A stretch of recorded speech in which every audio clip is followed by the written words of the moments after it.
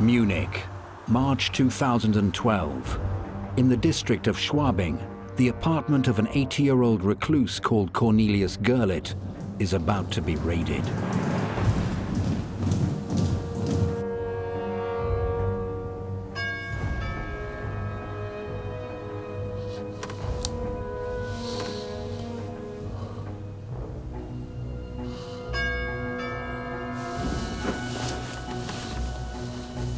Little did people know that what would be found there would open up a Pandora's box involving Nazi loot, degenerate art, and Hitler's own private museum. Cornelius Gurlitt is not a name that would be familiar to many people until this year.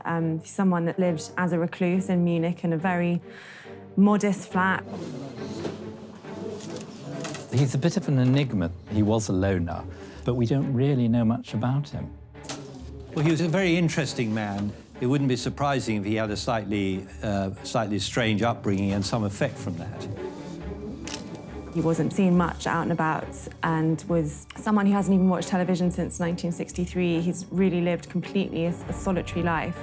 As the investigators poured through the collection of this solitary man, they uncovered over 1,000 works by the likes of Matisse, Picasso, Chagall, and Otto Dix, some of which were previously unknown. There are things we think, where did that come from? You know, where has that been for the last 60 years? Which is, exactly what Cornelius Gurlitt wanted. Has lived a rather pathetic, lonely life with all these pictures.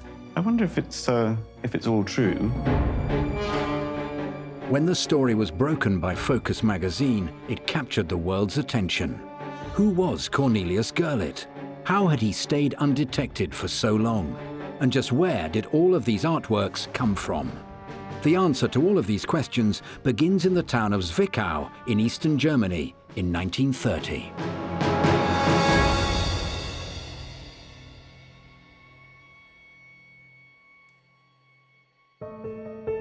Zwickau was the hometown of Cornelius Gurlitt's father, Hildebrand Gurlitt. He came from a well-known artistic family and worked in the galleries at the König Albert Museum. Hildebrand Gurlitt was an art historian, a good art historian, and a dealer, and he worked for various German museums. He was known as being someone who had close links with the avant-garde art world in Germany, with a lot of the modern expressionist painters of the day. The first exhibition he put on was Max Pechstein, which was, quite alternative at that time, and he worked with artists like Käthe Kollwitz, a lot of the expressionists. So he was seen as really quite radical, and I think a lot of people enjoyed the exhibitions, but the kind of local traditionalists saw him as this kind of radical young guy who'd come in and really shaken things up in Zwickau. But with the Nazis coming to power in 1933 and Hitler's hatred of the modern art movement, Hildebrand found himself out of a job in Zwickau and forced by the Nazis to resign a new position he'd found in Hamburg soon after. Hildebrand was not welcome in this new cultural era of Germany. Modern art was declared an enemy of the state and culminated in the Entartete Kunst, or so-called degenerate art exhibition of 1937. The Nazis really felt very concerned about modern art, the avant-garde in Germany at that time. And it's testament to how powerful that art is. It was a genuine worry for them. And they really wanted to outlaw it and ban it, and also use it, I think, for their own propaganda. As if you're against our regime, you'll end up like these people, you'll be mad, you'll be completely against the norm, basically. When Hitler, in order to try and focus the German nation's psyche on its future and its purity and its superiority, and he wanted to connect the German nation in his definition of best forms of art, he ordered an exhibition to be held of all this degenerate art. Johanna, den Pfeifen versprach. Deine Lippen sind wohl und deine Wangen rot. Wähl, was hast du für einen wunderschönen Mund? Kannst du pfeifen, Johanna, So they mounted actually two exhibitions at the same time. There was one of German art, really for the last 2,000 years, Then at the same time, down the road in Munich, there was the Entartete Kunst exhibition, which actually had more visitors than the other one, unsurprisingly. There was a huge exhibition held in Munich in 1937 with paintings which they despised, presented with slogans against modern art which were written on the walls. And this exhibition attracted 2 million visitors in Munich, which is an amazing number. And it then went on to tour other German cities. But it is most unusual to hold an exhibition of art that you despise. I think a lot of the journalists at that time who had been closely linked to avant-garde circles found it really hard because they were under pressure to write very scornful and scathing reports about the exhibition, saying how horrendous all this work was. Can you imagine, if somebody put on a show of sort of accepted British art now, and then art you're not allowed to see? Of course, you go to the one you're not allowed to see. I mean, the kind of hideous art. There were many people who went to see it, and many were horrified by it. It was absolute chaos in there. Everything was hung, stacked up on the walls. Paintings were lopsided. Things were propped against the wall. Some were unframed, some were framed. And they had graffiti explaining why each work was degenerate. So even if you couldn't figure it out for yourself, you were told. Whereas in the other exhibition, it was all very classical, monumental nudes representing classicism and longevity, all the things that Hitler wanted to build into his Aryan race. 4 times as many people went to the degenerate art show as the Corso show. And maybe Hitler was a secret modernist, who knows? I mean, certainly he exposed more Germans to modern art than would ever have seen it if he hadn't put that show on. The Entartete Kunst exhibition was organised by the Ministry of Public Enlightenment and Propaganda, headed by Joseph Goebbels. Deutsche Männer und Frauen, das Zeitalter eines überspitzten jüdischen Intellektualismus ist nun zu Ende. And some of them went to look at it because they thought they'll never see it again. There had already been the book burnings earlier that year where they'd burnt works by many, many modern writers. So really it was maybe a death knell to those avant-garde artists and their work. So a lot of people who sympathised went at the same time as a lot of people going just to have a kind of scoff and laugh at it. There were several reasons why the Nazis despised so-called degenerate art. Hitler himself personally was very, very conventional in his artistic taste and disliked modern art. Some of the artists who made the modern art, like Gogh, for example, were Jewish, and the Nazis obviously despised them for that reason.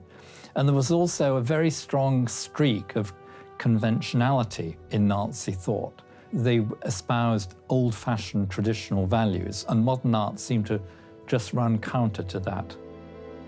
The era of degenerate art may have ended Hildebrand Gurlitt's promising early career, but he had even more pressing concerns. He did have kind of Jewish blood in him, which would have made him slightly vulnerable to the Nazis. He was what they called a second level Mischling, wasn't he? So I mean, he was a quarter Jewish. It was probably better to play along. Hildebrand's heritage and his love of modernism would have seemingly ended any chance of a career in the art business. But amazingly, he was hired by the Nazis to work as a dealer on behalf of the state. When the Nazis were getting rid of degenerate art, he was singled out as one of a handful of major dealers who were entrusted with the task of selling off the art.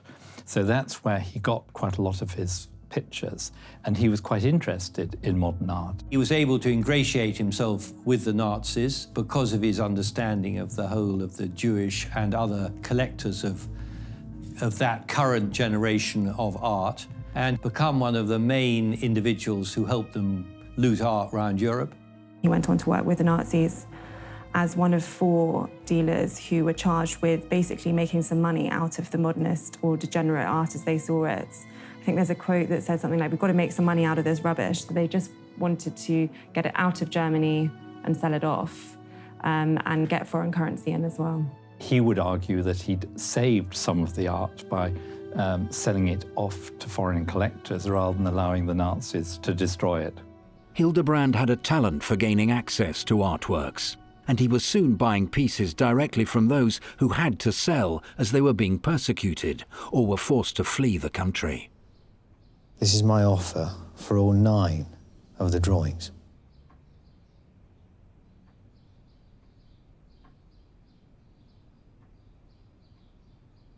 It is a fair offer, I believe.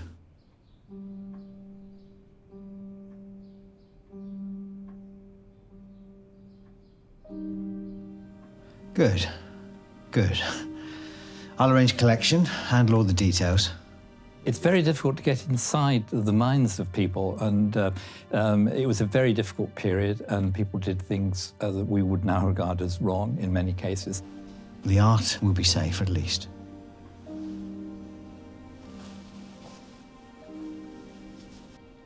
It is the art that you're saving. Yes, of course. They've already dismissed me from my gallery.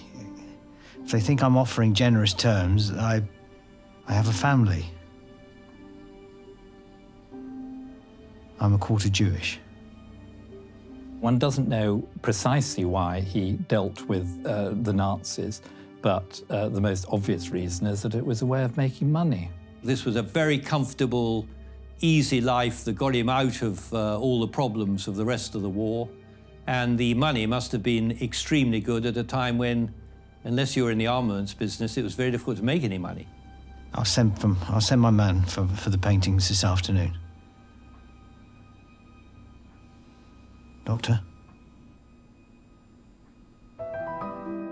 Hildebrand Gurlitt would soon become one of the biggest dealers on behalf of the Nazis. The choice he had made would take him to Paris, where his mission was to acquire works for the Führer's own personal collection from Nazi-occupied France. The 2012 Munich artworks discovery had thrown light on the life and career of the man who had acquired the collection, one Hildebrand Gurlitt. He had started out as a respected museum director, but with the Nazis coming to power, he became a key part of the commission for the exploitation of degenerate art. Works were bought directly from those being persecuted and were seized for the Entartete Kunst exhibition. Hildebrand was able to build up his own collection as he worked to sell these so-called degenerate art pieces abroad, from where they were stored in the Schönhausen Palace near Berlin. In the process, he was able to hoard many works for himself. This is how a number of paintings by the German artist Otto Dix, who featured heavily in the degenerate art exhibition, wound up in Cornelius Gurlitt's apartment in Munich. Otto Dix was heavily featured. Obviously, his work is quite shocking visually, very caricatured. People saw it as really horrifying, couldn't understand why he would choose to represent the human figure and face in that way. During the First World War, Dix was very shocked by what he saw, and a lot of his pictures show the savagery of the fighting. And the Nazis despised his paintings as degenerate, and he was categorized as such. But another artist that was interestingly very vilified was Leonardo, who actually had been a member of the Nazi Party and a real sympathizer from quite early on. But he was the artist that had the most works of any of them, had 27 works featured in the exhibition, and he was the one that had said, you know, I am a Nazi sympathizer, I stand up for what you believe in. And there's a very sad story about him. He was very elderly, going to, after the exhibition, going to the authorities and saying, you know, I'm a sympathizer, please can you release my work? And they refused. And he had very important crucifixion work, which they wouldn't give him back, despite his allegiance to the party. The label degenerate even applied to music, with an Entartete Musik exhibition also being staged. It was a bizarre and terrifying time for anyone working in the arts in Germany, and Hildebrand Gurlitt was caught right up in the middle of it. I think we all want to see the kind of Nazi epoch in terms of black and white, and I think a lot of people were both black and white, and certainly before the war, he was incredibly white. He was passionate about modernism, and then the next thing you know, he's in Paris expropriating art from Paul Rosenberg and the Rothschilds, and you know, doing rather kind of dreadful things.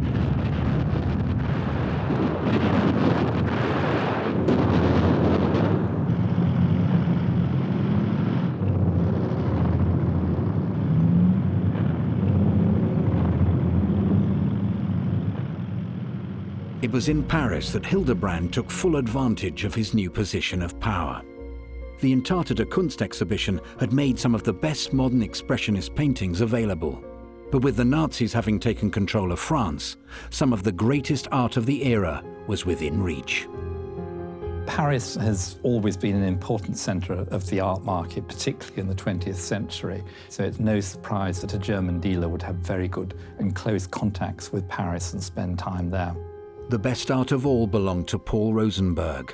He'd managed to escape just in time, but the same could not be said for his whole collection.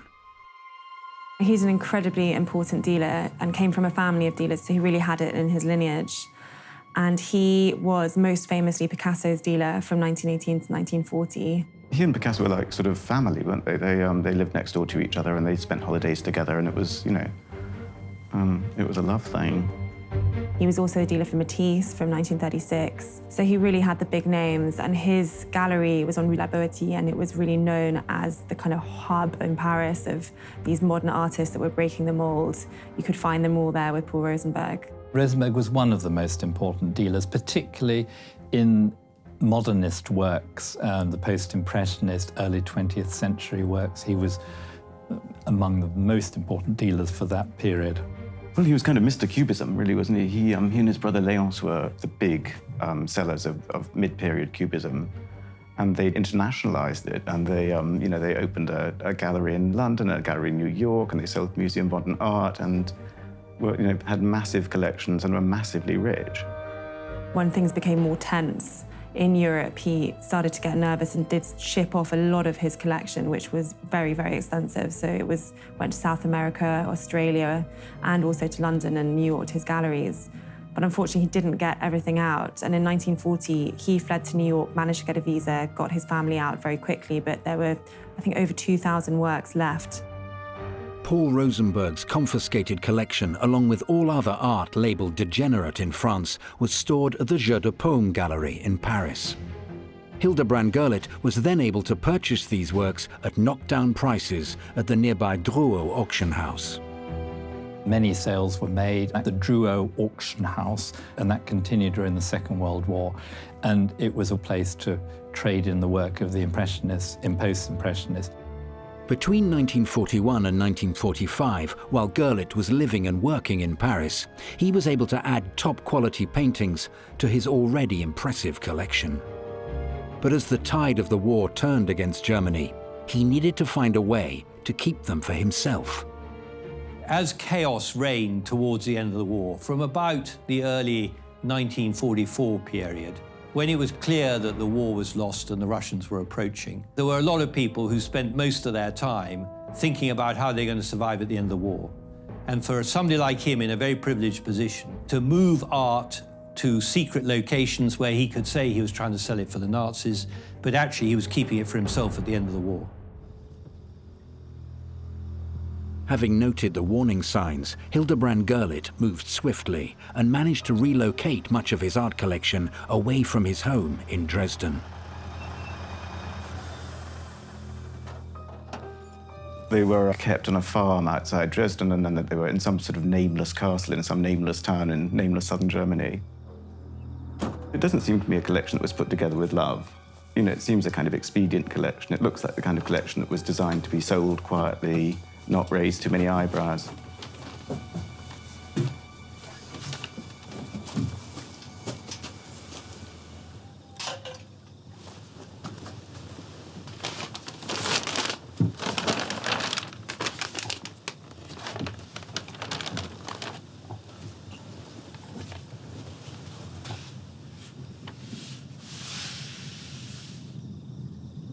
It was fortunate that Hildebrand was able to get the works away from the city of Dresden, given what was about to happen.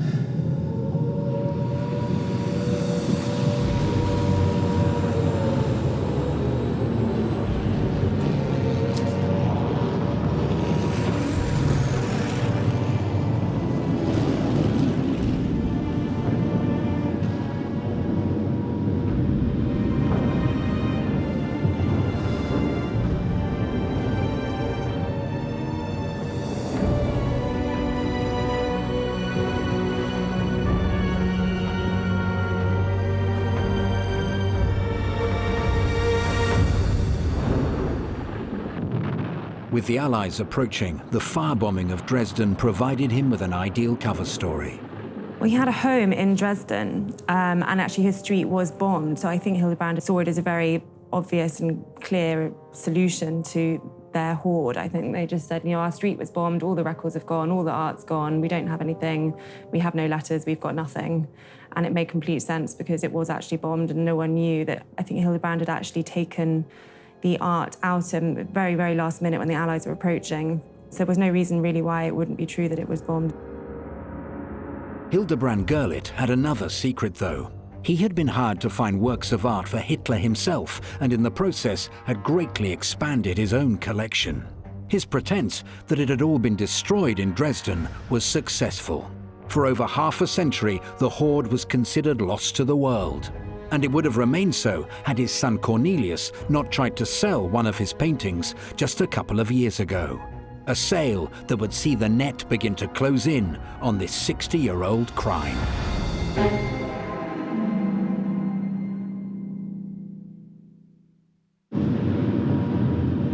The firebombing of Dresden could have wiped out most of the artworks found in Cornelius Gurlitt's Munich apartment in 2012. But his father, Hildebrand Gurlitt, had been smart enough to transport his collection of over 1,000 works away from the city. When World War II came to an end, Hildebrand had managed to get away with storing these artworks in a secret location, thought to be on the outskirts of Dresden. He was able to return to his pre-war career in the art market, but died suddenly in a car crash in 1956. His son Cornelius then succeeded in moving the cache of works into the Schwabing apartment in 1960.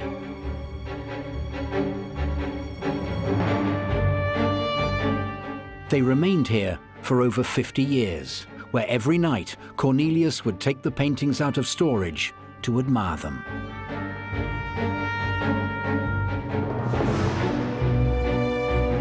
Well, it does seem that he just inherited the pictures. The son enjoyed them privately and would look at them and saw no reason why he should sell them or do anything with them. So the status quo continued and he just took over his father's picture collection. Anybody who is the son of somebody with as extraordinary a career as his father, and the constant moves and times that his father was under suspicion and worked for both the Nazis and the Allies, he must have known that his father had been playing both sides of the street. And that may well, I think, have set up various tensions within him. Cornelius had remained hidden from society for all this time.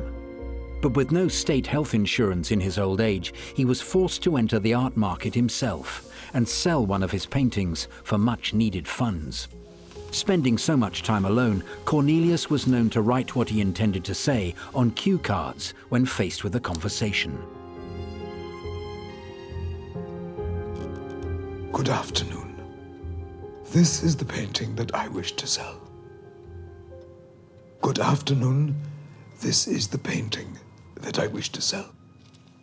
Cornelius Gurlitt decided to part with this important work by Max Beckmann, The Lion Tamer, because he was getting increasingly ill, and I think really out of desperation, he just decided to sell one via an auction house in Cologne.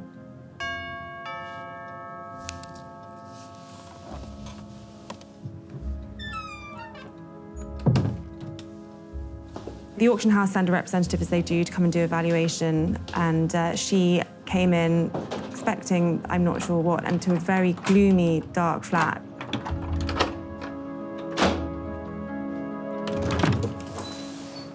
Mr. Gurlitt, I'm Ms. Ballman from the auction house. We spoke on the phone. Yes. Come in. She had no inkling of what else was hiding in that flat.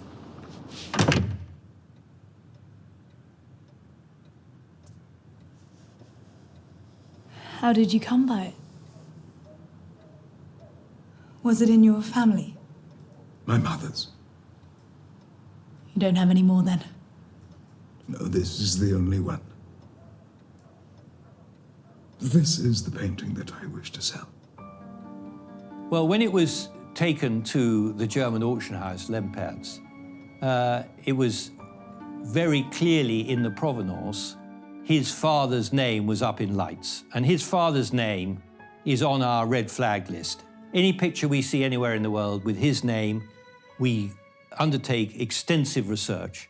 So it would have been immediately obvious to Lempertz that this picture was claimed by the family of the victims of the original persecution. And so the normal thing then is to contact the family and to say to them, this picture's coming up for sale, and there is a deal that can be done whereby you should get some of the proceeds. Whether they knew at the time the exact circumstances under which he'd held it is probably doubtful. They probably thought he got it in possibly good faith. That's highly debatable now, I think. He made an arrangement with the heirs of the pre-war owner, so they agreed to split the proceeds, and it just went on the market as a normal picture and wasn't particularly closely examined.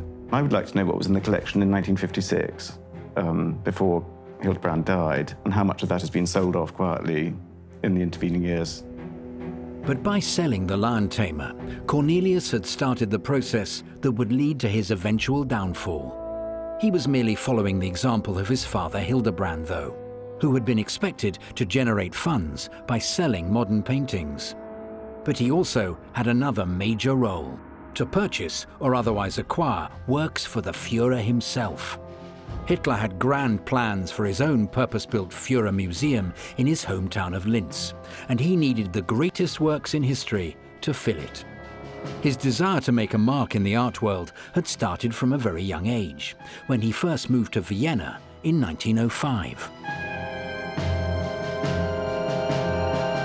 When he was young, Hitler wanted to become an artist, and he applied to study at the Academy of Fine Arts in Vienna and was turned down twice. He was rejected straight out without even interview, so he really got a slap in the face from that. He felt rejected at a crucial point in his career. I think that made him dislike the art establishment, and by this time the art establishment had been seen as supporting the development of modern and 20th century art. He does believe that there is a kind of a world conspiracy, not specifically against him, but against people like him, people with his kind of taste. And it's these nasty, interchangeable, sort of deranged Jewish Bolshevik folk who like that kind of painting. Vienna, at the start of the early 20th century, was the home of a bustling new artistic community that Hitler simply did not fit into. In Vienna, there was no doubt there was a very libertarian, rather degenerate feeling to the city. And it's quite clear that in Vienna at the time, the Austro-Hungarian Empire was falling to bits. I think it's what had happened in Paris sort of 25 years before, was you'd had a kind of imperial heavy hand. Suddenly, in the case of the French, was lifted by Napoleon III being got rid of. In Vienna, it was just, poor old Franz Josef had been there for 50 years by that time. And I think also it was the city of Sigmund Freud, because one thing that all of these things have in common is kind of psychic introspection and a kind of an idea of the possibility of madness. And that, of course, went down like a cup of cold sick with the Nazis. They didn't like that sort of thing at all.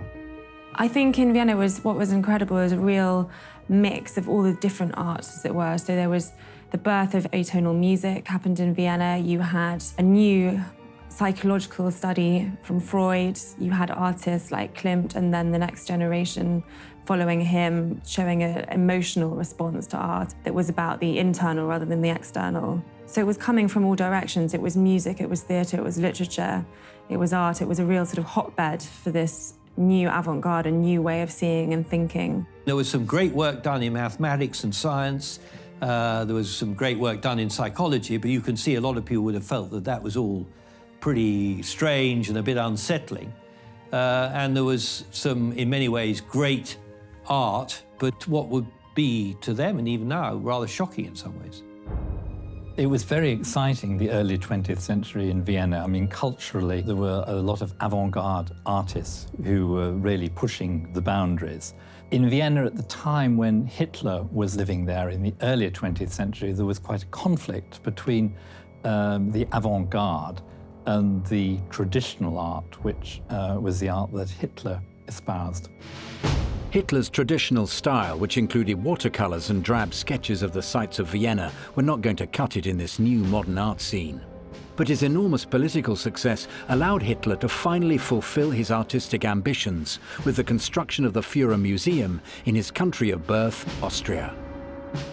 The Fuhrermuseum was going to be in Austria and Linz, which was the hometown of Hitler, and he really wanted to construct this enormous pantheon of the culture of the new Reich. It would be an art museum, but not only that, a library, opera house, theatre, everything to do with his new imposed culture would be here in this enormous, great symbol of his power. He's not the only man, he's not the only megalomaniac man who has seen that a museum is maybe the best way to have your name set for posterity. As ambitious as the Fuhrermuseum was on its own, it was actually only a part of the grand restructuring of the entire city of Linz. Really quite early on in 1936, he had already spoken to his head architects at that time. It was going to be 500 feet long, Arbeitsschwer, lots and lots and lots of columns, peristyles, all the usual Nazi claptrap. He pored over the plans, pored over what works he wanted to get, and then he went on really a rampage across the countries that they're invading, taking works from Jewish families, from museums. A lot of religious art was taken from churches, even in Germany, and stored them at that time ready for the Fuhrermuseums. And it was a kind of degree of thought that went into it, because it was, it was going to be the central museum of the Reich. It was going to have a collection that effectively showed the whole course of art history leading to Germany. Every single masterpiece from right across time would be housed here in that museum. And people were going to come from all over the Reich to Linz to see it. So there was also the Adolf Hitler Hotel as part of the complex, because of course they would have to have somewhere to stay when they got there. One of the people entrusted with acquiring works for this audacious museum was Hildebrand Gurlitt. During his time in Paris, Gurlitt was a big-time buyer who acquired major works. He even spent 5 million francs on a Cézanne landscape painting of the Vallée de l'Arc, which later proved to be a fake. But he wasn't alone in trying to acquire works for Hitler. Dr. Hans Posse, a close confidant of the Führer, was tasked with seizing the most challenging paintings to obtain, including works by Johannes Vermeer. Hitler's taste ran mostly to German and Austrian romantic 19th century art, so I imagine there would have been lots of Caspar David Friedrich and that sort of stuff. But the chap who was buying for him was a great expert in Netherlandish and Flemish art. So, there was, there were 2 Vermeers, for example, and there were going to be lots and lots of the odd Michelangelo, big stuff. If you're going to found a museum, you've got to have, if it's going to be the great pictures of the world, some of the great Dutch and Italian masters. There were 2 masterpieces by Vermeer which were destined for the Fuhrermuseum. One of which was bought and one of which was stolen. Now, the bought one was called the Artist Studio, very, very important work by Vermeer. And Hitler actually bought that directly from Count Zernan himself for quite a lot of money, but his descendants are now contesting it's still a case that's going on as we speak. The other was stolen from the Rothschild family as part of the hoard taken from them. The Fuhrermuseum, along with other grand schemes for the reconstruction of Linz, never got past the design stage. But many artworks had already been acquired, ready to be moved in. They had been stored in Munich, but with the threat of bombing, the hall was moved for safekeeping to a salt mine in the Austrian region of Altersee. They were boxed up, sent there, and no one really knew much else about it.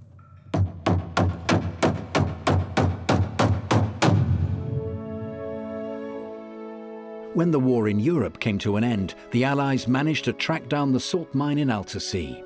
Inside, they were able to recover both the astronomer and the artist's studio. They also managed to reclaim a stolen bust by Michelangelo and the priceless Ghent altarpiece, all of which were taken in preparation for the Fuhrermuseum. The Ghent altarpiece was a seminal work, I think that's the right expression, by the Van Eycks, and it set a tone and a procedure for things that makes it historically enormously important. But I think perhaps the most valuable painting taken during the war were those various Vermeers that were stolen individually. Even for Hitler, getting hold of Vermeers and pictures of that quality, not easy. I mean, it's just really very fortunate that those were not destroyed. I mean, there were quite a lot of very good pictures, which we're pretty certain were destroyed, i.e. there's records of where they were, and it's known that that place was bombed or damaged or flooded or whatever, and the pictures were destroyed. Just as Hitler's secret hoard had been recovered at the end of the war, time was running out for Cornelius Gurlitt's stash in his Munich apartment. And a trip to Switzerland would prove to be his final undoing.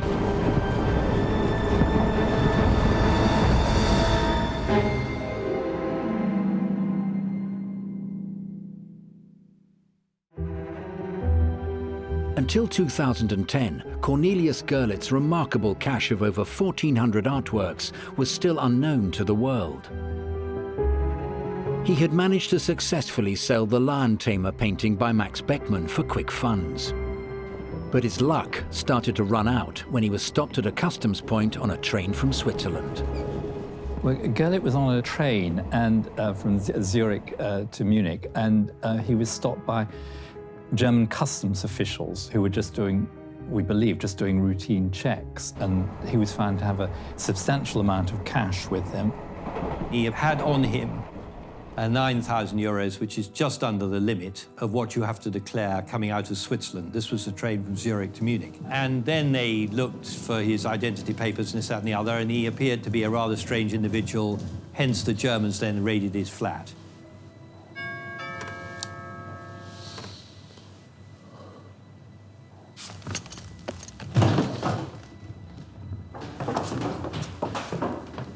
He had no tax references, no health insurance. He's someone who's been kind of completely off the radar of the German authorities. So they were quite surprised to find him with this huge loot. I mean, I think, they thought, why is this old man carrying 9,000 euros from Switzerland? As I say, it's an entirely legal thing to do, but I suppose it raised questions. I must have flagged him up on some horrible tax database somewhere. I would not be at all surprised if, in fact, his name was on the list of those individuals who had Germans with bank accounts in Switzerland.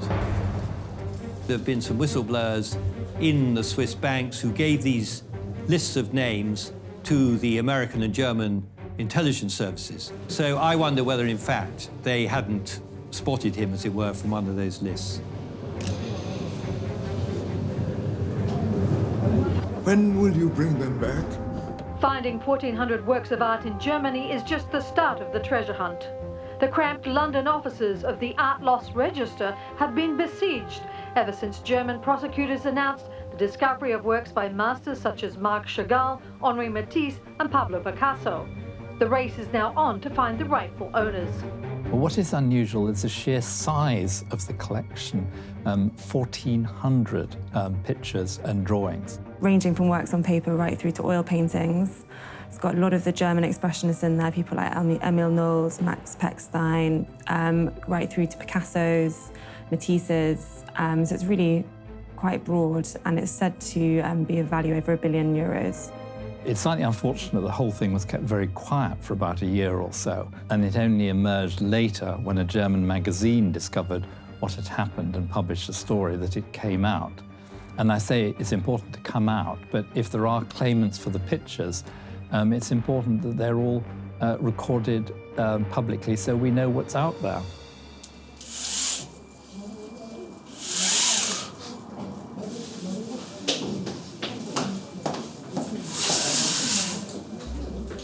At least one of the works found in the Munich apartment, a Matisse painting of a seated woman, is thought to have belonged to Paul Rosenberg.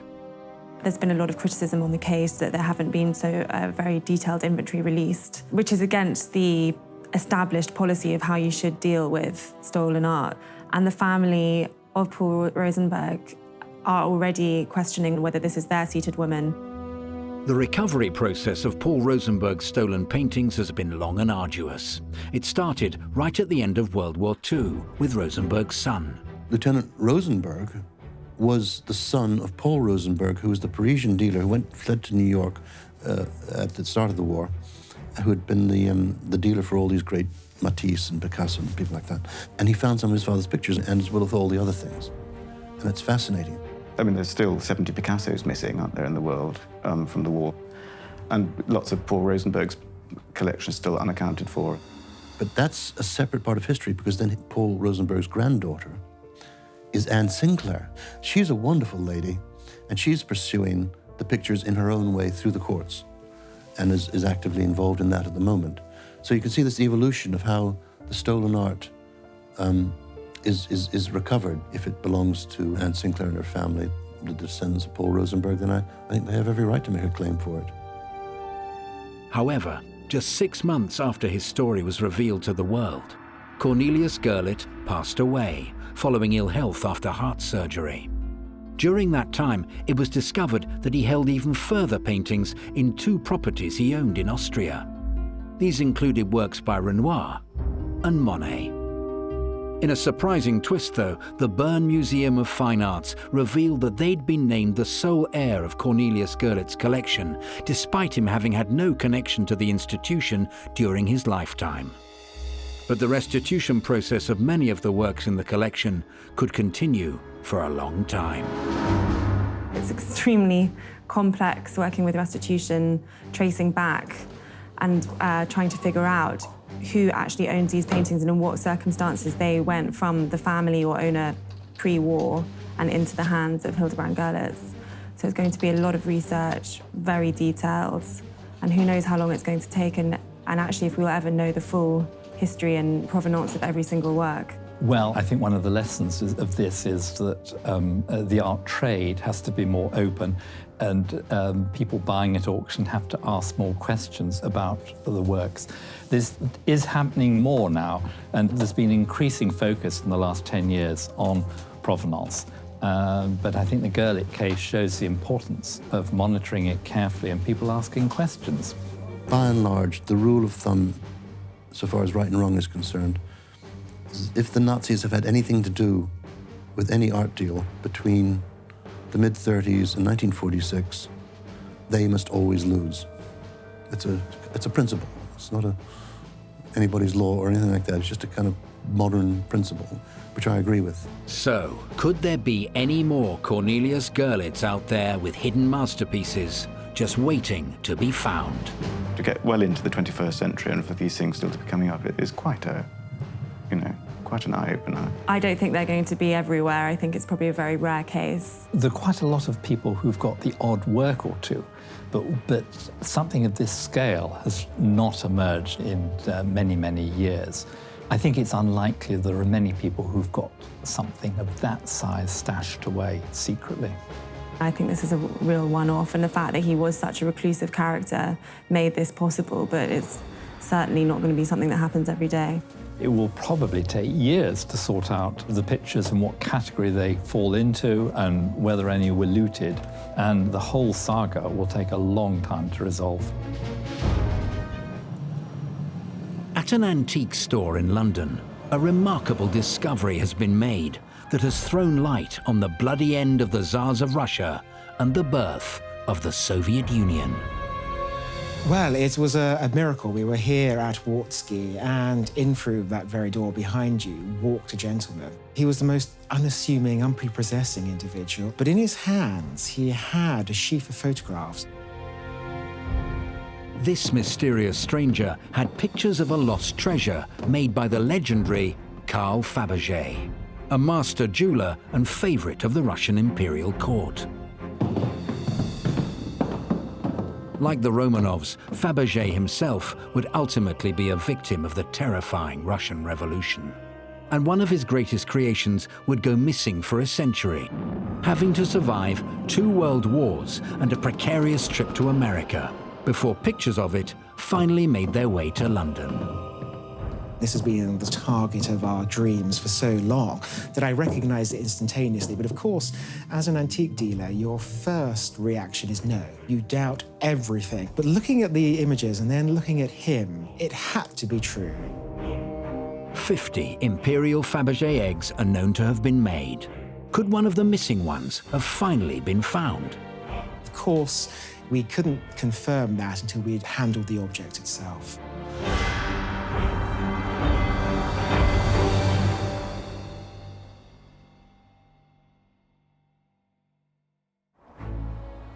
St. Petersburg, Russia. It was in 1917, in this elegant city on the Baltic Sea, that the story of the Carl Fabergé company and their legendary Imperial Eggs came to a crashing end. This is where you made them. The workshop's downstairs. We used to design our products in here. The eggs. Not just commissions from His Majesty. Citizen Romanov. Citizen Romanov. It's a time capsule, it's a portal. I mean, in Russian history, we have this fault line of 1917, and each and every one of these pieces catapults us back to that time when there were beautiful Grand Duchesses, a hemophiliac heir, a mystical Rasputin, and all of these people who were annihilated. I saw them once. The eggs. I was a boy. My grandfather took me to your exhibition. Each one of these pieces tie us back to an aristocracy, a religion, a system of governing that's absolutely gone, and they're the only tangible evidence that these people ever lived. He was at Bloody Sunday. Your friends, Imperial Guard, shot him. Right here.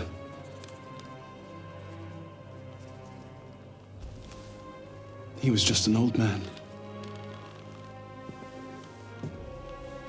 I wish I'd smashed the eggs when I'd had the chance. So how had it all gone so horribly wrong for Fabergé and the aristocracy that adored him? And just what happened to the Fabergé eggs? The story begins in the same city where it ended, St. Petersburg. The Fabergé family originally came out from France. They were refugees from the repeal of the Edict of Nantes, that's to say they were Huguenots, Protestants being persecuted by Louis XIV, and they fled eastwards from there. Carl Fabergé, known sometimes as Peter Carl because he was christened that, born in 1846, schooled in the German school in St. Petersburg. His father owned a small jewelry shop. It was a small jewelry shop, but in a smart area. His father clearly had an eye for Carl becoming something greater than just the jeweler he had been. Fabergé had such extraordinary talent, and his workshop was so extraordinary. The other thing is that he could be considered a foreign citizen. But being foreign in St. Petersburg was not at all unusual. It was a very, very cosmopolitan city. He very much planned his education to give him an exposure to Western art, to some of the great jewelry treasures around Europe. The training that he received when he was abroad with his family, studying the collections of museums in Paris and London, and returns to Russia, and at the tender age of 26 takes over his father's firm. In Russia, at the end of the 19th century, though, one had to get the attention of the Tsar to really make a name for yourself. And that was especially the case at the time of the autocratic Alexander III.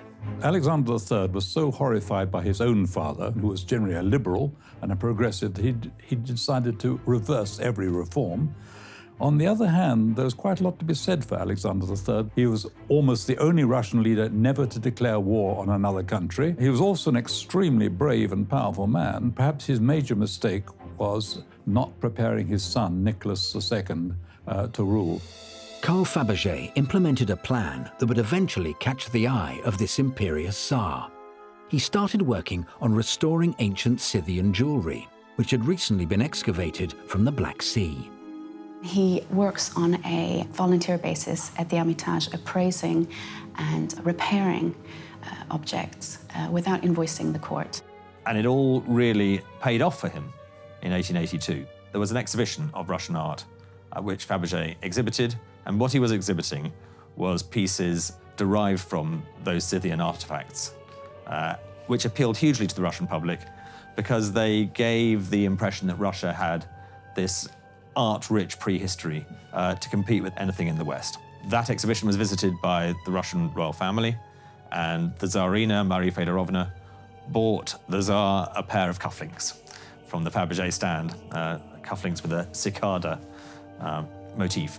So that was the first time he sold something to the Russian royal family. This brings him favor because in 1885 he's awarded the imperial warrant. Having been awarded the coveted imperial warrant, Carl Fabergé starts work on what would be the beginning of a long line of Easter gifts. The first hen egg. The first imperial egg was presented in 1885 by the Tsar, Alexander III, to his wife, Maria Fedorovna. It's a deceptively simple egg, and I think it's a great microcosm of what Fabergé does so well. It's white enamel on the outside, it's gold yolk on the inside represented, a chicken. You can open it up, inside it you find a golden yolk. You can open up the yolk, and inside that you find a golden hen.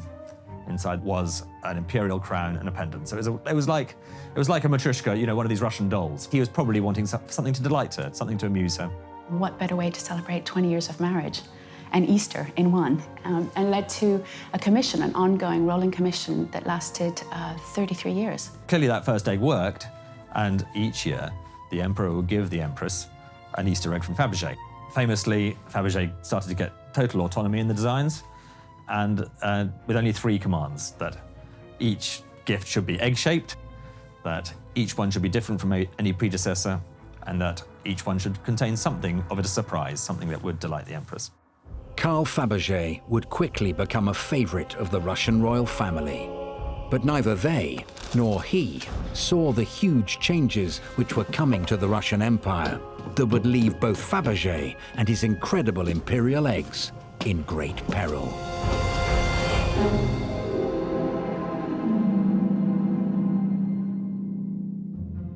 Towards the end of the 19th century, master jeweler Carl Fabergé had become a firm favorite of the Russian Tsar Alexander III and his wife, the Tsarina, Marie Fyodorovna.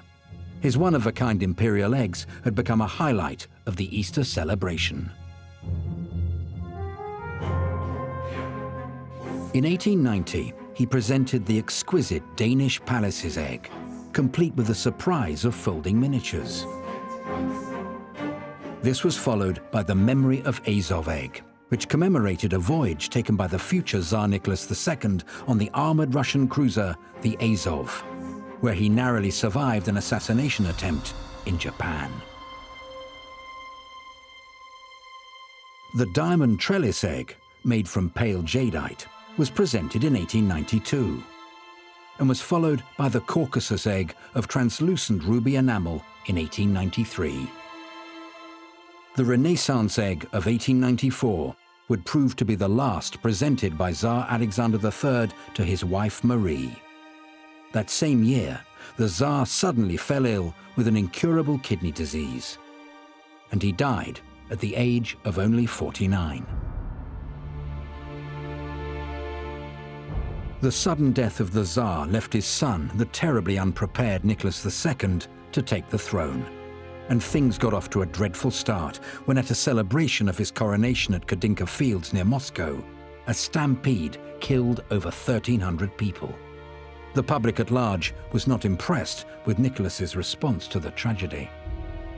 He was doomed after the Kadynka Fields catastrophe.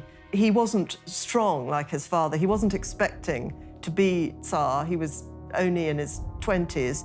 He had kept an iron grasp on the people. And then Nicholas comes along and he's a bit more diffident. To begin your coronation with a mass death of the population was bad. And then worse still, he should go to a ball at the French embassy on the same day of this disaster.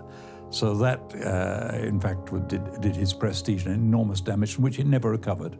His strength and his weakness was that he was slightly normal, and he rather liked normal life. He liked chopping wood, being with his family, and smoking, which he did a lot of the time. Fortunately for Fabergé, though, Nicholas continued the tradition of imperial Easter eggs, and in fact, 2 were now requested each year. One for Nicholas's mother, the now Dowager Empress, and one for the new Tsarina, Alexandra, who unfortunately was just as unpopular as the Tsar. Tsarina Alexandra came from the small German court of Darmstadt, and she was known as the German one. That was a problem for her to get over to start with. Some Russian empresses have overcome this, But she was extremely tactless. She was convinced that Russia should be an absolute monarchy, and she pushed her husband, and she had extremely bad judgment. She didn't enjoy balls and dances. She thought that the Russian aristocracy were very decadent. Meanwhile, the Dowager had been very fun-loving and was very popular. The Tsarina had a hard act to follow, and she didn't really manage. The first pair of eggs given was in 1895, when Tsarina Alexandra received the rosebud egg and the Dowager received the blue serpent clock egg. This egg would eventually end up in Monaco, where it became a treasured possession of Princess Grace. Queen Elizabeth and Prince Philip take the royal drive along this superb course. Princess Grace and Prince Rainier are guests. 3 other eggs also ended up in royal possession, becoming the property of Queen Elizabeth II. The colonnade egg, the basket of flowers egg, and the stunning mosaic egg. It seems that Fabergé has always been a favourite of royalty right from the days of his very first royal client, the Dowager Empress, Marie Feodorovna. Christ is risen. He is risen indeed. You look well, Master Jeweller. I persevere, Your Majesty. Yes. You are a wonderful reminder to the court that our generation is not past quite yet. We persevere indeed. I think Fabergé had an intimate relationship with virtually every member of the imperial family. Their relationships and their loves, their passions, their lusts and so on were expressed through the exchanges of these gifts. So all of the emotions which are treasured in them as these historical figures coalesced into these Fabergé objects. On behalf of His Imperial Majesty, it is the great honor of the Carl Fabergé Company to present this year's Easter gift. Maria Fyodorovna was, unlike Nicholas II's wife, she had extraordinary charm.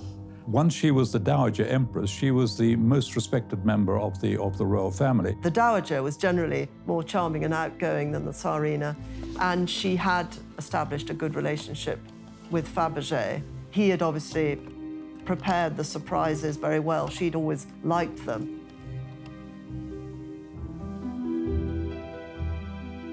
Marie Feodorovna, she was essentially the same age as him. She was his original client. She received those original eggs.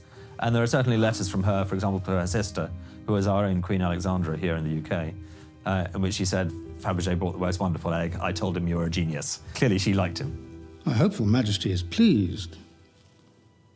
My dear, dear Fabergé, you truly are an unparalleled genius. Fabergé's connection with the imperial family was the ultimate cachet, and his workshop was soon producing an array of items for other European aristocratic families. He even opened up an international store in London. That idea of a feudal society, if it was the fascination of the court, it quickly became the fascination of every level of society. The aristocracy, the traders, the bankers, the entrepreneurs, they would all want to participate in that royal fascination. And it wasn't just in Russia. In England, exactly the same thing happened. Fashions such as cigarette smoking came to the fore. Fabergé responded very quickly to this with cigarette cases. When you open this, you have not only the case itself and the characteristic thumb piece here, it opens to reveal a signature and a date. So this is when a cigarette case is not only a cigarette case, but it's a case that's been purchased by a Grand Duchess as a gift. Fabergé is a Russian company, and they were made in Russia, and they are quintessentially Russian.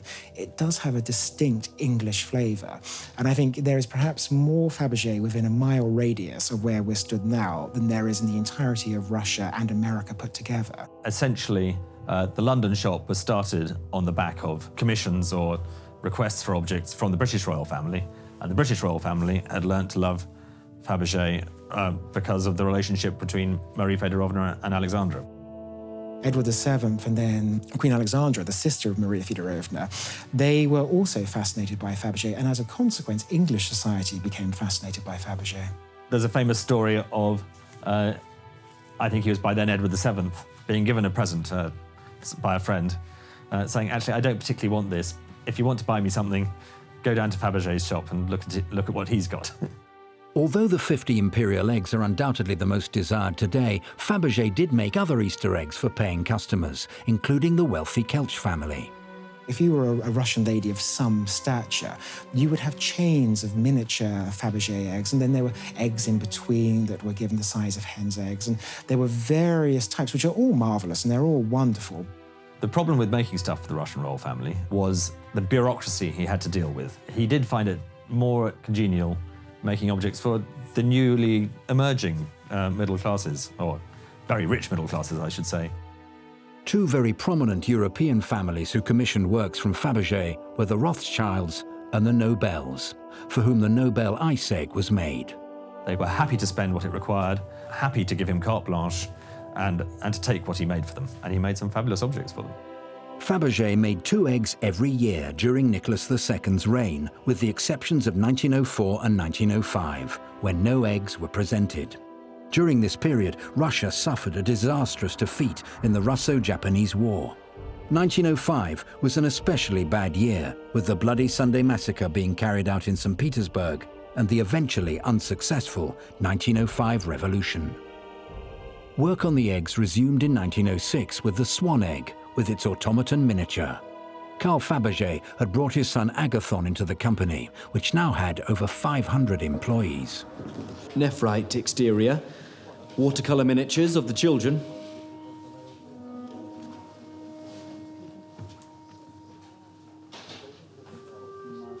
Father? You can do better. When World War I broke out in 1914, Russia was soon dragged in. And Tsar Nicholas II left the imperial court to take charge of the armed forces. In response, Carl Fabergé made what would turn out to be his last Easter gift, the steel military egg. Presented to the Tsarina Alexandra, it contained a surprise of her husband and son commanding the Russian army. But Nicholas II was never suited to being a military leader, and Russia was grossly unprepared for the war effort. Once the Germans came to the help of the Austro-Hungarians and pushed the Russian army back, and the soldiers found they had to go into battle with no boots, no rifle, and were told to take it off the first corpse they found, then the whole thing fell apart. Once housewives came out of their houses banging saucepans because there was no bread, then the Tsar had to go. The imperial family were offered an exile in England, but all the children were ill. They all had measles. And there was also the thought that the situation wasn't as grave as people were making out. So they delayed their departure. George V, who was a cousin of the Tsar, took away his offer. It was considered safer to take them to Siberia. However, the revolutionary Bolshevik forces led by Lenin managed to capture the Tsar, the Tsarina, and their children, and take them to the city of Ekaterinburg, where they came to a grisly end. Nikolai Alexandrovich, in view of your relative's continuing attacks on Soviet Russia, the Ural Executive Committee has ordered that you are to be executed. The reason that they were executed was really because where they were kept in the Urals, the White Army was approaching, and the Reds feared, perhaps justifiably, if the Whites captured them again, they would have something to rally the country around once you got the Tsar back. And I think the panicky execution was not due entirely to sheer brutality, but just to deny the opposition in the Civil War as an important symbolic figure. There's a certain amount of obfuscation about it. I think because perhaps Lenin, at various points, thought it wouldn't be good for him to be named as the killer of the whole family. So there's also a dispute over who gave orders for the Tsar and Tsarina to be killed and who gave orders for the whole family to be killed. Lenin definitely sanctioned it. I mean, the brutality of the revolution, the Civil War, was so horrific that the deaths of the Tsars fit in with the deaths of millions of others who were shot, tortured, drowned, and so on. The murder of the Russian royal family meant that Carl Fabergé's life was hanging in the balance, and his amazing collection of works was in danger of being lost forever, which makes the recent rediscovery of one of his imperial eggs all the more miraculous.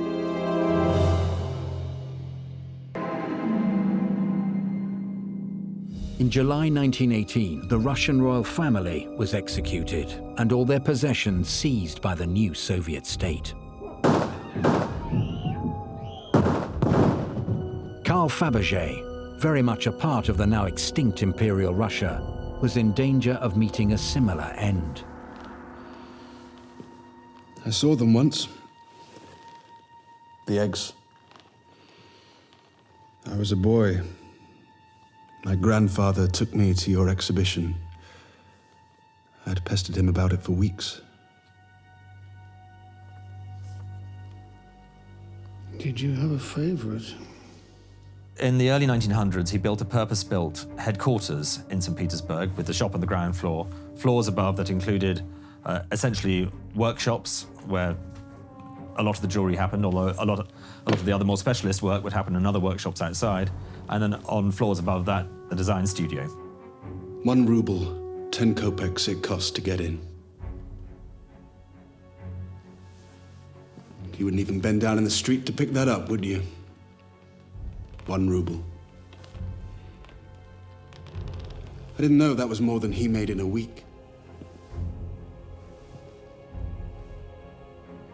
He was at Bloody Sunday. It's estimated that the Fabergé enterprise, well, he had workshops in St. Petersburg and in Moscow. Moscow was where they made silver. He had shops in those 2 places, also Odessa, which was a popular tourist destination, and London, which dealt with most of his international business. And total employees either working for or indirectly for Fabergé, probably about 1,500 at its height. Your friends, Imperial Guard, shot him. Right here.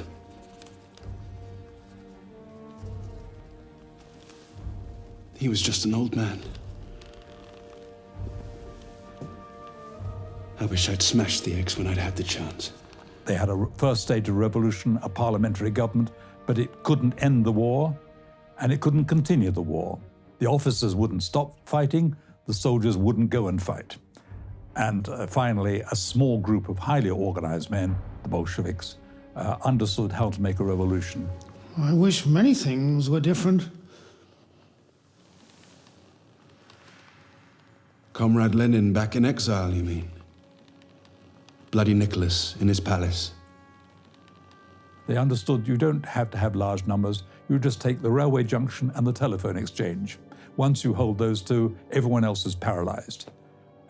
So you could say it was Lenin's and Trotsky's highly intelligent methods for a small group to take over a large country that finished that stage of the revolution.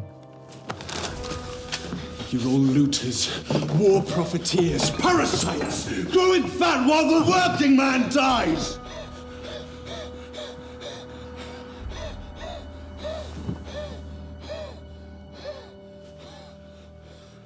But you don't make the world anymore.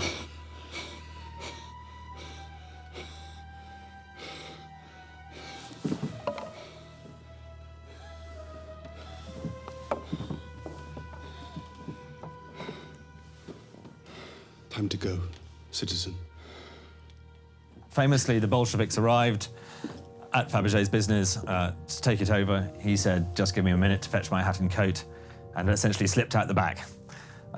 Soon afterwards, he was smuggled out of St. Petersburg. He ended up in Switzerland, but he was clearly broken by the events of the revolution. He was not placed under arrest, nor was he dragged to Ekaterinburg and shot, or any of his family members. So his destiny was very different. His holdings were nationalized and eventually found his way to Lausanne, having traveled with his clothes and apparently a collection of wine, and died in Lausanne in 1920. Fabergé wasn't the only one who escaped, though. The Dowager Empress also managed to flee the revolution despite having been a Tsarina herself. She, along with other members of her family, were taken to safety aboard the British battleship HMS Marlborough. George V felt very guilty when he heard, obviously, of this terrible tragedy. He made great efforts to get the Dowager out, and the Tsar's sister Ksenia and all Ksenia's children The local Reds never got round to executing members of the royal family. They were too much of a hurry defending themselves. And so she managed to get out on a British battleship. On the Marlborough, Prince Felix Yusupov, who murdered Rasputin, had 2 Rembrandts, and he was seen on deck with them rolled up under his arm. There was the Fabergé egg, the Cross of St. George, down in the hold. And the Yusupovs also had other treasures. £20 million worth of jewels and treasures on board, so quite an extraordinary amount. The Cross of St. George egg was the last Fabergé egg presented to the Dowager Empress. By taking it with her, it became the only imperial Easter egg known to have left Russia with its owner.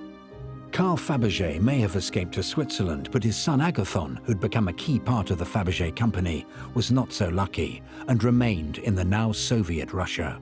I think a lot of the enterprise and dealing within Fabergé's world was conducted by Agathon, and I think he did exactly the same after the revolution as he had done before, and he was a conduit himself for the movement of objects out of Russia to the West. And in fact, in Wartski's ledgers, there are references to us buying objects from Fabergé, and the Fabergé was Agathon Fabergé. Agathon Fabergé managed to escape Soviet Russia himself in 1927. But he had left behind one of the unfinished eggs due to be given to the Romanovs in 1917. It was found essentially in the Fersman Mineralogical Museum in Moscow. They thought it was a lampstand. It is actually an egg-shaped bit of polished blue glass on a funny sort of cloud-shaped bit of other glass. They now know, in fact, that that was going to be the egg for Alexandra Fedorovna. The story of the Blue Tsarevich constellation egg reveals the precarious times that faced the imperial treasures after the Russian Revolution. Both Lenin and Stalin authorized the sale of many of Russia's greatest works of art to fund the Soviet programs. The revolution brought the Bolsheviks to power. Even if there hadn't been economic collapse as well, it would have changed everything. Economic collapse as well just made it all even worse. There was so much Russian art, and you could argue that, in fact, Russia had plundered all of Europe in the 18th century. Catherine the Great got an enormous amount of stuff from impoverished English collectors and aristocrats. One of Lenin's famous commands was loot the looters. That is to say, all these people who have been living the life of Riley for the last 50, 100, 300 years, it is now our turn to loot them. Despite the looting, the smashing, the rotting away, there's still the Hermitage Gallery in St. Petersburg can only display a tiny fraction of what it has. Countless works of art were sold abroad, including the Fabergé eggs, and their buyers were a very mysterious bunch. They included Emanuel Snowman of Wartski and Armand Hammer of Occidental Petroleum.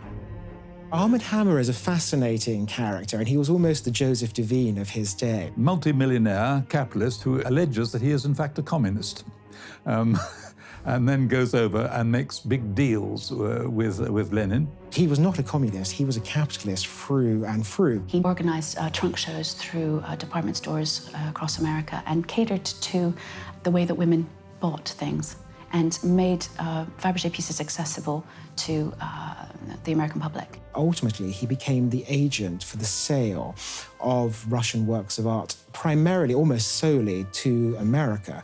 And so he was the conduit from Russia to America, whilst Emanuel Snowman was a conduit from Russia to Western Europe. A king's ransom in art jewels, gems from the collection of the late Tsar of Russia on exhibition. Treasure worth many millions procured from the Soviet government after the revolution. Armand Hammer and Emanuel Snowman were two of the major figures who had facilitated the movement of Fabergé eggs to the West. But one man who wanted to gather them for himself was Malcolm Forbes of Forbes magazine. He went on a spending spree. Malcolm Forbes was a relative latecomer, and Forbes was possessed by a collecting mania. He was an obsessive collector. I suppose the great thing about Fabergé eggs is there are only, 50 imperial ones and another 16. So you could actually get the lot. It was one of those things where you could find you had the complete stamp collection. In a span of 2 decades, Malcolm Forbes managed to get his hands on 9 Imperial Fabergé eggs in total. His ambition was always to have more Easter eggs than the Kremlin. He never quite got there, but he got very close. While most of the Imperial Fabergé eggs were sold abroad for foreign currency, 10 did remain in the Kremlin armory and have never left the country. And one of the great sort of stories and unknowns of these eggs is that we know exactly where they were in Soviet times, we know where they were in Imperial times, and we really know where they were once they'd emerged in the West. The skullduggery and the mischief of those original and first transactions, we don't know. And so I feel as though there are wonderfully sort of untold stories there involving these sort of ravenous dealers and sort of mischievous individuals. Malcolm Forbes' determination to collect as many Fabergé eggs as he could helped shoot up the price of these one-of-a-kind treasures. When the winter egg went on sale in 2002, it was bought by a Qatari bidder for $8.7 million. All done at $8,700,000. Maria, your bidder at $8 million. My favourite egg is one that was given to Marie Feodorovna in 1913. And that's one of the most striking things about it, is here we are, almost 30 years after that first egg, and you're still getting wonderful creativity. It looks like you're looking through a winter fog as you look through the egg. It's sitting on more carved rock crystal, which is polished so much that it looks like melting ice. And then within the egg, so you can see it through a winter fog, or open the egg and lift it out, is a little basket of enamel flowers of spring anemones. So you've got a wonderful symbolism there of spring seen through winter. In 2004, though, Malcolm Forbes' collection of Fabergé eggs would make their way back home to St. Petersburg when they were purchased by the Russian oligarch, Victor Vekselberg. Vekselberg, I think, spent something like $100 million getting quite a large number of eggs back. They've gone back to the Fabergé Museum in St. Petersburg, which actually is a fabulous destination for them. Whatever the mechanism of why they got there, where they have ended up is the perfect home for them. For the longest time, 42 Imperial Fabergé eggs were known to have survived the Russian Revolution, with just 8 remaining lost. But then, out of the blue, an American man arrived at Wartski in London with evidence that one of those eggs had been found.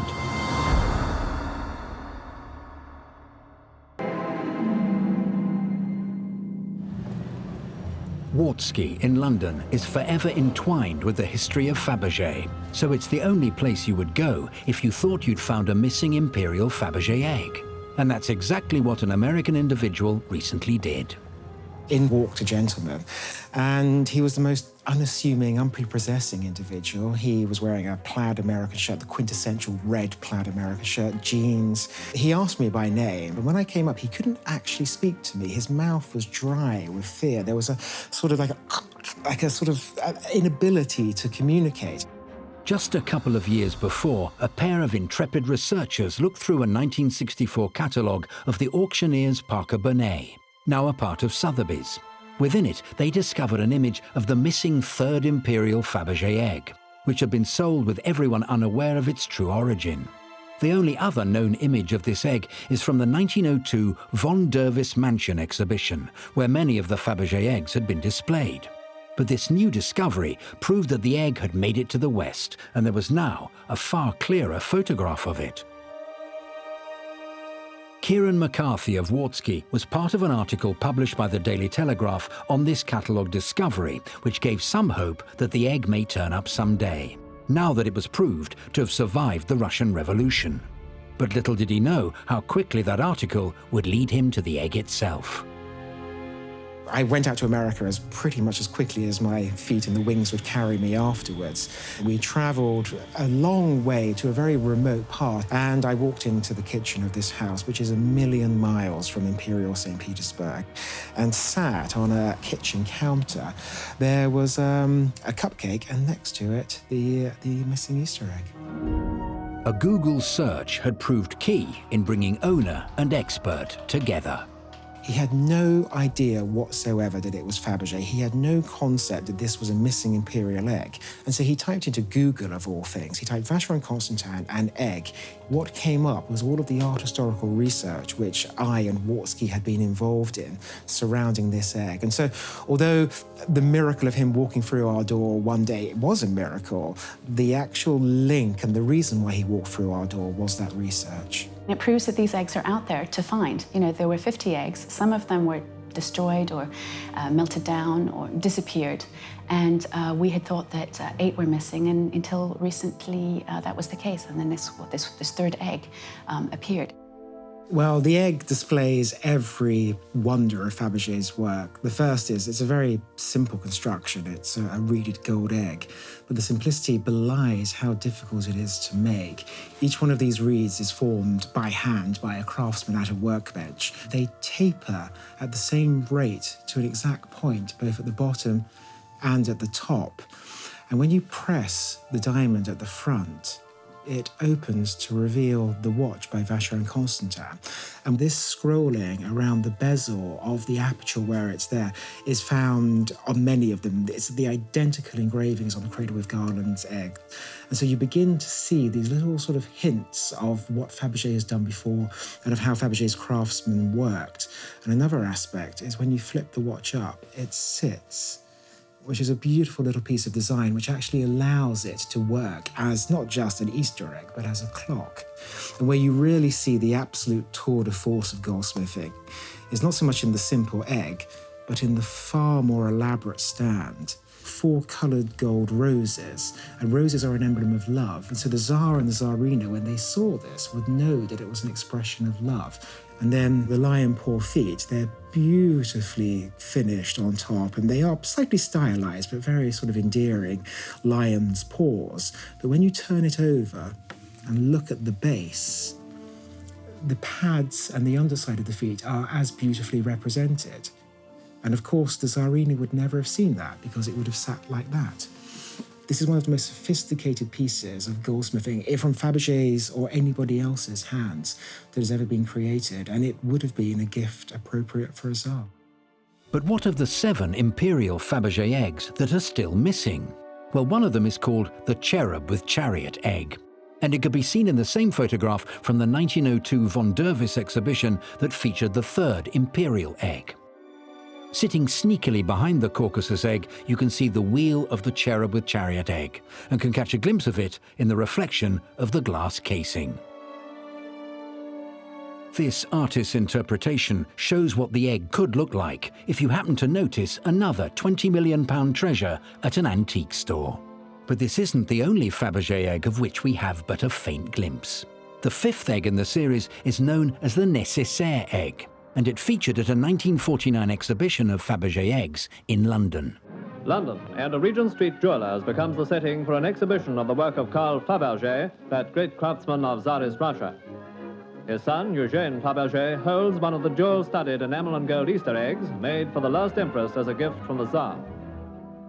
Kieran McCarthy, who was instrumental in finding the 3rd Fabergé egg, has also brought us closer to uncovering this one when he found an image of it in the back of a photograph taken at the exhibition. That's one of the most frustrating sort of events in my life. Wartsky is an Edwardian company, and our ledgers are arranged that on the left-hand side it shows what the object is, and I looked across where we have the name of the buyer, the address of the buyer, and how much they paid. So I thought if Mr. Bloggs lives at 4 Bloggs Square, I can go knock on 4 Bloggs Square and find the egg within. But I look across and it said a stranger. And Wartsky's discretion, as it is with this egg, we cannot reveal who bought or sold this egg, and there is no way of telling where it went. The exquisite work of the man who was court jeweller and goldsmith to Russia's royal house still mirrors the splendor of an age that is no more. Although the Nécessaire egg featured at this exhibition, it was not known at the time to be the 5th Imperial Easter egg. The Nécessaire egg was never recognised as an Imperial Fabergé egg, but importantly, it was recognised as a Fabergé egg. So this egg here was never known to be Fabergé, and so because of that, it was never likely to be saved because it was Fabergé, and as a result, this danced on the precipice of the melting pot over and over again. It was sold to almost certainly an English customer, and it was only in 1952, so it is likely to have survived, and that one I feel in my instinct has survived. Of the 5 eggs where we've got no trace of them coming to the West, it's possible that they'll emerge one day. It's equally possible that they were destroyed in the whole chaos around the Revolution. Despite the slim chances of discovery, there are photos of 2 of these 5 most elusive Fabergé eggs: the 1909 Alexander III commemorative egg and the 1903 Royal Danish egg. Oddly, we also have the surprise of the 1897 mauve egg, but not the egg itself. The missing Royal Danish egg is the intriguing one, though, as it was presented to the Dowager Empress whilst she was away at her original home of Copenhagen in 1903. It's not known for sure if she ever brought the egg back to Russia, so it may be the case that something is amiss in the state of Denmark. You just never know, and that's partly the mystery of them. And I think that's why this particular egg is so significant, because it is one of the missing ones. Well, it seems possible that it might be there. She wasn't very keen to pass anything on when she was alive, and she used to say, "You can have my treasure when I'm dead." So, yeah, it could be, yes. When you know the history, it becomes rather blasé. You know, oh, I know that one. I've seen it there. It was exhibited there, and it went there, and they paid so much, and they did this. It's the ones you don't know about that actually excite the mind and the fascination. All 7 of the missing eggs are ones that were presented to the Dowager Empress Marie Fyodorovna. It's known that she escaped Russia on the HMS Marlborough with the Cross of St. George egg on board. The Dowager took the egg with her, presumably to England.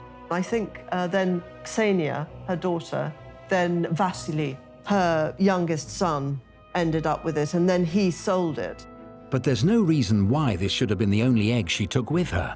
It's possible she packed up the Empire Nephrite egg and Mauve egg, or any other of the missing ones, such as the second hen egg with sapphire pendant. These are the only 3 eggs left, of which we have no images. But that doesn't mean they're not out there. It's like James Dean. It's like, you know, if Fabergé carried on and we were now on the 1042nd Fabergé egg, I think they would not have the same appeal. But the fact that it's finite, the glory of Fabergé is that it is no more. The reason we've all heard of Fabergé today is because of the eggs. These great, fabulous objects that he started to make for the Russian royal family. They are just so over the top, so wonderful, so inspired in their creativity as well. They're just wonderful objects for combining history and craftsmanship. The extraordinary about Fabergé is the very, very expensive materials used, unique jewels. The materials themselves are a wealth beyond imagination. Then the extraordinary craftsmanship, the miniaturization of the work. It's an Oriental type of work. It's very, very Iranian, Indian in its use of jewelry, its intricacy. Fabergé eggs sort of encapsulate the romance of the story.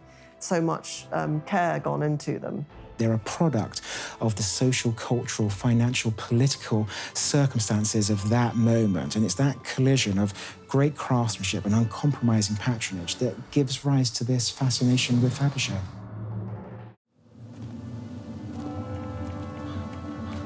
On the 25th of January, 1891, Theo van Gogh died at the age of 33.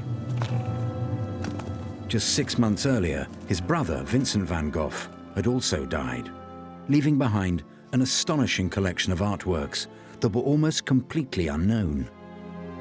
With the death of Theo, Vincent's closest confidant and most ardent supporter, the Van Gogh artistic legacy hung in the balance, and the responsibility fell on the shoulders of Johanna Bonga, Theo's widow.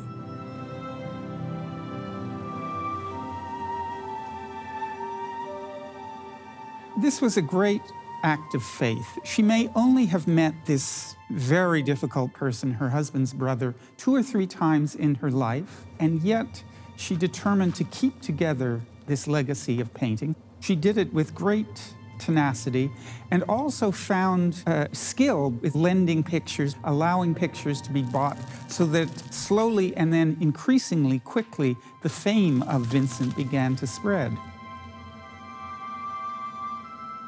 Without Johanna Bonga, Vincent van Gogh may have been completely lost to the world. In the decades that followed, Van Gogh's works have been on a truly remarkable journey. They inspired an entire artistic movement. They fell victim to the trials of World War II.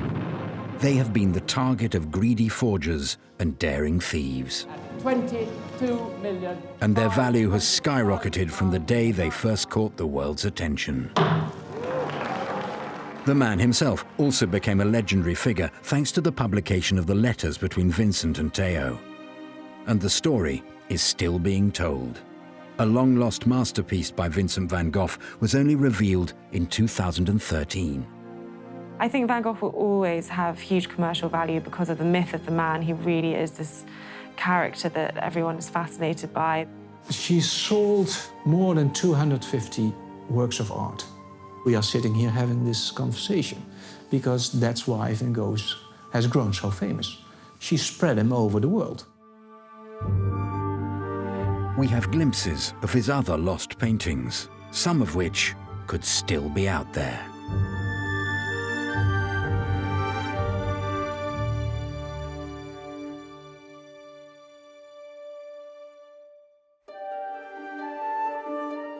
Johanna Bonge had only been married to Theo van Gogh for 2 years when he died. With his passing, she had inherited almost all of Vincent's works. But as a young widow with a newborn son to care for, she was in a very precarious position. She had the assistance of her art-loving brother Andreas, but even he didn't appreciate her new collection of masterpieces. You could have your own room at home. Mother could help with the boy.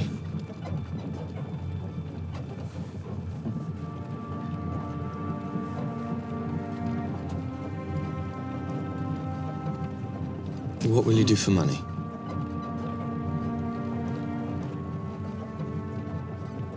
Johanna was a middle-class Dutch girl, sister of a friend of a Dutchman living in Paris who was in the Van Gogh brothers' circle. She was a very educated woman. She worked as a translator in the library of the British Museum.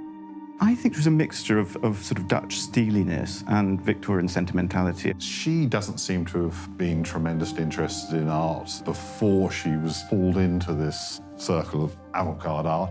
In the very first letter, Theo wrote to Jo, and Vincent was in the hospital in Arles. He wrote, "We must keep the memory of my brother together, don't you think? Shan't we, darling?" he says. So before being married, she knew that she was part of the game. I'll teach again, take lodgers. I'm not going back. Besides, Mother doesn't have room for all the paintings. Nobody would think any less of you for selling. She seems to me to have been a rather serious-minded, intellectual young woman who took her responsibilities seriously and who really took on this project of posthumously conserving the reputation of Vincent van Gogh.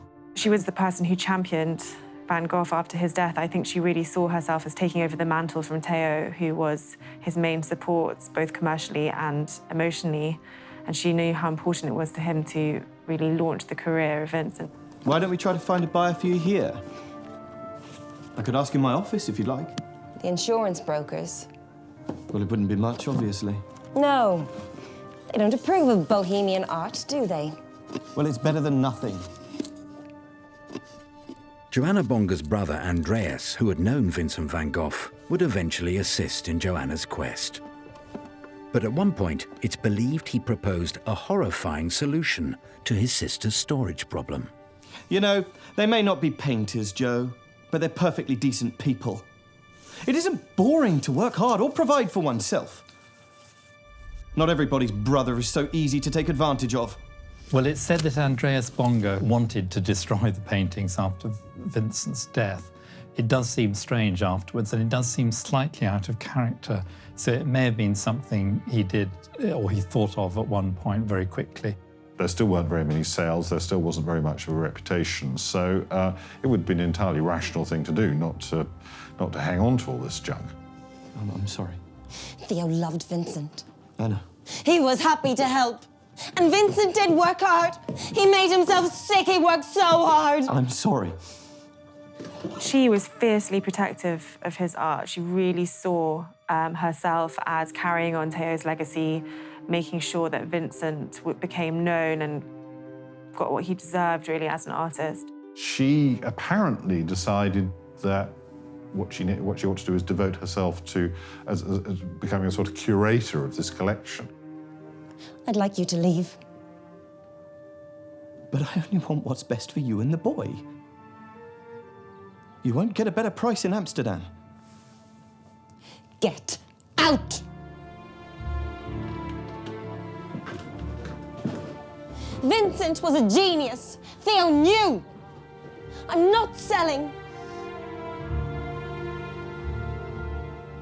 But how did Johanna Bonga become a curator for an almost unknown artist?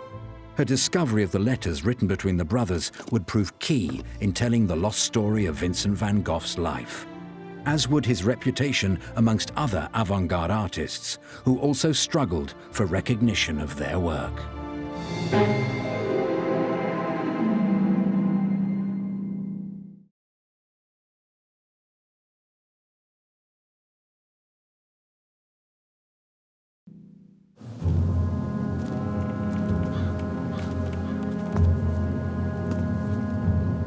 In 1891, Johanna Bonga was left widowed at the age of 28 with hundreds of artworks by her troubled brother-in-law, Vincent van Gogh. There were no obvious buyers for the paintings, as Vincent is only thought to have sold one picture during his lifetime. The Red Vineyard was purchased by the neo-impressionist painter Anna Bock.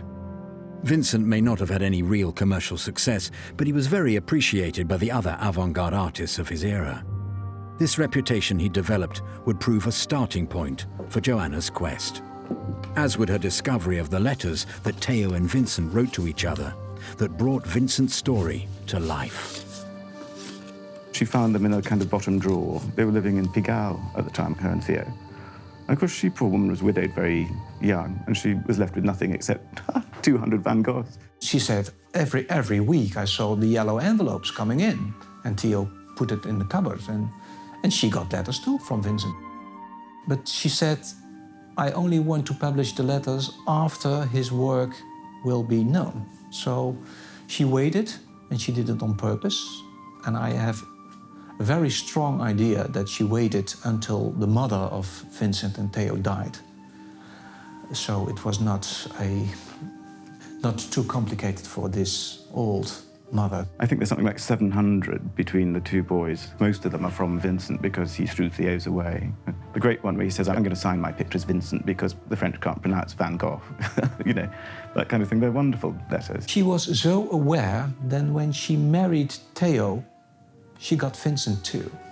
That was part of it. Vincent had lived in Paris with his brother Theo from 1886 to 1888. When the city was still enthralled by the work of Impressionist painters. And Vincent had begun to ever so slightly make his mark on the art world. As soon as he arrived in Paris, and thanks to Theo in part, he did meet all of the avant-garde artists. And in fact, before he left for Arles in the south, the last artist he went to see was Georges Seurat. And we know that Gauguin was coming to admire him, but it remained a very marginal kind of enthusiasm. Another of the great artists of the era who admired him was Toulouse-Lautrec. He even made a pastel sketch of his friend Vincent in 1887. He'd spent 2 years living in Paris. Almost everything we know about Van Gogh's life comes from his letters, and that was the one time when he was living. He was actually sharing a flat most of the time with his brother Theo, so there was no need for him to write. So there are very, very few letters from those 2 years. Although the exact details may not be known, what is for sure is that it was in Paris that Vincent's style of painting changed dramatically.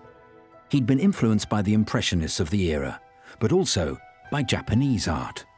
He was ahead of his time, though many of the tendencies in terms of very bright color, in terms of decorative patterning, in terms of self-expression in the way he did it, were coming to be valued in the avant-garde. But before he could make any real name for himself in the world artistic capital of Paris, Van Gogh moved to Arles in the south of France in 1888. We sometimes think of him as an isolated figure, working away in the south of France with little contact with other artists. But in fact, when he was in Paris, he was right in the heart of things. And actually, one of the reasons he left Paris was he found it too exhausting. It was in Arles that he created his best-known works, including the sunflowers. His most commercially successful work now was made really in the last part of his life. I mean, when he died, a lot of the paint wouldn't have been dry on the sunflowers, and that thick impasto paint would still be wet. So there really wasn't much of a chance for him to be promoting his work, and I don't think he was that kind of person. He wanted to be in the South, just working frenetically as he did. The pictures that we see as attractive and full of life and bubbling with enthusiasm, at the time were rejected and seen as just too avant-garde. 20 or 30 years later, things that he had intuited about fragmentation. So if you look at the surface of a Van Gogh, it's very clearly made up of fragmentary brushstrokes. And there are all sorts of fallings apart going on, including mental ones. That would have been very unfashionable in the 1880s. People wanted synthesis. I think people relate to it now just because it's highly emotive. It's subject matter, which feels its nature, it's portraits, but in the colours and the marks and the vibrancy of it, it's almost mythic. By sort of 40 years later and after the First World War, people were aware of a world that was fragile, and they found that in Van Gogh's paintings, you know, sort of strident, anxious colours and flickering brushwork. Had he lived another few decades, I suspect he would have become very marketable, but he died just too soon. It did then take a few generations for a wider public to appreciate those values. Whilst in the south of France, Van Gogh had stayed in touch with two other struggling artists of the era, Émile Bernard and Paul Gauguin. In his letters to them, he even included sketches of the paintings he was creating in Arles. It's one of the things that's given Van Gogh such a fame, because the letters give a marvellous insight into his art.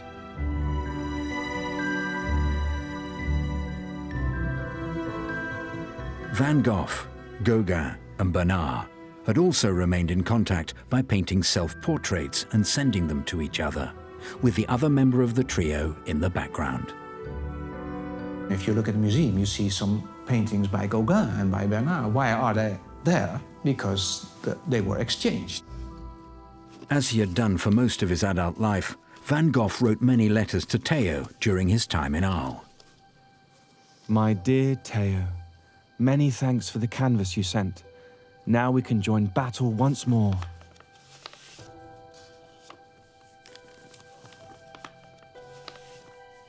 My dear Vincent, your new consignment arrived yesterday evening. The painting is truly remarkable. I have rented a room in Montmartre which you'd like. It is small, but overlooks a little garden full of ivy. Jo sends her warm regards and a smile from the little one. I remember you insisted a great deal on me getting married. You were right. Van Gogh's attempt to start an artistic community in the south of France did not end well, though. He had checked himself into the asylum at Saint-Rémy, where he painted many more of his best-known works. I do so wish you would tell me how you feel. Nothing is more distressing than uncertainty. I don't say that my work is good, but rather it is the least bad that I can do. Every day I wish for your speedy recovery. There was one very important moment when Vincent sliced part of his ear and had to go to the hospital in Arles. And then there's a letter of Mother Van Gogh to Theo, and she says, "How beautiful, 2 heads on 1 cushion." So it means that in the hospital, the 2 brothers were on the same bed and talked things over, just like they did when they were very young.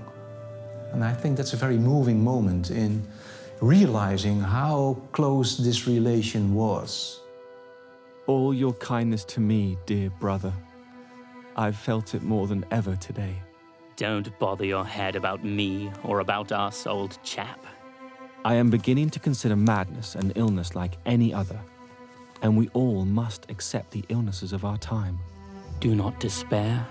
Sooner or later, we each have our share. Better days will come. Write to me, dear brother. Ever yours, your loving Vincent. Your loving Theo. Vincent van Gogh would eventually return to Paris in 1890, where Theo and Johanna had recently had a son, also called Vincent. Vincent and Johanna's relationship was vestigial as far as actual person-to-person meeting is concerned. She saw him when he arrived in Paris in May 1890, and there was another visit to Auvers while Vincent was living in a little village north of Paris. She says, I thought I would meet a boy that was very struck by all these diseases. but he was well formed and he was at broad shoulders. I was surprised that he was so alive and so well aware of his position. And then they visited him in Auvers-sur-Oise, 30 kilometers north of Paris. And they had a good time that day, and they had lunch together, and he played with the little Vincent. Everything else Johanna found out about Vincent, she would either have heard from Theo, learnt from reading the letters, or learnt after Vincent's death, which makes it all the more remarkable that she devoted most of the rest of her life to Vincent's reputation and achievements as an artist. Vincent would not last long in Auvers-sur-Oise. He continued painting right until the very end, though, making some of his most experimental works, including a piece called Tree Roots, which is believed by some to be his last ever painting. He would die on July the 29th, 1890, of a gunshot wound. She had a little feeling of guilt after Vincent died, and she said, but we didn't say anything wrong, did we? No, we did, Theo said. It was not our fault. It was in his head, and we did not cause it. Theo van Gogh would also be dead within 6 months. It must have been incredibly stressful for Theo, being his benefactor, making sure that he was funded, also being his pretty much sole confidant to all of the highs and lows of Vincent's work and mental state. Of course he was heartbroken, and he had lots of grief, and it was very hard for him, and he was sad, and he was everything. But still, he had a second stage of syphilis too. No doubt the emotional shock of losing his brother, who he'd been so close to, must have also exacerbated his condition. Within a few months, he went totally mad. And if you want to have an uncomfortable night, read the report of the doctor, of Theo, because it was a very hard time for him. Following the death of her husband and brother-in-law, Johanna had to make use of the limited reputation Vincent had built up amongst his fellow artists.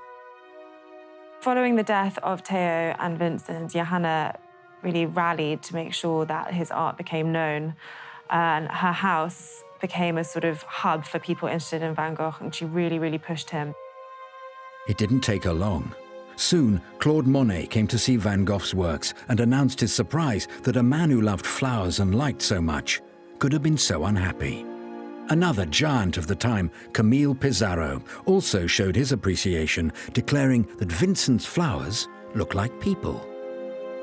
There were some young artists, and they helped her with the first exhibitions here in Amsterdam in 1892, and she did it very well. She did essentially, I think, three things. She published the letters bit by bit. She lent pictures to international exhibitions, of which there were a sequence so that people saw Van Gogh's work, and a certain amount of it was sold. These early sales were made to some of the most influential and wealthy people of the era. The major galleries would quickly follow behind them in trying to purchase works. And it's during this time that many of the mysteries of what happened to Van Gogh's paintings started to form. Some items would sadly be lost forever.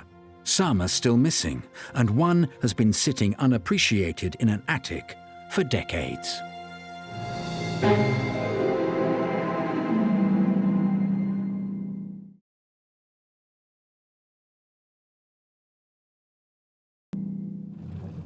Johanna Bonga wasted no time in presenting the works of her brother-in-law, Vincent van Gogh, to the world. She arranged numerous exhibitions and loaned the paintings to various galleries. And it wasn't long before buyers soon came knocking on her door. Johanna had works from the entirety of Vincent's career, but it was the sunflower paintings that would unsurprisingly prove the most popular. Possibly the very first buyer of Vincent van Gogh's work after he died was the celebrated French writer Octave Mirbeau.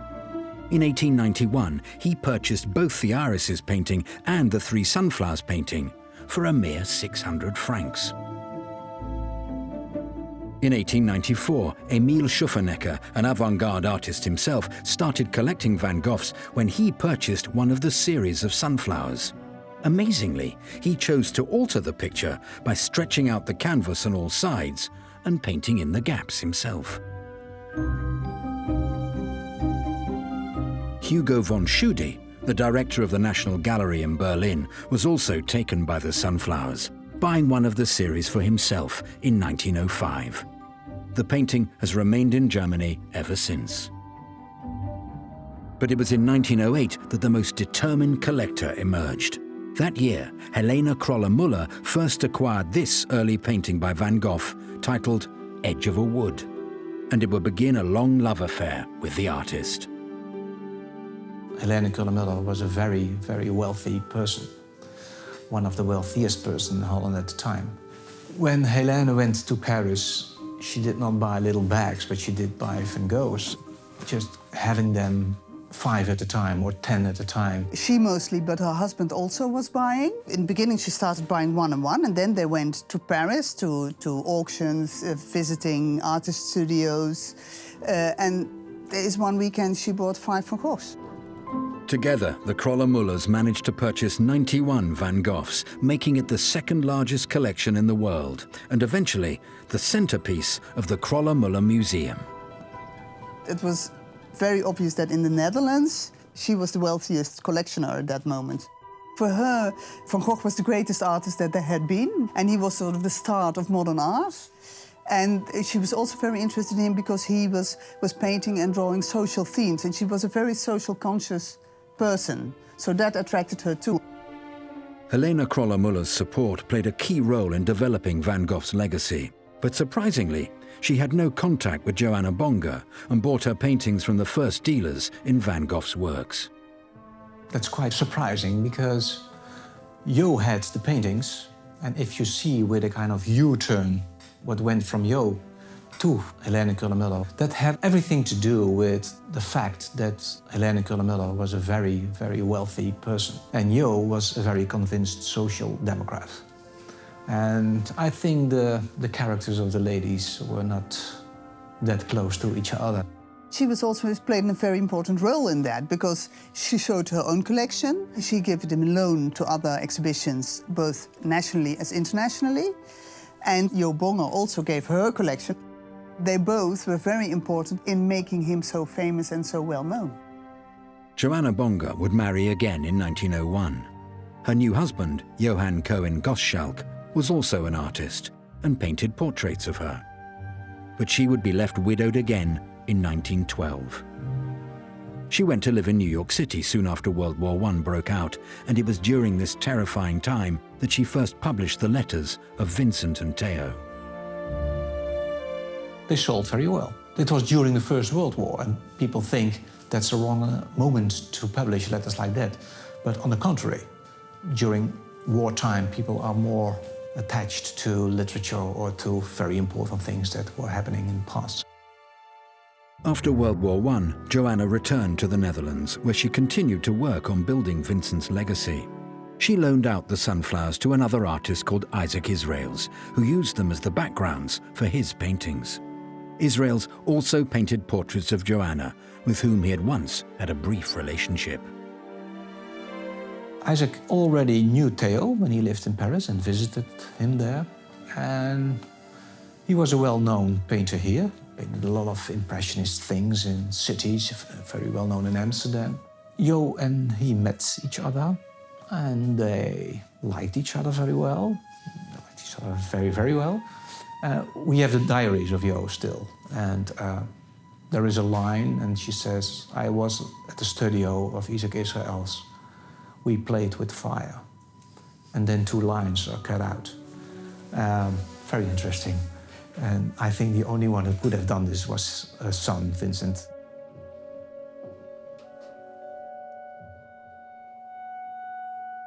The series of sunflowers paintings had become Van Gogh's most recognized work, thanks to Johanna's efforts.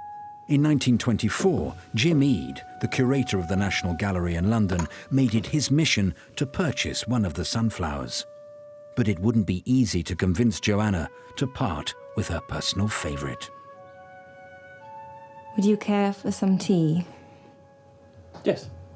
He had begun to paint sunflowers in Paris. Already, Paul Gauguin had told him this was a great subject for him, had told him that these were marvelous. He repeatedly said how tremendous he thought the sunflower paintings were and tried to get Van Gogh to give him one of them as well. So Vincent and Gauguin both thought that these were important pictures. We know from a quote from Vincent van Gogh that he really saw the sunflower as his own symbol. There's something about them that grabs people. I mean, the colour of the yellow on yellow is a dramatic and interesting way of presenting it. It's so become an iconic that one just associates sunflowers, almost the flowers, with Van Gogh. To paint a picture which was effectively all in modulations of one colour would have seemed tremendously radical, or indeed, to some relatively avant-garde artists who saw it early on, completely insane. I cannot express how honoured we would be. The Sunflowers truly is a masterpiece. We acquired this in 1924 when we received money from Samuel Courtauld, the industrialist, specifically to buy modern paintings for the National Gallery. And right then, Van Gogh was right at the top of the list of modern artists whom we wanted to represent here. It was very keen to buy a Van Gogh and really wanted the sunflowers, and they pleaded with the Johanna to sell the sunflowers to the National Gallery. We would take the greatest of care. There's a couple of letters from her which are very moving. She says that she's seen the painting every day during her life, or her adult life, and she didn't want to part with it. She knew that it was important and she wanted to hang on to it. I think she had a connection with it and knew that Theo did too and wanted to keep it. It's not for sale. I understand. Jimmy, at that point, was one of the few people in Britain who really knew about modern art and could speak authoritatively. What he said to Johanna Bonger, in my understanding, was that we are the National Gallery. If this artist is to be represented here, we really need a picture of the highest achievement. Jim Eade's persistence would eventually prove worthwhile in the end.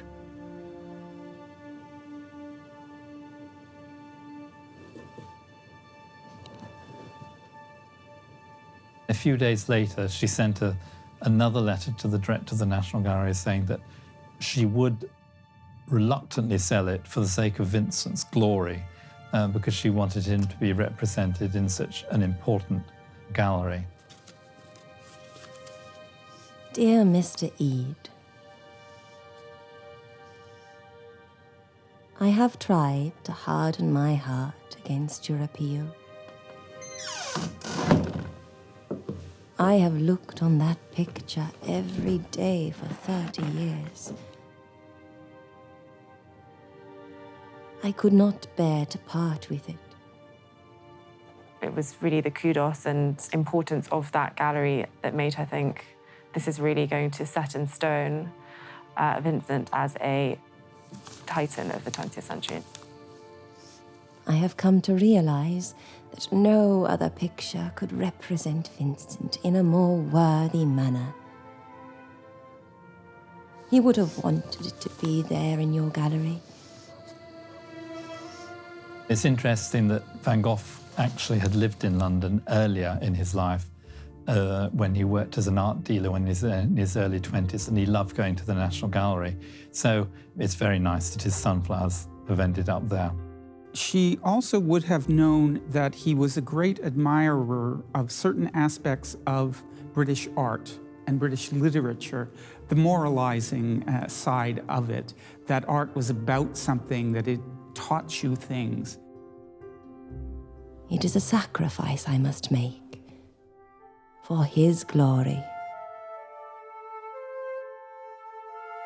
With Van Gogh's work now in the National Gallery, Johanna's mission could be declared a complete success, as Vincent had been accepted as a truly great artist. She would die just a year after the painting was sold. But what of the huge number of Van Goghs that Johanna still had in her possession? They would eventually become the very foundation of the Van Gogh Museum in Amsterdam when it opened in 1973. But in the intervening decades, many works by Vincent had gone missing due to the chaos of World War II and a collection of mysterious owners and devious forgers. The struggle to get them all back continues.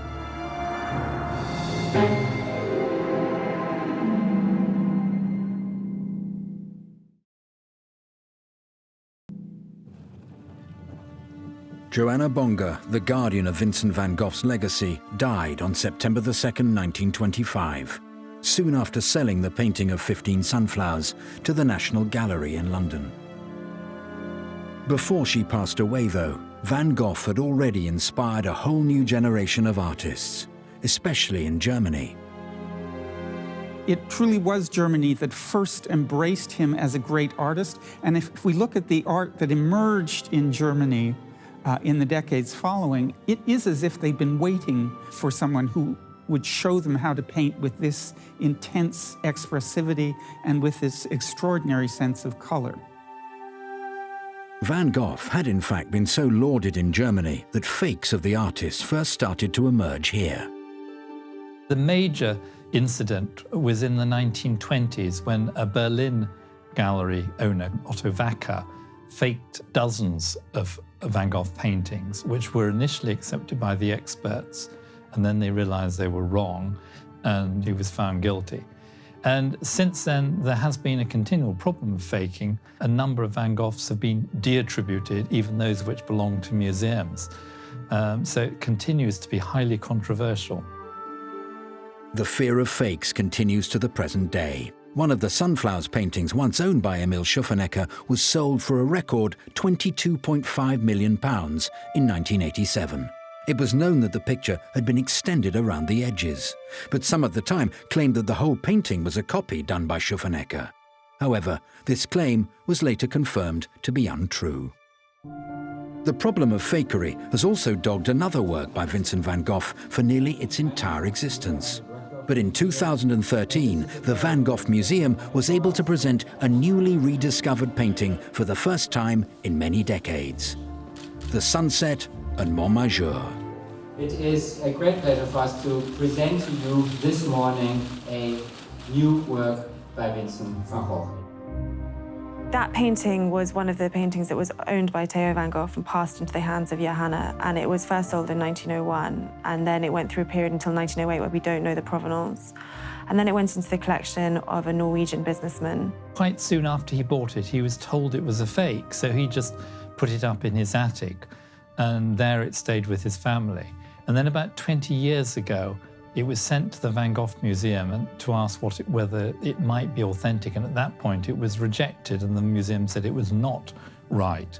And then in 2011, research was launched again, and they looked at the paint technique, the type of paint, really under the microscope. They used a letter from July 1888, when it was painted, from Vincent to Theo, which described a very similar scene of this abbey painted from the scrubland below. There were two key points. One was it had a number chalked on the back, which turned out to be an inventory number from Andreas Bonga, so we could link it up with an 1890 inventory. And the other thing which was surprising, was missed by the Van Gogh Museum the first time, is that it shows the castle of Montmajour in the south of France, which had a very unusual tower, and that helped to identify it.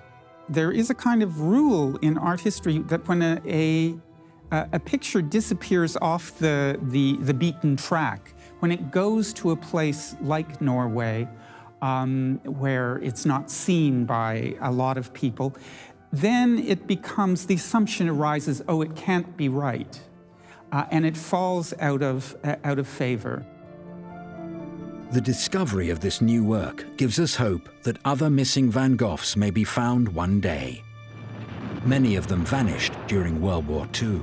There are probably roughly 10 Van Gogh paintings which disappeared during the Second World War. There were a few that were probably burnt and destroyed, including a very important self-portrait. There were some that were looted or stolen and have not turned up. One of the lost Van Goghs, which I personally would most like to see, is the picture of the painter on the road to Tarascon. That is a picture of Van Gogh himself walking along the road which led past his yellow house out into the fields. This one disappeared during the Second World War. It was probably destroyed in a fire. The chances, unfortunately, are rather small that it survived. There are others which one day we may see again. There's an important flower still life, which was stolen during the wars, has not turned up. I mean, it might one day, who knows. There is an extraordinary photograph of Hermann Goering sort of caressing in a creepy way this very important late Van Gogh from the Auvers period called A Tree with Ivy, a painting which possibly Goering then appropriated, as a lot of pictures in Paris were disappearing into collections of prominent Nazi officials. It seems Goering had a taste for contemporary art as well as Renaissance art and Baroque art, but if he did, it didn't remain with the main collection of Goering's work, which was then recovered. Maybe it's in a bank vault somewhere still, one can hope. There are a tantalizing number of lost Van Goghs, which it would be wonderful to see again, and also destroyed Van Goghs. Amongst the latter, one of the most poignant is the sunflower painting. This one was bought by a Japanese collector in 1920. It was actually the first Van Gogh to go to Japan, which is interesting. It was in a private collection and was destroyed on the 6th of August, 1945, the very same day as the first atomic bomb was dropped on Hiroshima. So this was on a separate bombing raid in Tokyo itself. It's a very interesting coincidence. It tells us a lot about the different ways he was thinking about sunflowers at that moment, because it doesn't resemble our picture at all. So clearly he was working out a lot of possibilities in his mind. We had a rather poor photographic reproduction of the painting, but what I found was a very early 1920s colour reproduction in a portfolio published in Japan, which had not been known about to Van Gogh specialists. And this had much more natural colours, so it gave us an idea of what the picture looks like. And even more interestingly, this reproduction has an orange frame around the painting, an orange strip of wood. And if you look at Van Gogh's letters, he describes how he wanted to present the blue sunflowers against an orange frame. So for the first time, we can see how Van Gogh wanted to present the picture. Some of the others which have disappeared, one might entertain hopes that one day they will reappear. While the search for lost Van Goghs continues, the story of Vincent's life has become world famous. After the publication of the letters, the writer Irving Stone released the wildly successful novel Lust for Life in 1934, which told the story of Vincent van Gogh's many hardships. What do you know about pain? It would be made into a film starring Kirk Douglas 20 years later. Let me talk to Kay for as long as I can keep my hand in this flame. Vincent! The movie captured what had become one of the most legendary times in Van Gogh's life, when he was staying in Arles with Paul Gauguin, another artist who was largely unappreciated during his lifetime. I've dug ditches in the stinking heat of the tropics. I worked in the docks and weather so cold my hands froze to the ropes. And I can tell you there's nothing noble or beautiful about it. I did it so I could go on painting. I didn't have a brother to support me. There was already a sort of bit of a myth of the man around Gauguin. He had been a stockbroker and he left his wife, and he was really sort of a character within those circles. And Vincent, I think, really looked up to him, saw him as this pioneer of an emotive form of art full of synesthesia and using paint to conjure different ways of thinking and set the senses. He was just on the edge of having a breakdown when Gauguin arrived. Gauguin actually mentions this in his own letter to Theo. And then Van Gogh actually gets better for a couple of months. I think he paints something like 25 pictures in 5 months, and he's just painting and painting and painting. Not necessarily the happiest period in his entire life. The idyll that they both envisaged of working in this wonderful artistic commune never came to fruition. It was a disaster. The reason we know so much about the life and work of the unknown Vincent van Gogh is thanks to the tireless efforts of Johanna Bonge. The epic battles with Paul Gauguin down in Arles, his tortured mental state, the mutilation of his own ear, and of course, the devoted relationship between the artist and his brother Theo. All of these elements are part of the legend of Vincent van Gogh. So why has Johanna's story largely been forgotten? Well, I suppose Johanna's contribution comes from a lot of people's points of view after the story's ended. After the brothers Van Gogh died, her role becomes very important. I guess in the public eye, people are really interested in Vincent, and to some extent they're interested in Theo. But Johanna was further away from them and didn't know Vincent well. She sold more than 250 works of art. Because she has sold them, that's why Van Gogh has grown so famous. I think it's certainly true that her name, Johanna Bonge, is not as well known to the general public as she ought to be, because what she did was on an heroic scale in assuring this legacy and assuring the fame of Vincent. She spread him over the world. But still, she had about 600 works by Van Gogh, many drawings, 200 paintings, and about 200 pieces of art of other people. The paintings went to the Van Gogh Museum in the 1970s, so everyone just assumes they've been in a museum, and I guess for that reason she's not well known. It's quite possible that Van Gogh would have been completely forgotten without Johanna Bonge, because there would have been very, very few works surviving. She did play a very important role. Without her, so much of the material wouldn't have survived. Vincent, he said, people will only understand my portraits 25 years after, and he was right.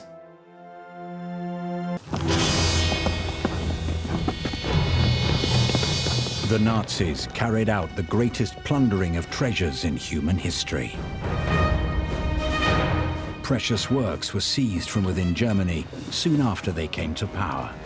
Then, during World War II, they would ransack countless pieces of art from the European countries they had conquered. Hitler and Goebbels had almost a hit list of everywhere they wanted to go, all the works they wanted to pillage. It was the biggest looting in the history of art. Colossal.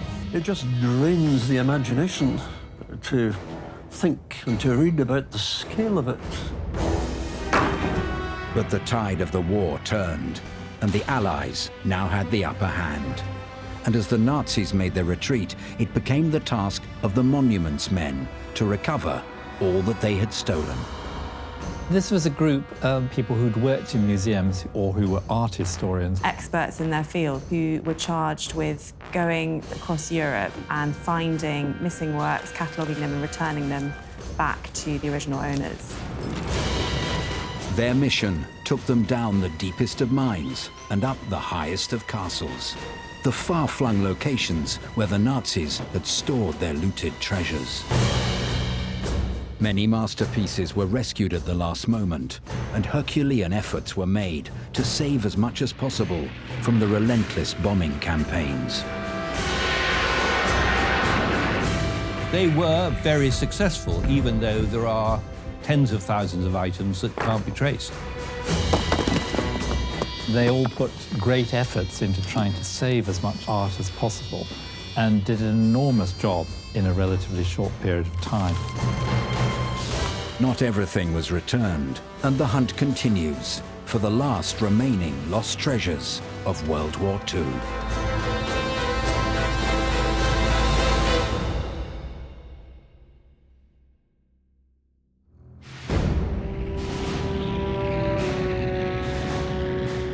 The Monuments Men would be formed in 1943, 10 years after the Nazi looting of art began. In 1933, Hitler had been elected Chancellor of Germany. From 1933 onwards, there were many forced sales by Jewish families where The argument is they had very little choice. They either needed the money to flee the country, or if they hadn't sold the item at the price specified, they would have been sent to concentration camps or in some other way taken advantage of. A brutal form of compulsory purchase. If negotiation didn't work, the mailed fist, the threat was there, and it was used, particularly with Jewish collectors and dealers. They just moved across Europe, taking from Jewish families, from cultural institutions, from churches. During the Nuremberg trials, which followed the end of World War II, these art crimes were part of the charges brought up against the high-ranking Nazi officials who were still alive. The confiscation of Jewish homes was carried out as follows. So-called confiscation officials went from house to house in order to collect information as to abandoned Jewish homes. They drew up inventories of those homes and subsequently sealed them. It came up in the questioning and the interrogation. It wasn't a principal indictment against them. It wasn't what was going to hang them, let's put it as crudely as that, because they were being tried for crimes against humanity, planning aggressive war and all that. The planned aggressive war would begin in 1939, when Hitler ordered the invasion of Poland, which marked the beginning of World War II. The invading forces would decimate Polish cities and plunder many of the country's national treasures. In Krakow, the Czartoryski family had one of the finest collections of artworks in the world. The Czartoryskis were one of the great aristocratic families of Poland, and 3 of their important paintings were seized. There was a Leonardo, a Raphael, and a Rembrandt. Izabela Czartoryska is my 6 times great-grandmother. She travels around Europe and meets many greats of her time, Rousseau, Voltaire, Benjamin Franklin, and she starts a museum in her palace. Izabela's eldest son, he travels to Florence and Rome, and with the advice of his younger brother, who is my ancestor, they acquire the Leonardo da Vinci painting and the Raphael. And they give it as a gift to Izabela, because every mother deserves a Leonardo da Vinci.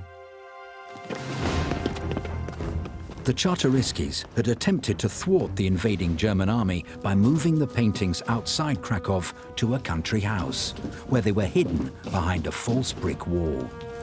However, they were unable to stop the Nazis from discovering their location. Augustyn Czartoryski decides to move the collection from Kraków to one of his estates, but then decides it's too close to the Russian front and moves it to my great-grandfather's house in Bełkinie. Very soon the Gestapo turns up and they take the artworks. It was a very calculated operation by the Nazis. These priceless works of art would soon be found in the possession of the Nazi official, Hans Frank. Hans Frank, totally, irredeemably brutal German governor of most of occupied Poland. He was an avid collector of art treasures, which he looted comprehensively from Poland. Dr. Hans Frank, who was a close personal friend of Hitler's, took those 3 works, which were, #1 to Hitler, and hung them in his castle in Wawel. They knew exactly what they were doing. The Nazis have appointed art historian Kajetan Müllmann to go around Poland and in search for artworks, among them the collection of the Czartoryski Museum. Müllmann, a degenerate, brutal man, but an art historian in his own right, who was an active advisor to the Nazis in Poland and in the Soviet Union as well. There were 2 factors that influenced what he did and what they did. One was utter racial contempt for Poland and for the Poles. They thought they had no right to a cultural inheritance of their own. And Hans Frank was simply greedy. He wanted it for himself. With the Nazi invasion and ransacking of Poland, other European nations took great precautions to protect their works of art. The National Gallery in London sent almost all of its collection to far safer locations in Wales. The Louvre in Paris also emptied its contents out of fear of Nazi seizure, a fear that would be realized when German forces invaded in May 1940. Not only were the Germans hiding the looted art, but also the Allies were quickly moving things away as the Germans approached and occupation happened. So the Mona Lisa actually moved 6 times between different chateaux in the French countryside, almost being chased. With Paris and most of France under Nazi control, Hitler and his high-ranking officials had access to an enormous number of precious artworks. In Paris alone, about 20 confiscation officials confiscated more than 38,000 homes. Looted artworks were stored at the Jeu de Paume gallery in Paris, and at the heart of this systematic confiscation was Alfred Rosenberg.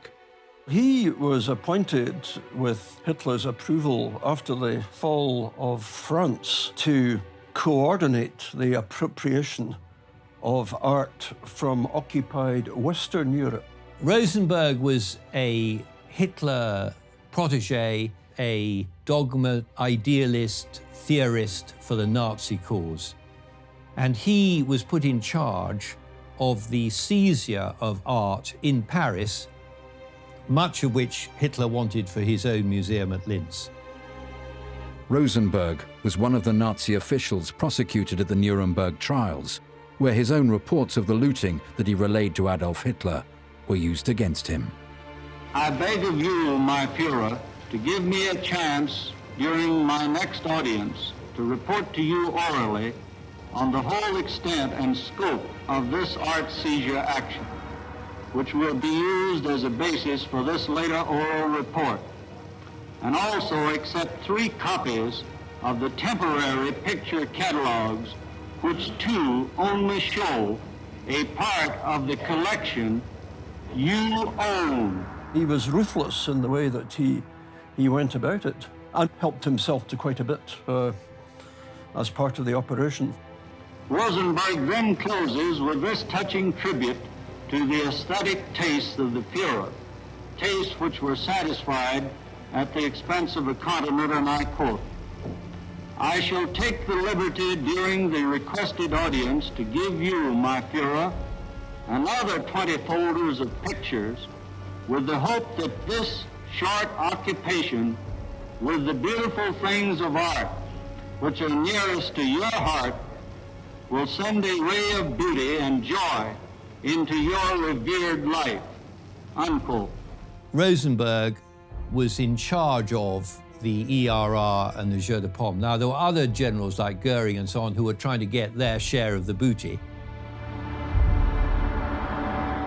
The leading Nazi officials had begun following Hitler's example of relentless art collection. The Führer had audacious plans for his own purpose-built museum. But the seized paintings in Paris that he hadn't claimed for himself were highly sought after by Hitler's deputies. But little did they know that there was a quiet spy amongst them who was noting down all they were up to.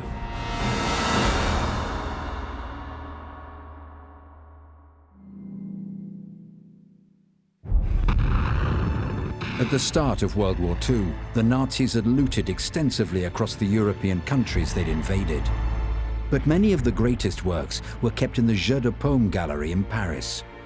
Hermann Goering would be a regular visitor there, and he would help himself to many seized artworks for his own personal collection. Some of the Nazi leaders became important art collectors, and that was partly because they had the opportunity, they had the power, so they could seize artworks. It's interesting that Goering, who was such an important Nazi figure, became a very major collector and acquired many, many hundreds of works. His image of himself was of some kind of Renaissance man, a man of culture and of taste. And in fact, I think his interest in art was genuine in its own way. In some cases, he actually acquired works which were officially regarded as degenerate, which is interesting, which shows the contradictions in the Nazi system. So Goering, for example, acquired a number of Van Goghs. He had the maximum of temptation and the maximum opportunity to appropriate what he wanted. Some of them he acquired just in order to sell and make money from, and then he bought more conventional works. But he did also keep some for himself.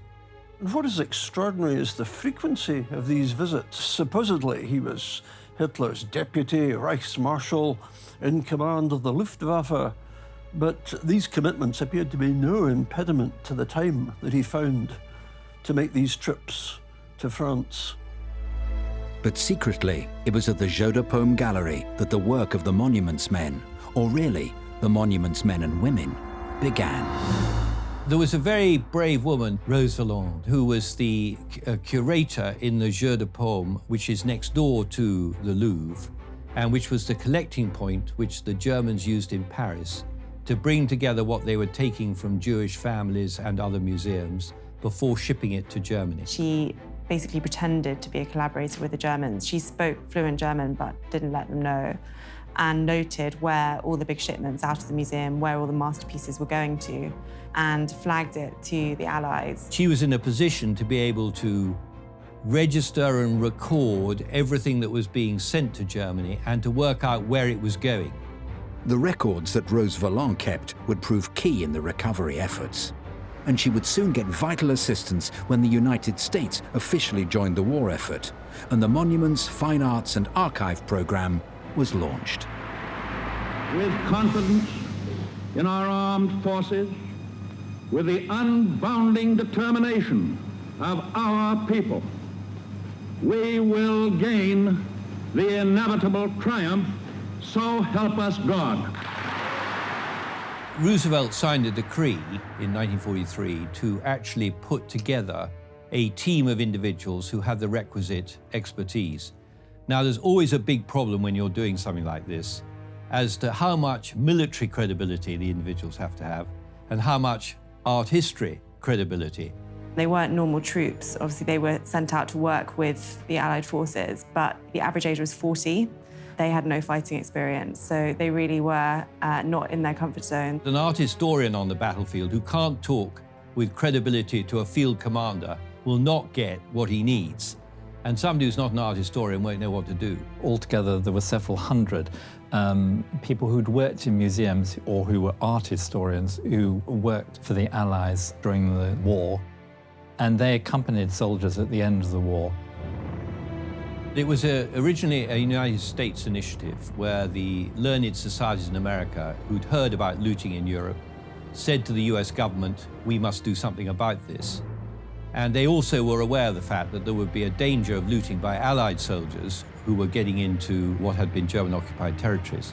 It was always going to happen. It was always going to be part of the, if you like, the moral agenda of the Western Allies to make such restitution as they could to countries that had been looted, despoiled of their own artistic inheritance in the way that occupied countries were. There was every incentive to set up an organization which became multinational, i.e. there were French, Polish, and eventually, of course, German people involved in it, in order to try and safeguard what had been moved or stolen, and they were very successful. The task was a gargantuan one. The American army claimed at the end of World War II that they had located around 1,000 sites, repositories of what had been hidden away. And did they have the manpower to sort that out adequately or to prevent more of it being stolen and stashed away? I don't think we know for sure, do we? Two of the most important figures in this new force were George Stout and James Rorimer. Rorimer worked at the Metropolitan Museum of Art in New York and was a very important art historian. He later wrote his memoirs as his time as a monuments man. People like Stout and Rorimer were very important art historians and conservators. They were among the leading monuments men. To put together the expertise, you must put somebody in charge of those people who has real military clout with the command and indeed the knowledge tactically to be able to know what is safe and what's not safe and how they should progress. George Stout was an ideal figure to help lead this new group, as he was one of the few members to have experience of wartime, having served in World War I himself. and he returned to the battlefield of Europe once again soon after the D-Day landings. The Monuments Men would have to make their way across the continent, hunting down secret locations where the Nazis stored their stolen treasures. And the first locations they found were deep mines that the Nazis had to abandon in their hasty retreat. One of the earliest discovered was the copper mine in Siegen, Germany. Cooper says the crowds booby-trapped the entire place. Could walk right into one. Bring the whole mine down on top of you. That true, sir? You found any booby traps? I'm not looking for booby traps. No, sir.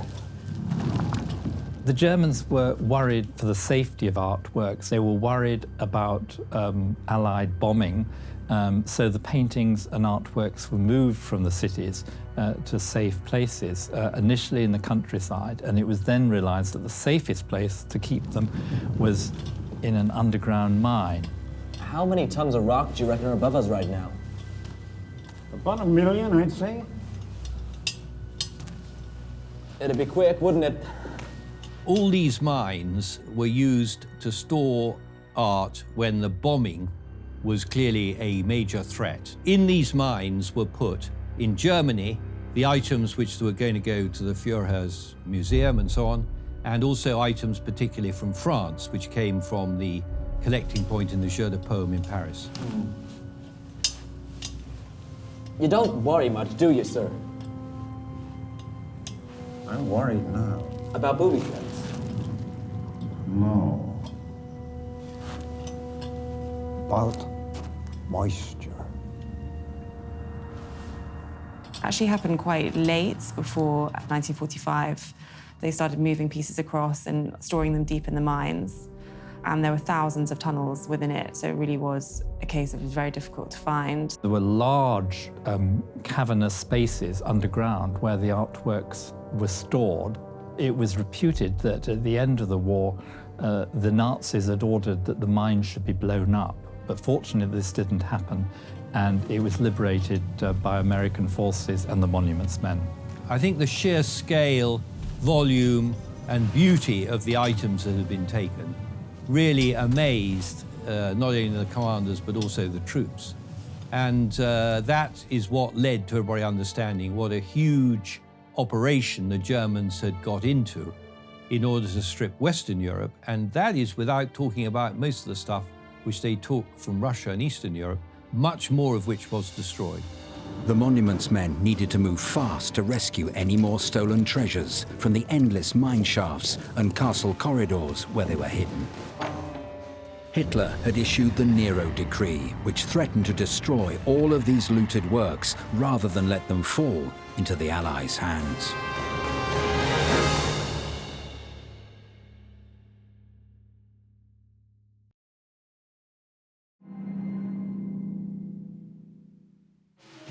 On May the 26th, 1944, General Eisenhower gave an order to the Allied forces to protect and respect important historical monuments whenever possible in the battles that lay ahead. The job of the Monuments Men was to ensure that this order was carried out. On June the 6th, 1944, the D-Day landings at Normandy were put into action under Operation Overlord. The Monuments Men made their way across the Channel soon after and started to search for the artworks stolen by the Nazis. They knew they had to act fast when on March the 19th, 1945, Hitler issued the Nero Decree from his bunker in Berlin, which ordered for all works to be destroyed rather than let them fall into Allied hands. But the Monuments Men would have a stroke of luck when on April the 2nd, they uncovered the German mine at Siegen, which held works by the likes of Rembrandt and Van Gogh. Just a few days later, they would make an even larger discovery at a salt mine in Merkers. Here, they found crates of artworks, which included The Winter Garden by Manet. General Eisenhower would visit the mine to see the stolen art for himself, along with his fellow generals, Omar Bradley and George S. Patton. They were able to witness for themselves the vast amount of gold that had been found at Merkers.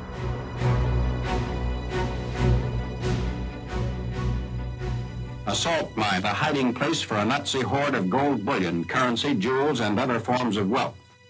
Officers of the American Third Army make an inventory of the treasures which had been removed from Berlin to the Merkers depository. The almost 200 tons of gold is reported to be virtually the entire remaining bullion reserve of the Reichsbank. A ton of fine gold represents about $1 million. The Merkers' hiding place was uncovered by our troops early in April. I mean, it's interesting that General Eisenhower, who had a war to fight, chose to be photographed with the artworks which had been recovered. And it was quite a public relations coup for the Americans to show that they had rescued and saved these artworks at the end of the war. Suitcases contain a variety of valuables. It's discovered that the Reichsbank had been buying gold wedding rings, gold teeth, and other loot taken by the Nazis from their innumerable civilian victims. I remember talking to other soldiers from my own regiment who were in Germany at the time. And of course, everybody looted what I would call trophy military kit, you know, swastikas and so on were taken. There were very strict rules about not taking anything which was needed by the German civilian population. We helped repatriate a Bible back to Italy, and there were many cases like that. Valuable works of art are included in the treasure hoard. Approximately 400 rare paintings are found. Removing the Merkers salt mine hoard takes 24 hours. More than 60 trucks are required to transport it to a central point for storage, pending an Allied decision as to its disposition. These books were found by our staff in connection with the group of U.S. Army people who have assembled these objects of art and are now in the process of returning them to the rightful owners. And the great advantage of salt mines is that they're completely dry. Because they're hygroscopic, you can store things there and they won't degenerate. Naturally, it had perfect conditions, perfect temperature, perfect humidity, and they just started stockpiling all of the masterpieces that they had plundered from across Europe. The Merkers salt mine was a truly remarkable discovery. But the Monuments men would soon unearth an even bigger one thanks to the work of Rose Valland back in Paris. Her meticulous records had allowed James Rorimer to track down an astonishing collection of artworks held at Neuschwanstein Castle. Harry! Harry, come on!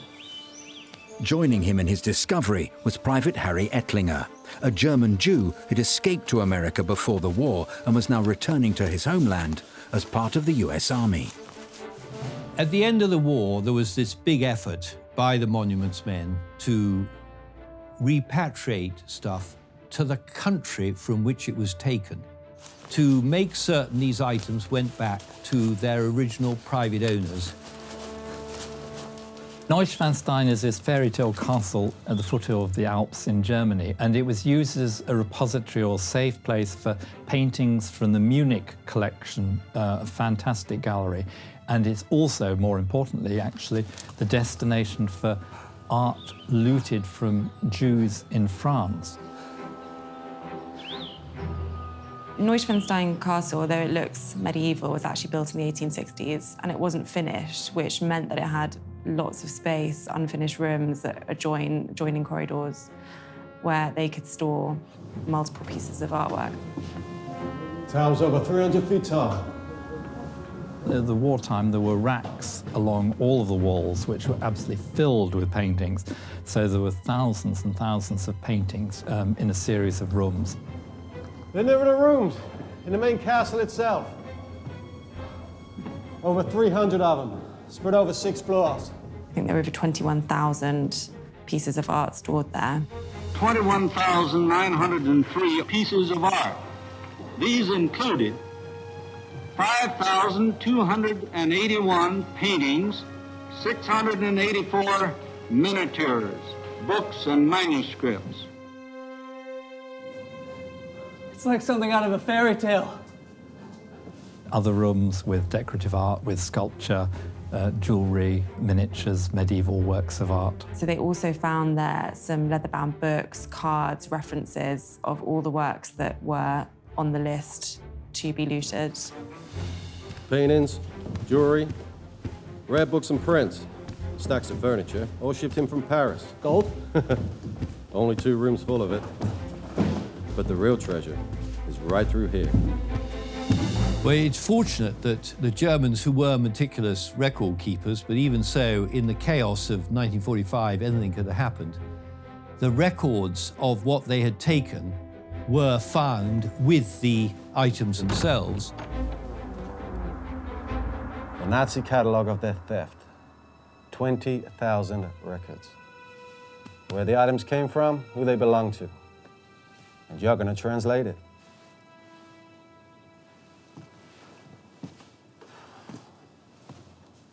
There were filing cabinets full of the cards showing from whom these pictures had originally been taken, which collecting points they'd gone through, and where they were destined for. So that, for the monuments men, would have enabled them to make restitution of these items back to their owners relatively easily. At the same time as the enormous collection at Neuschwanstein Castle was being discovered, yet another stolen art hall was reclaimed, when Hermann Goering was eventually captured. Prize thief among the high Nazis was Hermann Goering, who looted museums and private collections in all parts of Europe. Much was hidden in caves, and advancing troops captured fully laden freight cars, ready to move much of the collection to safer places for Hermann. When the American army caught up with Hermann Goering's collection down at a small place called Untersee near Berchtesgaden, it had been transported down there with the aid of German military transport and military manpower. What they found occupied 40 rooms of a Luftwaffe building. It was a Luftwaffe rest home, which Goering had appropriated for his own use. Apparently he was shifting it, attempting to, both by road and by rail, and apart from what the Americans, the 101st Airborne Division, who were operating in South Germany, tracked down to the Luftwaffe building, there was a lot more that was shifted by rail, and I think the Americans intercepted quite a lot of that as well. Goering's ill-gotten loot is no longer his to admire. The collection goes on display for GIs before an Allied commission attempts to return everything to the proper owners. I call your attention again that each of the pictures you have just seen is merely representative of a large number of similar items illustrated in the 39-volume catalog, which is in itself only partially complete.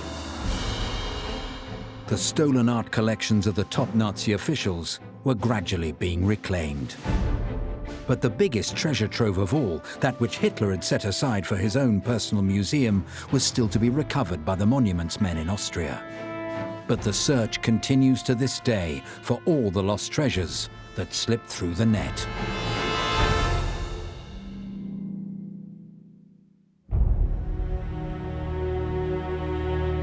In May 1945, the net had closed in on the leading Nazi officials and their stolen art collections. Hermann Goering had been brought into custody by the Allies, along with his enormous haul of artworks. And Hans Frank, the governor of occupied Poland, had been captured by US forces near the German-Austrian border.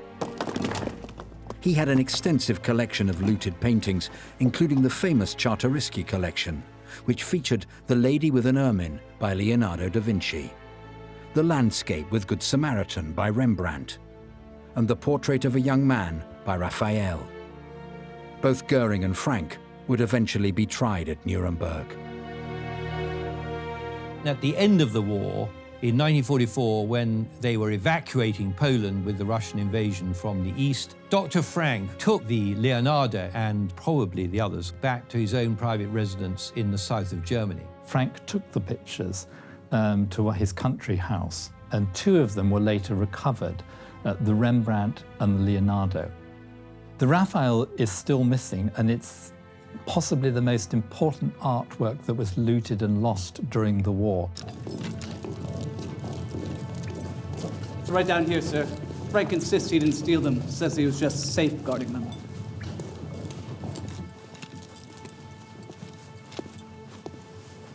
We found it just lying here on the floor. Have a look. The Leonardo, it's a very important portrait. and it had a boot print on it, and it's lucky it didn't suffer more damage. A boot, sir. Yes. Whoever was in here earlier sure got out in a hurry.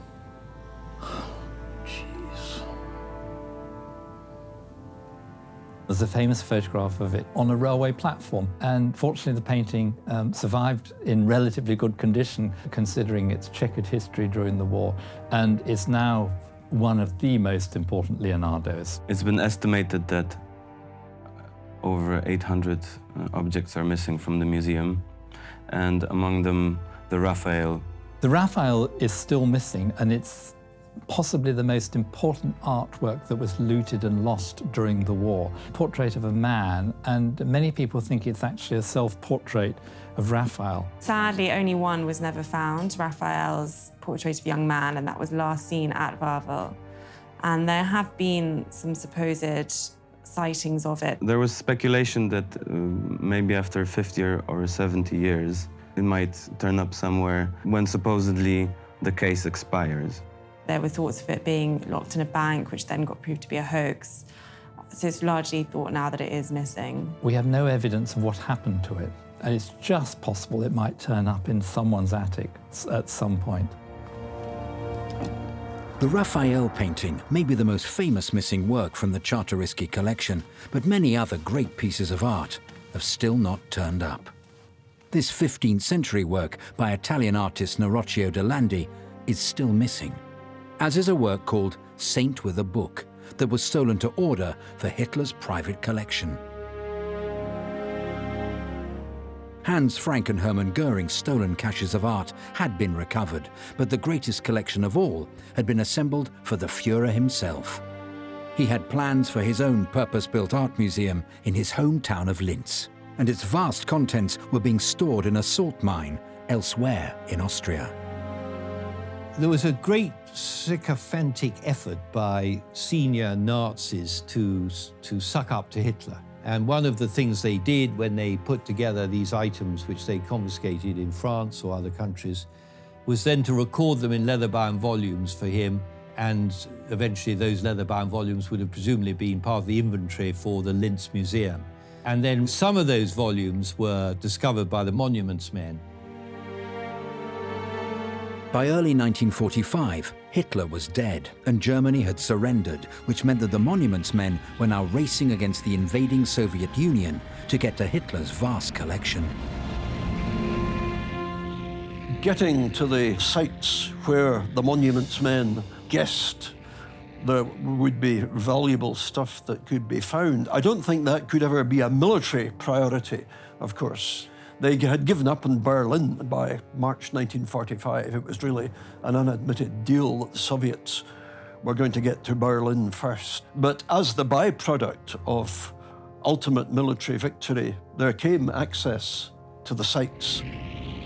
The Monuments Men were on their way to their final target, which held the biggest treasure trove of all.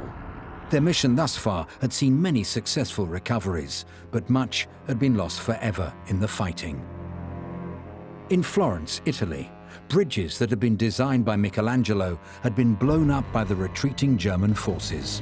And in the Battle of Monte Cassino of 1944, Allied bombing had brought the centuries-old abbey to ruins. It was a fanatically defended and almost impregnable German position on the way to Rome if the Allies were to advance up Italy. Monte Cassino was the pivotal position they had to take. There was no question about that. But the price, apart from the lives lost, was the destruction of the abbey. Prior to the onslaught of the Allies on the monastery, the Hermann Göring SS division offered its services to the Benedictine abbot of the monastery to shift from the monastery's cellars. So they shifted something like 100 truckloads of stuff, priceless stuff, from the abbey's cellars, shifted it north to Spoleto near Rome. And needless to say, some of the shipment found its way to Hermann Göring's personal collection. Bombing campaigns had also caused huge damage to the Campo Santo building in Pisa. Dean Keller of the Monuments Men did everything within his power to rescue what he could amongst the ruins. But there was danger of a truly catastrophic loss of works occurring if the Monuments Men didn't get to Altersee in time, where Hitler's collection was being stored. The Nazi in charge of the mine was planning on blowing the whole thing up. The Gauleiter in charge, when he received the so-called Nero decree from Hitler, which said that everything was to be destroyed, that order was, of course, countermanded by many local commanders and countermanded by Speer in relation to things like the bridges in Berlin. So 90% of the Germans knew that that was a stupid order. But this guy, who was a dedicated Nazi, he tried to destroy everything in the mine by planting bombs in it. What happened eventually, he planted 6 bombs in the mine. Those bombs were removed by the miners and his own troops. And then 1 bomb was blown up at the entrance to make it look as though all of them had been exploded. And that was really to fool their commander. When the Monuments Men were able to make their way into the Altersee mine, they were astonished by what they found.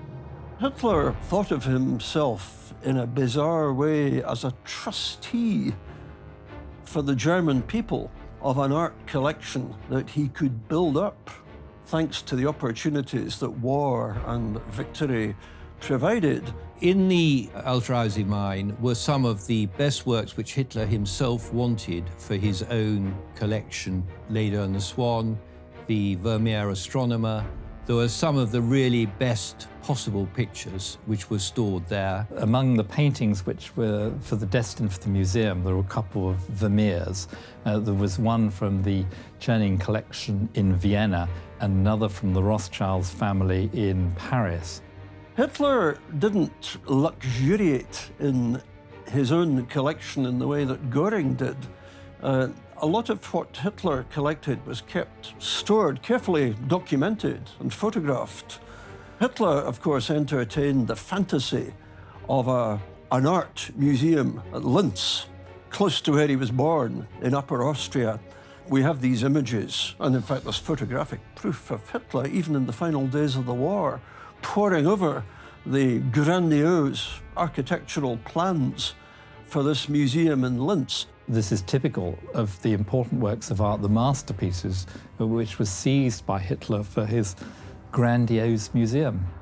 It was the biggest concentration of art probably ever assembled in the world, I should think. Astonishing episode, because there was so much there. And it was perfect because of temperatures, and it was well thought out from the Germans' point of view. And it was an extraordinary treasure trove. Well, the Ghent altarpiece was there. The Ghent altarpiece from the Cathedral of St. Bavo has had a very checkered history in that it was being seized during wartime on a number of occasions. There's some descriptions of them finding the altarpiece and coming across these works. They had no crates, they didn't have proper equipment, so really they were finding these works which we now know as sort of the forefront of the history of art, but we're covering them in jackets, gas masks to transport them. The Michelangelo Madonna of Bruges was also there. Extraordinary. Michelangelo's Madonna at the church in Bruges is very important, one of the greatest Renaissance sculptures. And during the war, that was seized by the Germans. That was taken by German soldiers when they were retreating in 1944. They were taken actually in a Red Cross truck, so in breach of every Geneva Convention as well as in breach of the Hague Convention, as it were. Hitler's vision of a post-war future was of everything that he'd acquired going down to Linz. Göring, in a curious way, vied with Hitler. There was rivalry between them. But in a strange way, both of them were thinking ahead to the future of a Reich that was going to last for 1,000 years, and they had obligations to Aryan people to let them see this stuff. They knew what they were looking for. I think it's easy to think of just a few key places like Altersee, but actually I think there was over 1,500 locations found by the American army in Germany alone, let alone all across Europe. So there were these sort of safe houses of artworks. There could still be more out there. In fact, just a couple of years ago, a painting by the Polish artist Alexander Gorimski, which had been looted in World War II, turned up at an auction in Hamburg. It was returned to its original home of Warsaw, and its discovery indicates that other missing artworks could also be found someday. The estimates, the figures conflict fairly wildly, don't they, about the total that was stolen. Virtually all of the items which are missing are on our database, and we are looking for them all the time. Now, they may have been sitting in an attic for 80 years now, and when they're discovered, nobody knows what they are. So it's necessary to have our searching procedure, searching 300,000 or 400,000 items a year, in order to find those items that have not yet been returned. But one thing's for certain. If it hadn't been for the Monuments Men, so much of Europe's history and greatest achievements would have been lost forever.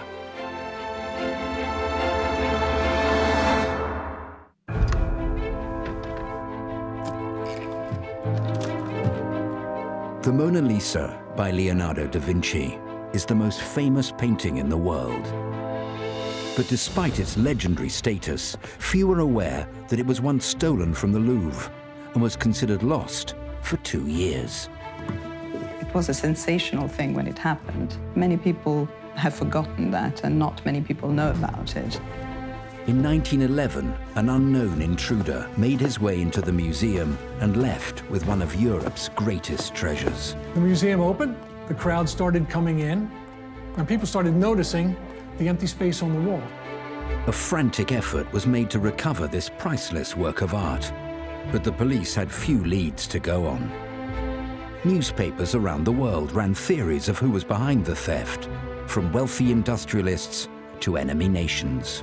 At the time, it was all over the place. It was the biggest news story of its day. It wouldn't have been stolen if it didn't have some remarkable status, but clearly that got worldwide coverage, front page of newspapers.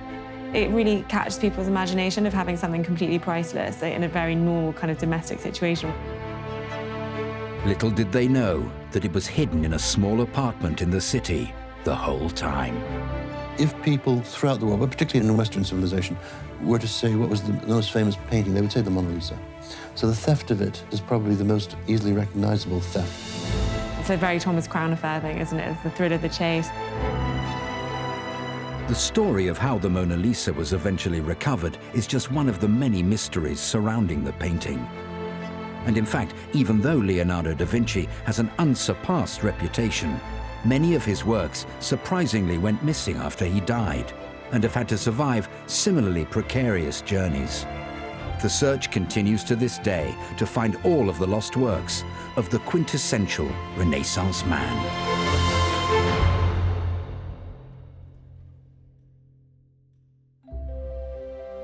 The Mona Lisa has always been a painting surrounded in mystery, ever since the day Leonardo da Vinci first painted it in Florence in around 1503. It's generated quite the reputation. Certainly, it was a very, very important painting when he was alive, and it was very influential. It was admired, and particularly what caught people's imagination was the technique that he used in order to turn that face into something a little more mysterious than the average painting. What Leonardo is incredibly good at and very innovative in portraits is suggesting the portrait is looking at something. What he's immensely interested in is how the eyes communicate. He called them windows of the soul. When Leonardo was painting it, artists, his contemporaries, all flocked to see it because it was so new and so unique and so different than anything, and it proved to be a real inspiration to them, especially someone like Raphael, who modeled, I know, one of his paintings after this, with a similar look, and also had the same positioning as the Mona Lisa. Leonardo became so attached to the painting himself that he was unable to part with it during his lifetime. There's a lot of discussion why Leonardo never parted with the Mona Lisa during his lifetime. I don't think anyone has any clear-cut answers to that. Some people think that he simply just didn't finish it, and that he took it with him because he was a very slow, methodical worker. Plus, he got distracted by a lot of other things. He was, as usual, distracted by other commissions. Took about probably 4 years or maybe longer And through distraction, different travels, he took it with him and never parted from it. For over a century, the Mona Lisa had been one of the greatest treasures held in the Louvre in Paris. But in 1911, it would vanish without trace. In the early 1900s, museums like the Louvre weren't so worried about things like theft as they were about fire. That's one of the reasons why the paintings were never bolted to the walls. They were always hung loosely so that they could be removed in case of an emergency. There was also a lot of vandalism that was taking place. People unhappy with their lives, unhappy with their economic situation, would protest by going into the state-run Louvre and desecrate some of the paintings. People would actually stab paintings with scissors and with knives to protest. So the Louvre decided that they needed to take some action. So they wanted to put all the major masterpieces behind glass. And a lot of people were up in arms, but the Louvre saw no other way to protect these great works of art. And Vincenzo Peruggia was one of the 5 men sent to the Louvre to work on the paintings, who helped cut and clean the glass. But Vincenzo Peruggia had hatched a plan to steal the Mona Lisa. And on the 21st of August, 1911, he put his plan into action.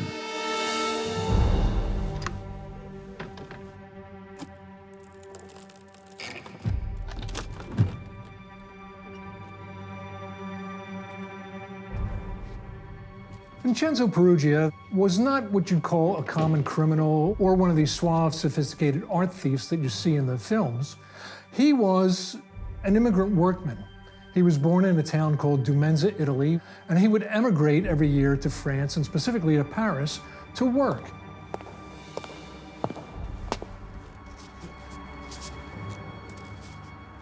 Peruggia was a painter-decorator. He was the oldest son. He had 3 brothers and a sister and his parents, and work was hard to come by in Italy, and he was the oldest who went out and tried to provide for his family.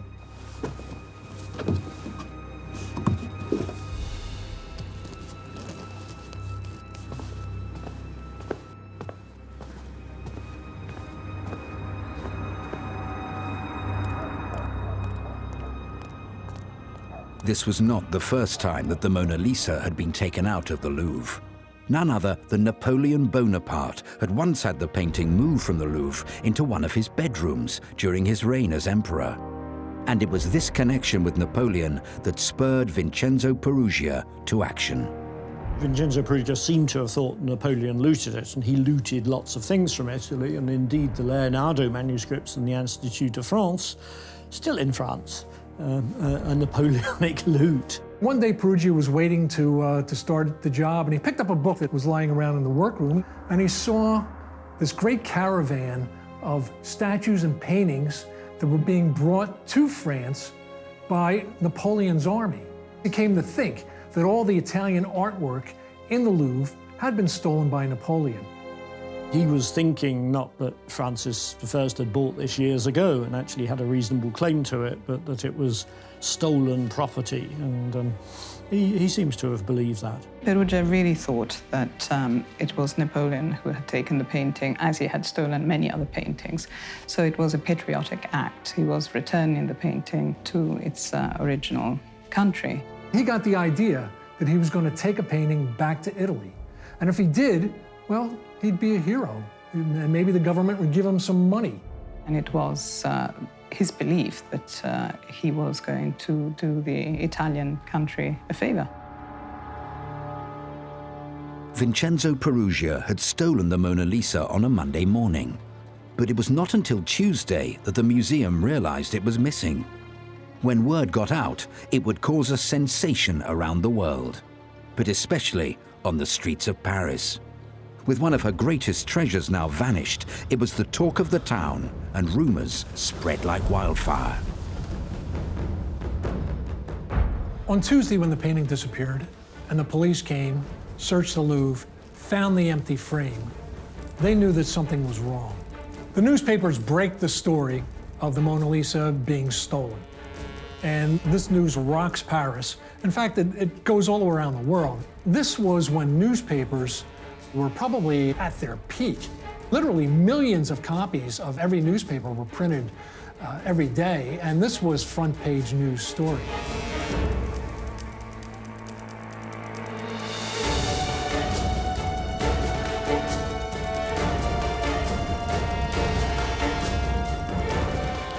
Everyone loves the story of a heist or an art theft. It's incredibly exciting. I think everyone has that feeling when you walk into a museum. I remember being a child and kind of wanting to wonder what would happen if you pulled a painting off the wall.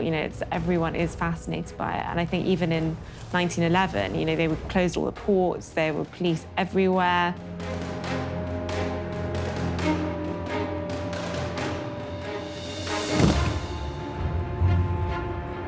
So in the grand discussion of who the suspects were, a lot of people pointed their fingers at wealthy Americans. Because at the time, Americans were very much on the hunt for European artwork. And J.P. Morgan was probably at the top of the list. He was certainly, if not the wealthiest man in the world, one of them. And he was spending a lot of that wealth on bringing to America the great treasures of Europe. There were certain camps that had their own theories about exactly what was wrong. The prefect of Paris police, a man named Louis Lepine, very famous at the time. In fact, some newspapers had called him the greatest policeman in the world. His theory was that the painting was taken by an agent of a foreign power who was going to blackmail the Louvre for cash or for other political reasons, or he thought it was just a disgruntled employee. With World War I just around the corner, it was no surprise that Germany was seen as a potential culprit for the crime. There were other conspiracy theories. Some people thought that the Germans, who were the enemies of the French, sent an agent in to steal France's greatest treasure in order to provoke war. Everybody was trying to come up with their own angle of where the painting was. But only one man in the world knew where the Mona Lisa was being held: Vincenzo Peruggia. And while he kept the painting in his Paris apartment, all sorts of people were accused of the crime. The finger was even pointed at a young artist just making a name for himself in Paris, Pablo Picasso. He soon found himself in the firing line.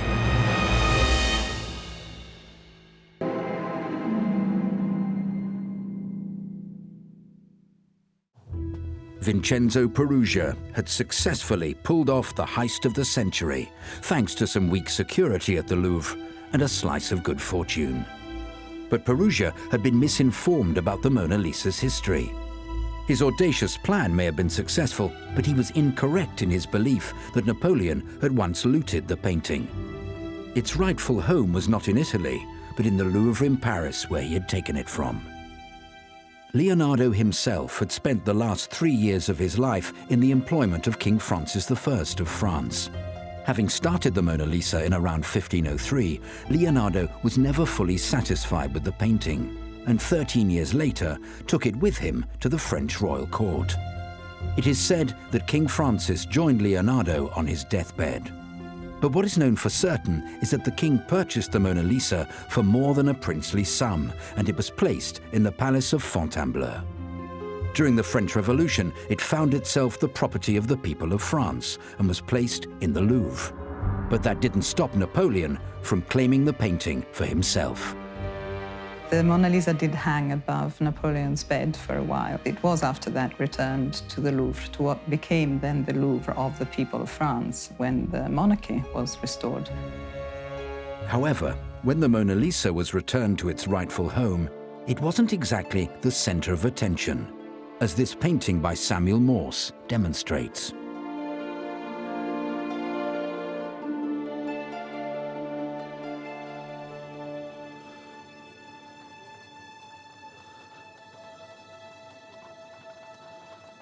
Vincenzo Peruggia was stuck with a masterpiece in his apartment and no plans for what to do with it.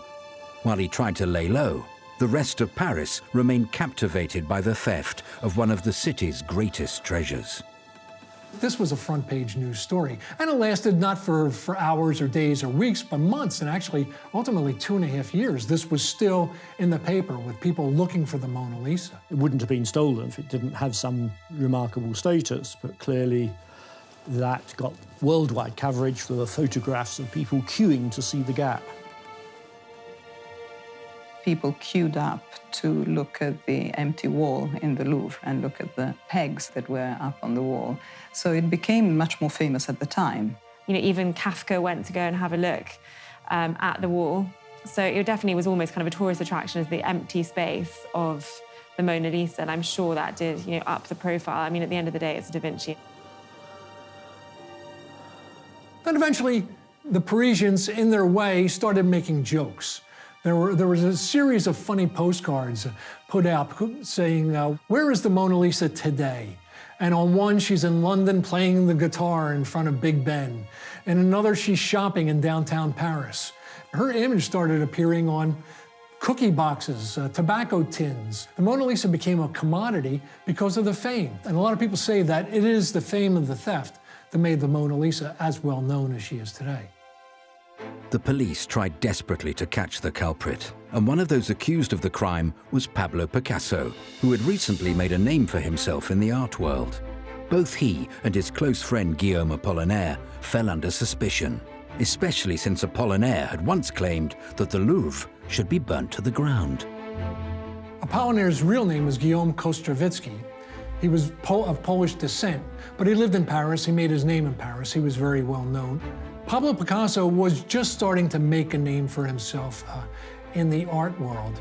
He was an artist that had really embraced life in Paris, and that had been really formative in the beginnings of his fame, which he was obviously already getting there. You know, he had done Demoiselle, it had been an absolute outrage, but he was becoming a pretty famous guy by that point. Apollinaire and Picasso were accused of the theft of the Mona Lisa, partly because Picasso had been found in the possession of some statuettes, Iberian statuettes, that had been stolen from the Louvre. I didn't know he still had them. The finger was pointed because he did already own, in inverted commas, pieces of work which were taken from the Louvre, so it was an obvious implication of Picasso. Pablo. What are you doing? Your friend is a liar. The police wanted to know how Picasso had these stolen statues from the Louvre in his possession. Well, Picasso had bought them, but he didn't know that they were stolen. He is jealous. I never bought the statues. I've never seen the statues. He bought them from this man who sold them for just a few pounds. Now, the man happened to be an assistant of Apollinaire. We'll throw them in the river. Pablo. No one will know they were here. Just calm down. This is your fault. You introduced us. They'll have me deported for this. Don't you see? Picasso used these two Iberian statues as models, as inspiration for one of his famous paintings at the time, Les Demoiselles d'Avignon. So Picasso had used this as inspiration. In fact, he still had these statues in a closet in his apartment. So when the news broke, Picasso started to be a little worried about this. This is ridiculous. Just give me a moment.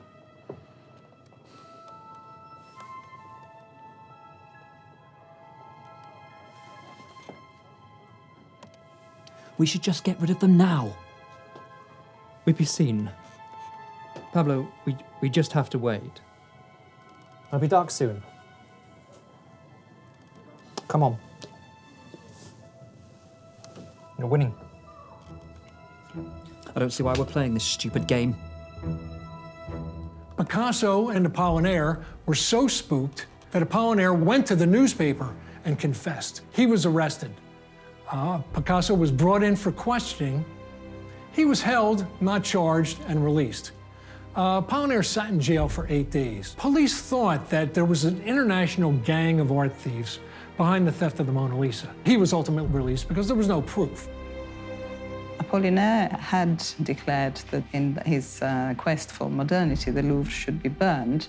So I suppose the two things joined in, particularly the theft of the statuettes, but they were released very, very soon. It wasn't his home, it wasn't his culture or country, so to be seen as kind of stealing pieces of work which belonged to the nation probably wasn't ideal. Apollinaire was so damaged by the fact that his loyalty to France was called into question that he He volunteered to fight in the war, and he became injured through shrapnel and eventually died. So because of the theft of the Mona Lisa and the scandalous accusation that Apollinaire had to live through, the theft of the Mona Lisa, you could say, killed Apollinaire.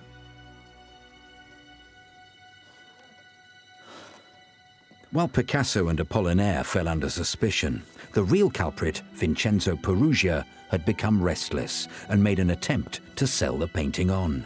He contacted Alfredo Geri, an art dealer in Florence, claiming he wanted to return the Mona Lisa to Italy.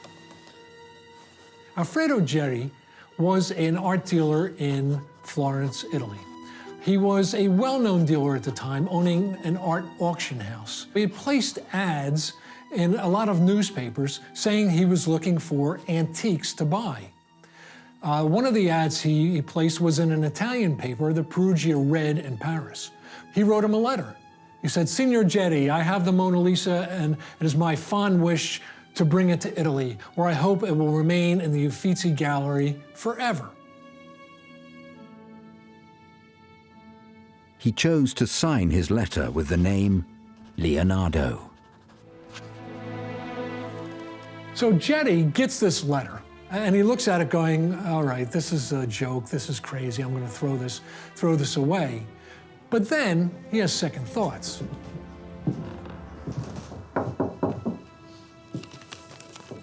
Came this morning.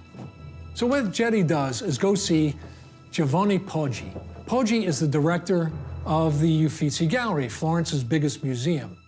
If Peruggia wants to return the Mona Lisa to the Uffizi, he's got to have the permission of Poggi. Another copy, I would imagine.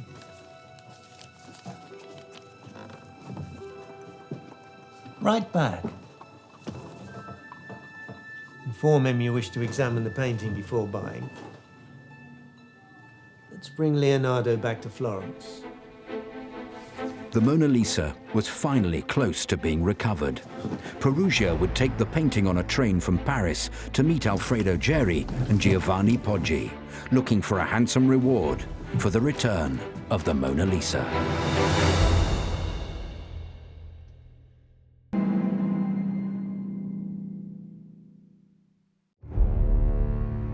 Vincenzo Peruggia had stolen the Mona Lisa in August 1911, leaving the Paris police baffled.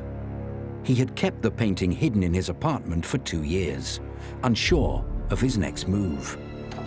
During this time, accusations were thrown around the city and people began to lose hope of a recovery. But in 1913, Peruggia finally decided to act when he attempted to sell the painting in Florence. He had arranged to meet with an art dealer called Alfredo Geri. Both he and the director of the Uffizi Gallery, Giovanni Poggi, didn't know what to expect.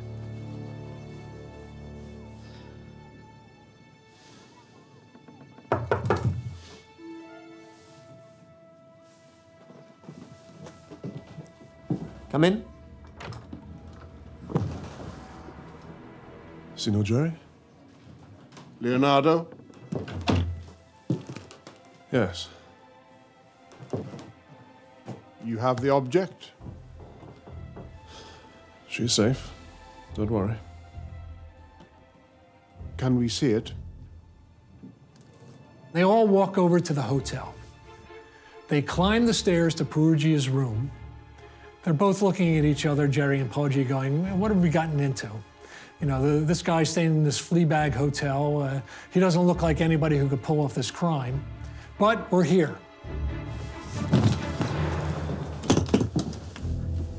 They go into the room, and he opens the trunk. He starts taking all this junk out of the trunk. His mandolin, old shoes, his paintbrushes, old clothes. He removes the false bottom, and under there is an object wrapped in red cloth. That. Poggi's thinking, this is the real painting.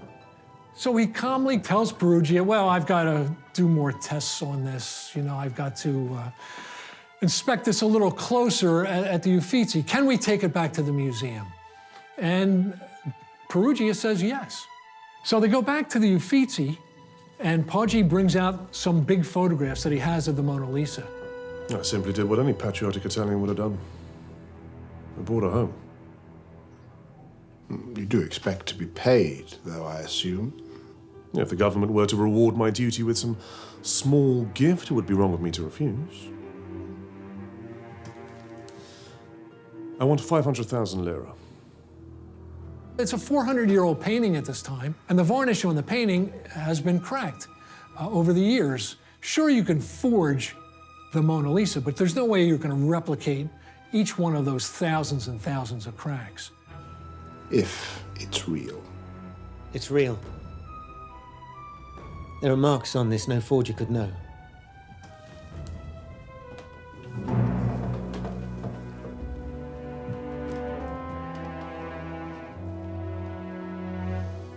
It's real.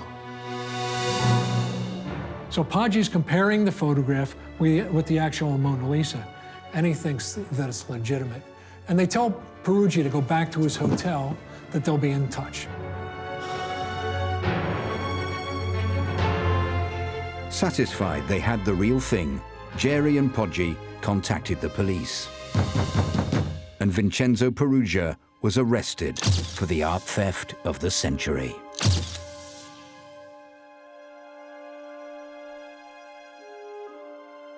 The news of the recovery of the Mona Lisa breaks worldwide. The news of its recovery is even bigger than the news of its theft. His apartment in Paris, where he hid the painting for so long, was extensively searched by the police. Amazingly, Peruggia only served a few months in jail and became a hero to many in Italy for his actions. I've looked at the testimony in court and so on, and I think he's a pretty dysfunctional guy.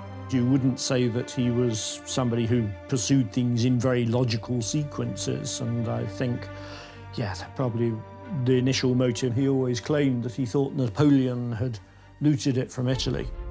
I think Peruggia came out with this nonsense about Napoleon at some point, not realizing that there had been a king in France called Francis I. It so happened the king had asked Leonardo for a painting and bought it from him. I think people love to get behind their own. Da Vinci is obviously one of the most iconic artists that there is in Italy, and, to be taken by Italian and returned, or, be in the hands of an Italian seizing it to return it to its natural home, I think is probably a kind of quite a romantic idea that people like, that got behind and kind of took interest in the story. Peruggia was celebrated somewhat. In Florence, people sent money to Peruggia. In jail, they sent gifts to him. People offered to pay his bail. So in some ways, he was a hero that way. But eventually all that wore off. He was arrested in December 1913. He was put on trial in June 1914. They were perilously close to the First World War. People had other things in mind other than the trial of the man who stole the Mona Lisa. The simple truth is that idiotic trophy art heists get you nowhere if you're the criminal, and they're a pain in the backside to law enforcement authorities because they just go on and on and on. They cost money. It's worse for the criminals themselves. They haven't a clue what to do. Before the Mona Lisa was returned to the Louvre, it was sent on a tour of Italy. Since then, its only other foreign visits have been to Moscow, Tokyo, and the US, where it was presented by President Kennedy. One of Washington's most distinguished throngs is at the National Gallery of Art to welcome a distinguished visitor. President and Mrs. Kennedy, with French Cultural Minister André Malraux and his wife, pay homage to the first public appearance of Mona Lisa, the Leonardo da Vinci painting that has captured the fancy of generations for 400 years. When it went to New York, it had a kind of royal reception with J.F. Kennedy and Jacqueline Kennedy. Mr. Minister, we in the United States are grateful for this loan from the leading artistic power in the world, France. The Mona Lisa has only been out of France 3 times, Moscow and Tokyo. In 1963, when the French government loaned her to the United States, where she was displayed in New York and in Washington, D.C., and in 1913, when Vincenzo Peruggia took her to Italy. It was allowed out for a short time, but it's been in the Louvre securely for a long time, and it's only allowed out once a year when it's checked out for its condition. And rest assured, security now is a lot tighter than it was back in 1911. She hasn't been out that much, and one of those times was by the man who stole her. You can't justify it, you can't say that it was ever a good thing, but the outcome of it were good things. Museums knew now, if a painting is removed from the wall, put a little tag on the wall that says that the painting is somewhere else. Security was bolstered. It really opened up a whole new world of what a painting like the Mona Lisa could do. There are lots of stories about stealing art and famous pieces of art. It seems impossible that one should do it because they're so well known. Another painting by Leonardo that was stolen, the Madonna of the Yarnwinder, that was stolen from the Duke of Buccleuch's collection in Scotland. The Madonna of the Yarnwinder was taken in a daring heist in 2003.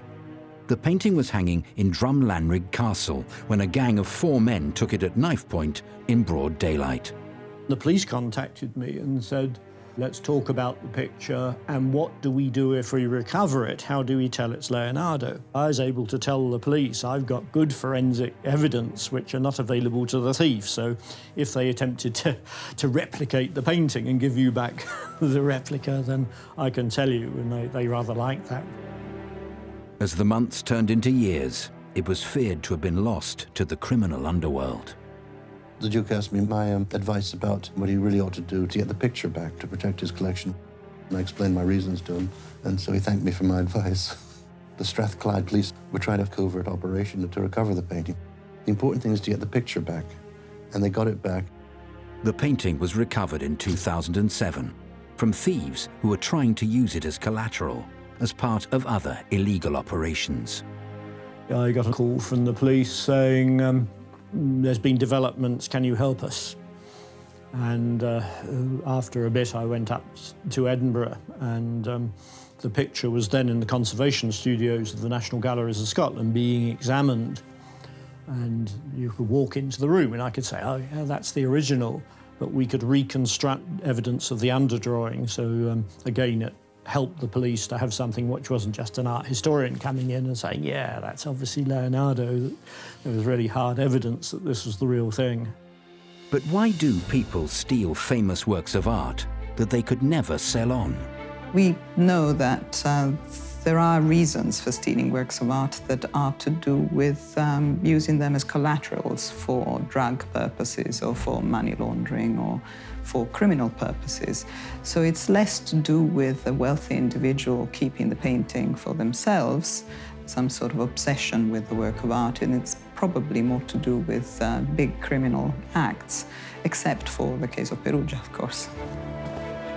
The story of Vincenzo Perugia's theft is only one of the mysterious events surrounding the Mona Lisa and all of Leonardo's works. It's been a battle to try and hunt down the very few paintings he worked on in his life, many of which went missing over the centuries. In fact, in just the last few years, 2 previously unknown works were unveiled that many claim are by Leonardo's hand.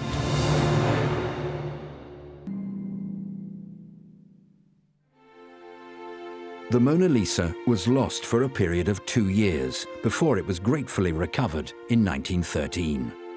But many other of Leonardo's paintings have gone missing for a lot longer than that. In fact, in just the last few years, 2 previously unknown works were unveiled. Based at Oxford University, Professor Martin Kemp, the leading international authority on the Renaissance genius, led the team that authenticated the first work of art by Leonardo to appear for over a century. La Bella Principessa. I get sent new Leonardos more regularly than I care to confess, and most of them are pretty absurd. You get some things which are promising, you think, well, that's School of Leonardo or maybe by a pupil. This came through as a quite decent quality digital file, and I thought it's almost too good to be true. It's very pretty, very beautifully executed, but you always say, don't believe it. You go in, or you should go in, with an enormous amount of skepticism. With Leonardo, it's very difficult because he tackled almost every project as a one-off. It seems every painting, every project he did, he thought it through, if not from the ground upwards. He certainly thought about new ways of doing it, new media, and so on. There was an added layer of intrigue with this drawing, as it was on vellum, a medium that is not part of any other known work by Leonardo. The fact it was on vellum cuts both ways. We know that Leonardo is very experimental in his media, and it's very difficult to say he did not use vellum. But equally, the fact, if you were doing something which was pretending to be Leonardo, a deliberate deception, you wouldn't choose that medium, which makes life difficult for you. But I did know that Leonardo discussed working on vellum, so it wasn't a total surprise. Only a handful of paintings are universally accepted to be by Leonardo da Vinci's hand. Scholars argue over the attribution of many of the paintings, and La Bella Principessa is no different.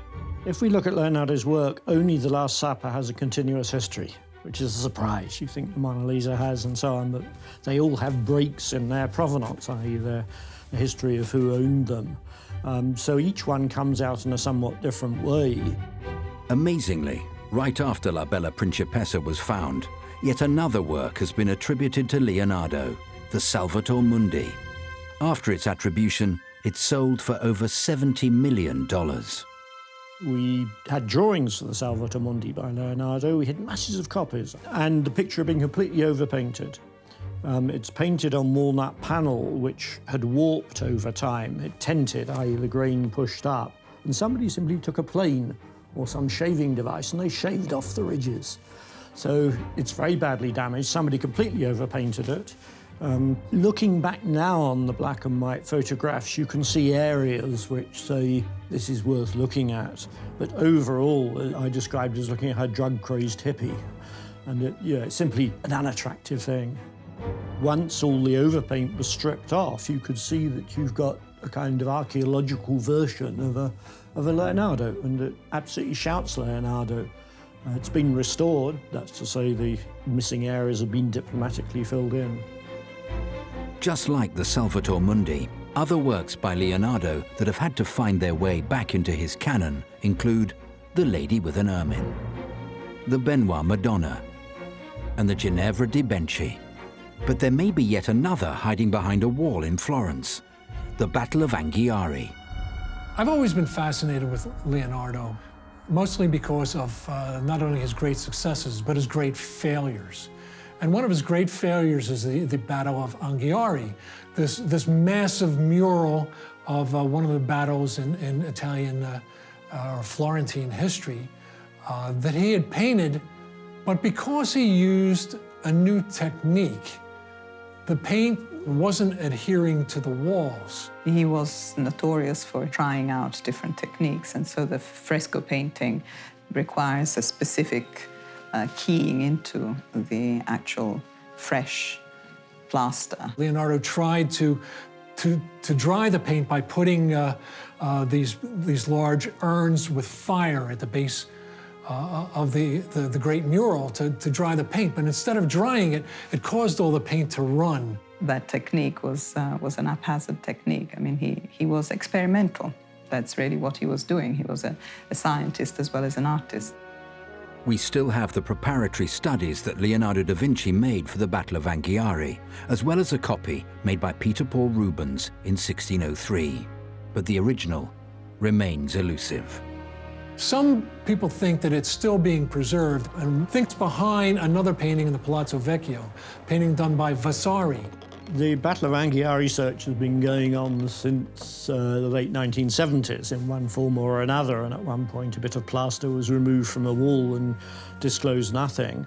Maurizio Serracini's search has got entangled in Florentine politics, and Florentine politics are, in the art world, hideously complicated. Well, the Battle of Anghiari was definitely painted on the walls of the Palazzo Vecchio, so we have documentation for that. In fact, we know that Leonardo started it the year he started the Mona Lisa, in 1503. But unlikely that it will be found. There are clues in Vasari's painting that behind this, there's Leonardo's masterpiece. He says, I think in one of the flags in the painting it says, "Seek and ye shall find." So This Italian art historian, had been drilling holes in inobtrusive places in the Vasari to put cameras in, and he's seen things behind there that he thinks are paint from the time of Leonardo.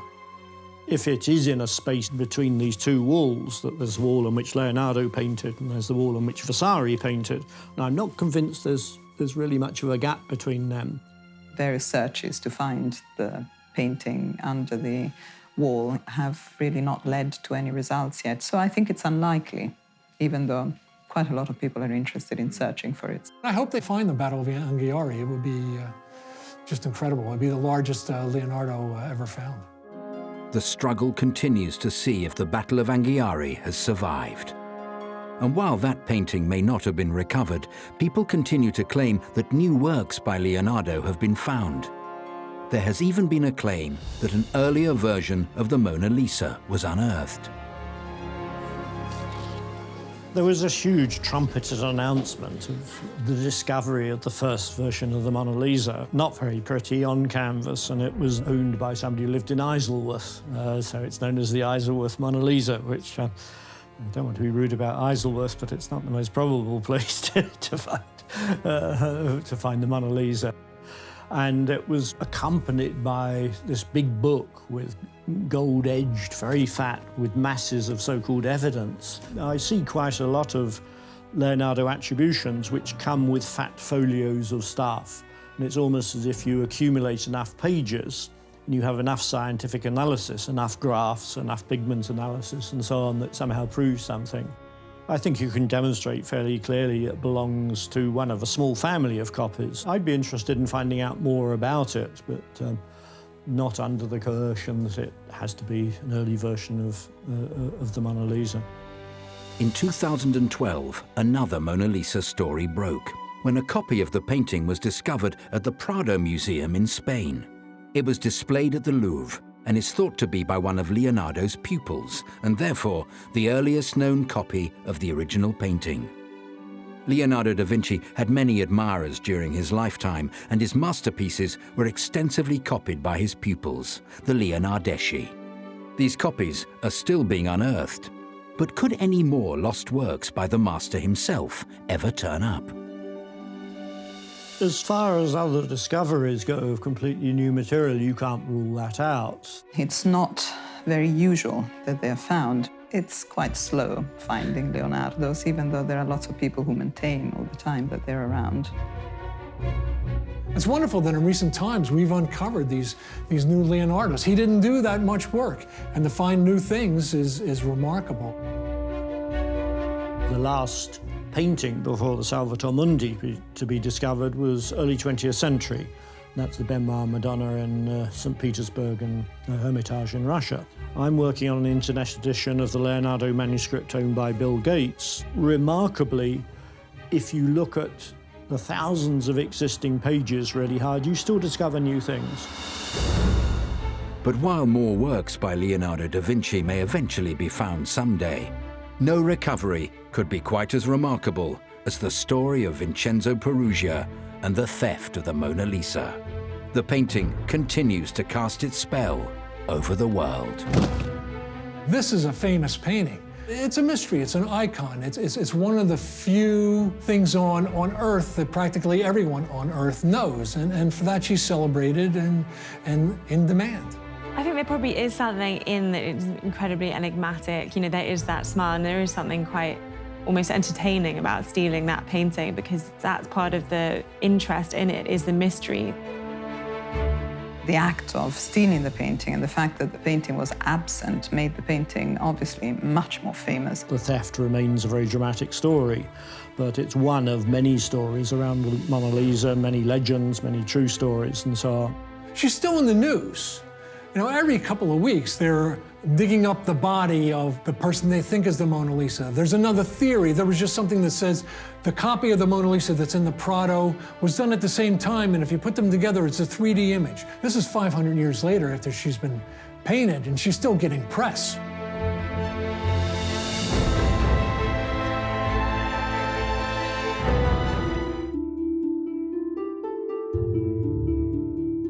Vermeer is the ultimate enigma.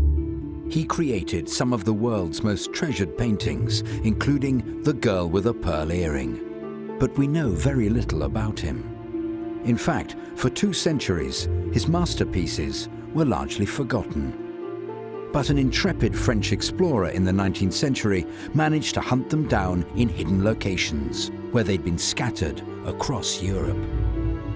You don't hear people making these pilgrimages for most artists. And what is it about Vermeer that encourages this need?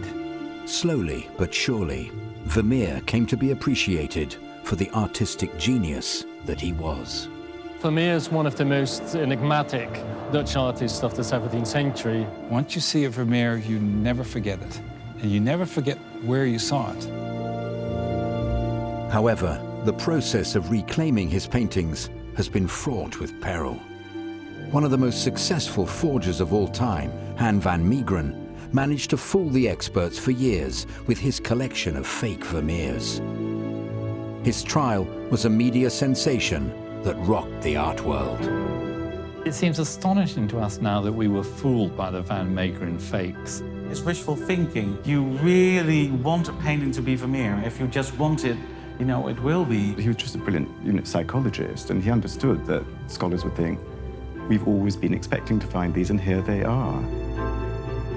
There are very few genuine Vermeers around, and many have been lost to us once again, being stolen by members of the IRA and the Boston mob. It would appear that they were very selective in what they took. Even Adolf Hitler and Hermann Goering were looking to get their hands on Vermeers by whatever means necessary. Hitler managed to get a hold of 2. Goering was sold a fake, made by Van Meegeren. The forgeries have made life difficult when it comes to the work of the Dutch master. If you would discover a genuine Vermeer, it would make your day, but you have to be really careful. It's been an epic struggle to reclaim the works of Johannes Vermeer from their hidden locations and from the thieves that took them. That struggle continues today.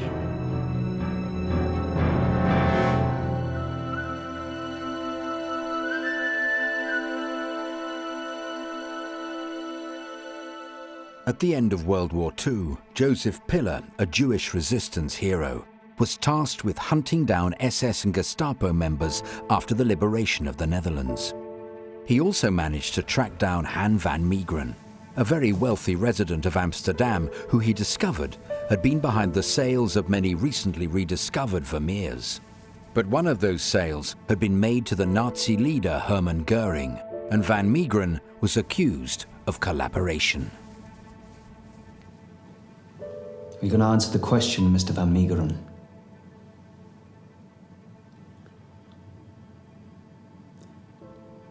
My father told me I would never amount to anything. He didn't approve of your career? I know nothing, he used to say. I'm capable of nothing. Well, he was wrong, wasn't he? A man doesn't acquire 50 houses. 52. Yes, 52. You had to be clever to do what you did. Yes. Where did they come from, Mr. Van Meegeren? Where did you find the Vermeers?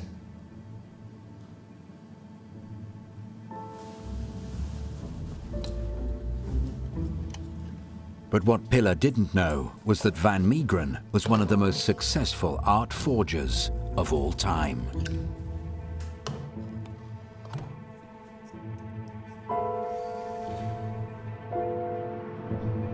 Just like Johannes Vermeer himself, Van Meegeren lived and worked in the city of Delft and was also an artist. But he was chastised by art critics at the time. They said his style was just an imitation of the old masters. Van Meegeren decided to retaliate by proving that he could imitate them so accurately that even the experts would be fooled. I think he had 2 motives. One was obviously money. It was a way of earning some money by making these fakes. But I also think he wanted to get his own back on the art world. They didn't like his art, so he thought he would do something to get his own back on the critics. Vermeer was a Dutch Delft architect who has made some buildings in Delft as well. So around Delft you will find some real Van Meegerens. There are buildings alongside canals. Vermeer discovered he could make wonderful Vermeers with the kind of paint Vermeer used in his time. And people from that area liked it very much and thought the possibility to own a real Vermeer. Han van Meegeren made forgeries of other artists. But it was the fact that Johannes Vermeer was such a mystery that allowed these fakes to be so successful. Johannes Vermeer was born in Delft in 1632, exactly 300 years before Van Meegeren started his fakes. He joined the Artistic Guild of St. Luke and may have been taught by another celebrated artist who worked in Delft, Carl Fabergé. Fabricius was Rembrandt's greatest pupil, but was tragically killed at the age of 32 when a gunpowder store exploded in Delft, destroying much of the city. The event became known as the Delft Thunderclap. Vermeer survived the gunpowder explosion and started working on his paintings, including A View of Delft, made 6 years after the tragedy. We know very little about his life. He actually ran an inn or tavern in the town of Delft outside The Hague. The city of Delft in the 17th century was very rich. We did business all over the world. Wonderful buildings, already stone, but also a lot of wooden houses. He was a Dutch Golden Age painter, that great flowering of the Dutch Republic. We think Vermeer was in the middle class of people. His mother-in-law was very rich, of course. His father had two inns. Always sounds as though he suffered from his father, who had been a cloth worker and dealer and became a tavern keeper and killed a soldier and was generally sounds like a rogue. Married a Catholic, had 15 children, 11 of which survived. One imagines his life didn't look anything like a Vermeer. Maybe that was the point. We have no definitive pictures of Johannes Vermeer, but it's believed by scholars that he may have painted himself into one of his early works, the Procurus. It's a genre scene where you have a figure in the background and he looks like a painter and, he may be Vermeer. I like to think it is Vermeer, but, we don't know that for sure. Vermeer may also have painted himself into one of his later works, The Art of Painting. He had other jobs, so, he earned his money as a painter, but he had an inn and he dealt in art, so he was an art dealer. He had 11 children with his wife. He was also an innkeeper. He had the two inns of his father. He was a seller of antiques and that kind of things. And he was a painter as well. How the poor man found time to paint at all is a miracle. Some very successful artists, like Rembrandt, had a studio and employed a lot of assistants who would work doing some menial task. But Vermeer seems to have worked just by himself, and that's probably a reflection of both of the way he wanted to work and the fact that he didn't earn very much money. There's a great idea that great suffering makes great art. Vermeer's unique way of working and the materials he used seem to explain why there are so precious few examples of his paintings in the world today. I think it's a combination of two reasons why we have such a very small output. One is that we simply don't have the paintings, that they were lost, because of course a lot of pictures do get lost, and some of his must have done. The other thing is he probably did work very slowly. I mean, they're very meticulously and carefully painted. He painted using lapis lazuli quite a lot, and he painted gem-like pictures that were made out of gems often. Vermeer used very expensive colors, the stone lapis lazuli. In those years, it was very expensive. Because he produced so little, he probably didn't earn a great deal. And there were also economic problems in the Netherlands at the time. And when he died, he was in debt. Vermeer died in Delft at the age of just 43. His reputation as an artist did not extend much beyond his hometown, and his name faded into obscurity very quickly, along with his paintings. It was not until almost 2 centuries later that he finally got the recognition that he deserved, when a French exile made it his mission to bring Vermeer to the world.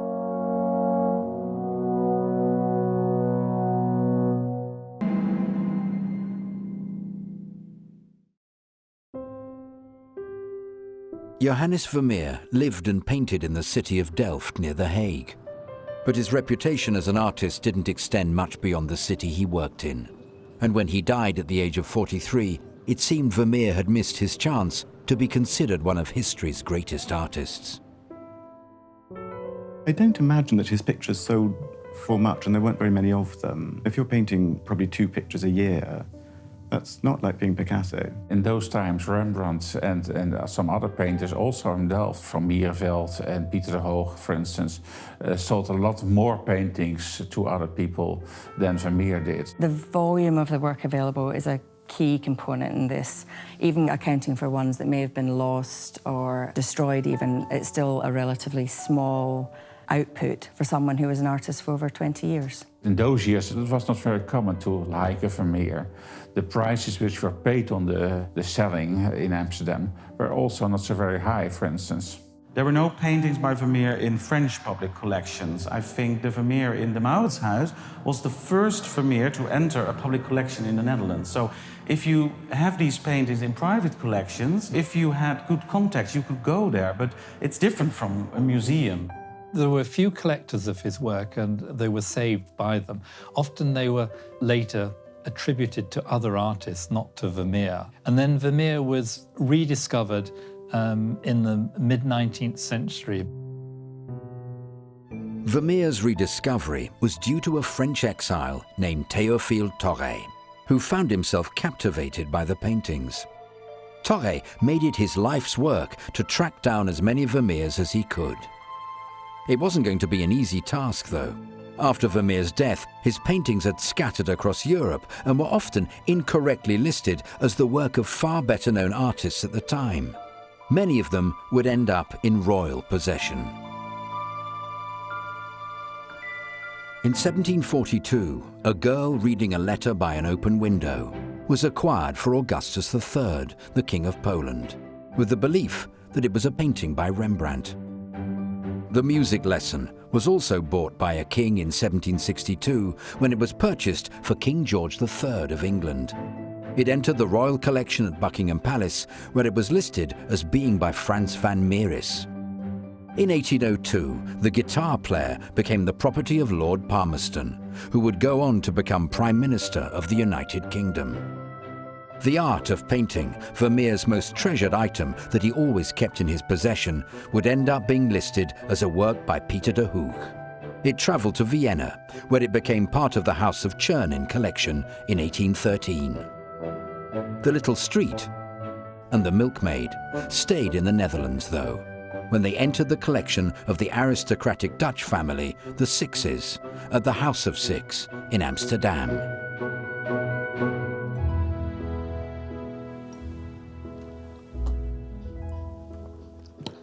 Vermeer? Jan Vermeer. I had never heard the name before either, but it was simply astonishing. The first one I saw was at The Hague. The brilliance of the light, the intensity of the colour, both real and utterly original. I had to know who painted it. He went to the Mauritshuis in The Hague in 1842, saw this huge panorama on Delft, and, well, he was blown away immediately by this incredible painting. The view of Delft is an amazing picture, very beautifully painted. I can see that it was a landscape which would certainly have appealed to people in the 19th century. I searched every gallery in Holland I knew, every one. I found 2 more in private collections. Again, simply astounding work. This was art concerned with the real. Servants at work. The town where he lived, unadorned. This was art for man. He traveled all over the place and discovered new paintings. The only thing I can get to know him is by reading what he left us, and it's almost a diary of his travels. He drew up a list of works which he felt were by Vermeer and identified quite a lot of them for the first time.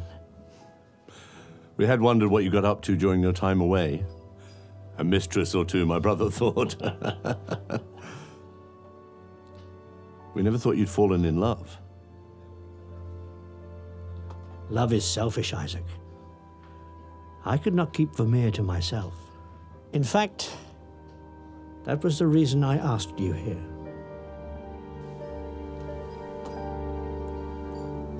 Isaac Pereire was a wealthy Parisian financier and art collector. Thoré hoped that he could convince Pereire to purchase one of the Vermeers he'd found. It was 1866, and Thoré was publishing his findings in the Gazette des Beaux-Arts.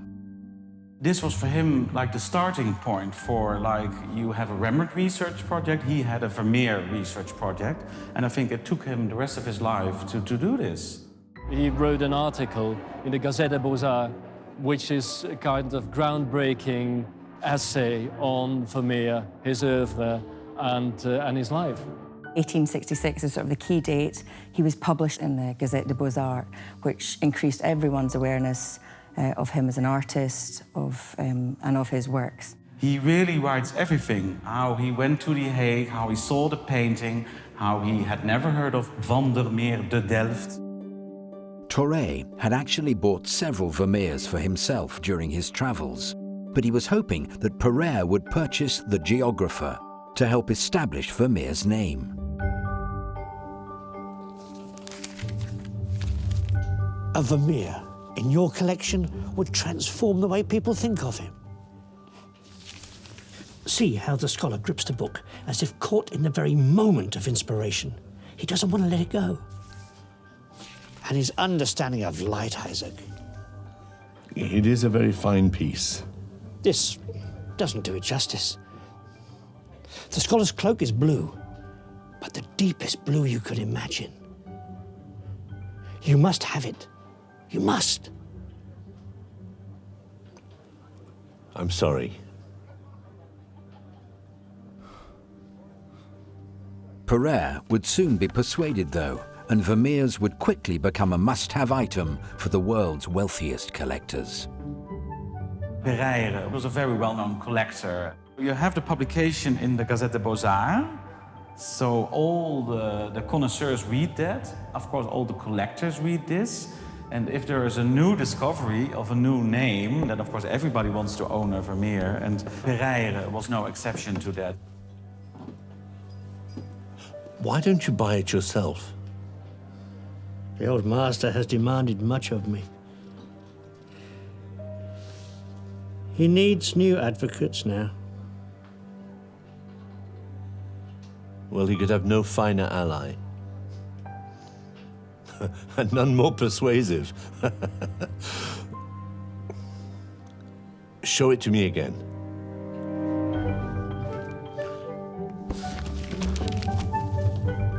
It was thanks to Thoré that we really rediscovered Vermeer, and that sort of put him on the map, if you like. And then he became very collectible in the 20th century. But of course, at that time, it was very hard to come by. So these paintings were really expensive. And we know that at that time, even forgeries were made in the early 20th century. Forgeries had started to appear, but real discoveries were still being made. Thoré had identified many of the Vermeers he found by the subtle and varying signatures that the artist used. That signature was then found on two paintings in the early 20th century, Diana and her companions and Christ in the house with Mary and Martha. They were very different from most of his known works, and if they didn't have signatures, it's unlikely they would ever have been attributed to Vermeer. Surprisingly, Vermeer's most famous work, The Girl with a Pearl Earring, was not identified by Thoré before he died in 1869. However, it had not gone unnoticed by those who had seen it. The Girl with the Pearl Earring is a fascinating story, and as we know, was sold for like 6 guilders or something incredible. Actually, it turns out it was more recognized at that time than you would think, because it was, from very early on, really greatly admired by novelists. These are actually novelists who are writing stories about traveling through the Netherlands. Early on, it was recognized, and then slowly becomes written about among the art historians of the world. The art historians believed that there were still more Vermeers to be found, though, especially from his early career. And Han van Meegeren saw an opportunity. His Vermeer fakes made in the 1930s were hugely successful, and his career as an art forger would have probably continued if he hadn't sold one of them to Hermann Goering. Sir, Goering's man, he's been found. Has he talked yet? I don't know, sir, that's all we have.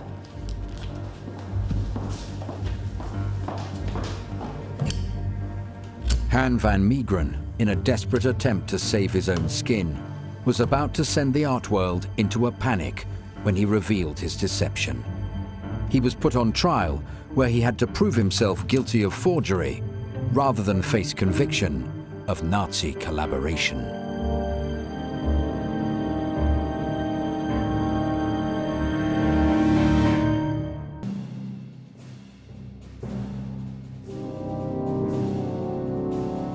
When World War II came to an end, it was discovered that Hitler had stashed away many priceless artworks for his own private collection.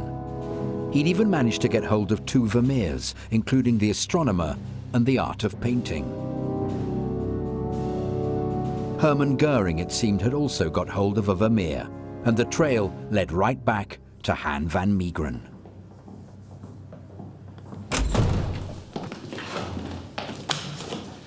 Your German friend, Miedl. He's been arrested, hiding in Spain. He's no friend of mine. Well, he's had plenty to say about you.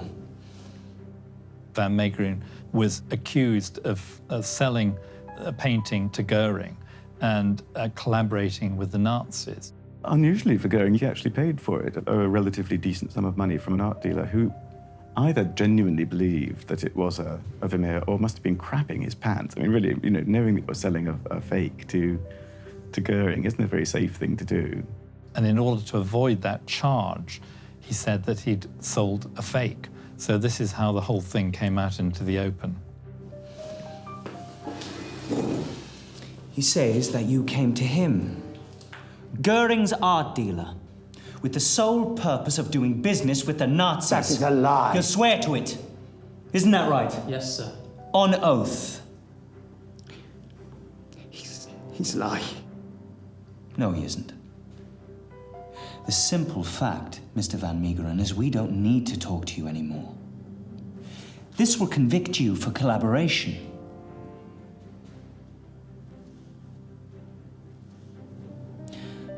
Though naturally, any cooperation you might offer at this point would be considered when it came to sentencing. Where did you get the Vermeers, Mr. Van Meegeren? Where did you take them from? Who helped you? No one. No one helped me.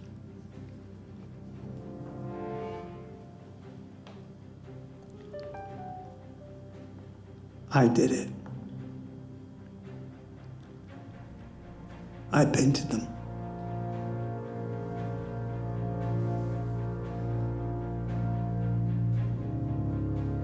I painted them all.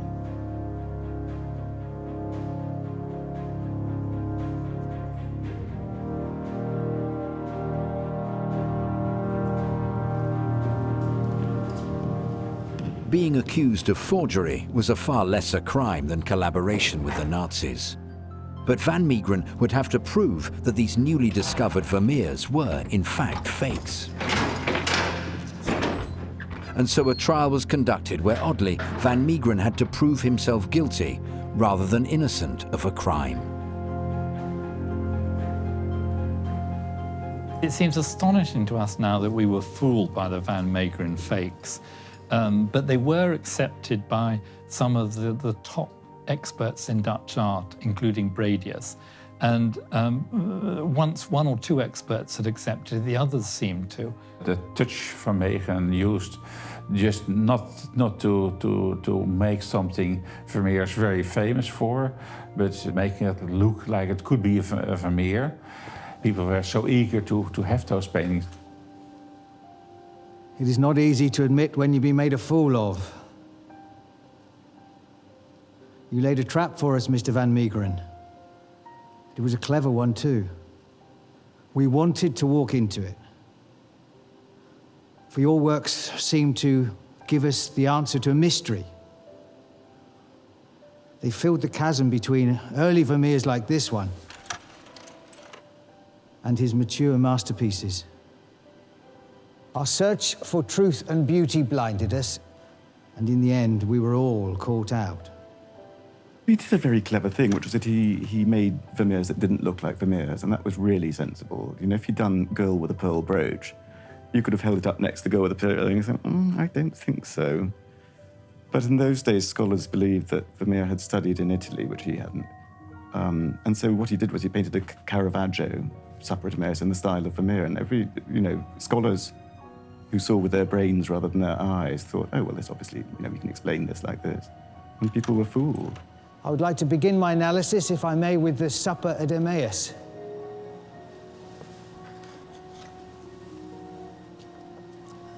The pigment used by Mr. Van Meegeren, although chemically identical, is quite different when viewed under a microscope. It's always easy to be wise after the event, because when you do a fake, there's something of your own time that goes into it, and later on it looks wrong. Something that everybody wanted, and you can wait. So I'm still waiting for the self-portrait of Vermeer to appear. But you have to imagine at that point in time, so there were a lot of monographs, the documents had been published, so everybody knew that there were more paintings. They were different from the Vermeers that we now know. They were early religious works, it was said. So Van Meegeren had tried to fill a hole in Vermeer's career. This black substance, a dye of some sort, imitating centuries' accumulation of dirt, was used to further the illusion of age. It's wishful thinking. It's something you really want a painting to be Vermeer. If you just want it, it will be. It's a brilliant con. You really saw what scholars were like, and they would just say, yes, we've long suspected there'd be Italianate pictures. And of course, he was a Catholic, so, here at last. Very clever forgery, meaning an old canvas was used and bakelite was used, so it really had the cacolet, the cacolet pattern that you see in old master paintings. This X-ray reveals the remnants of the original painting below. A priming layer with patches of lead white paint here and here. I do think he was brilliant, Van Meegeren. Not a brilliant painter, material forger, but he was just a brilliant, psychologist. And of course, the next Van Meegeren that comes along and doesn't look like a Vermeer is not going to be compared with View of Delft. It's going to be compared with the last Van Meegeren. Van Meegeren was forced to paint a Vermeer fake in front of reporters and court-appointed witnesses to show exactly how it was done.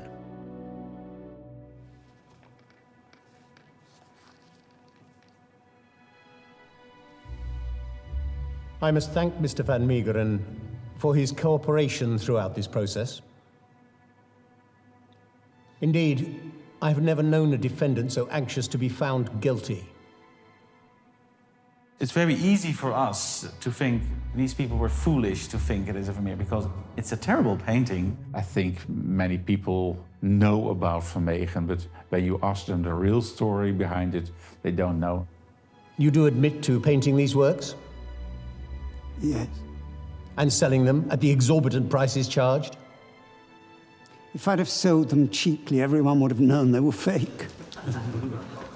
Everyone is interested in fakers, so it does give one a certain notoriety, and there is a great deal of interest in Van Meegeren, and some people like to have his work just because of who he was.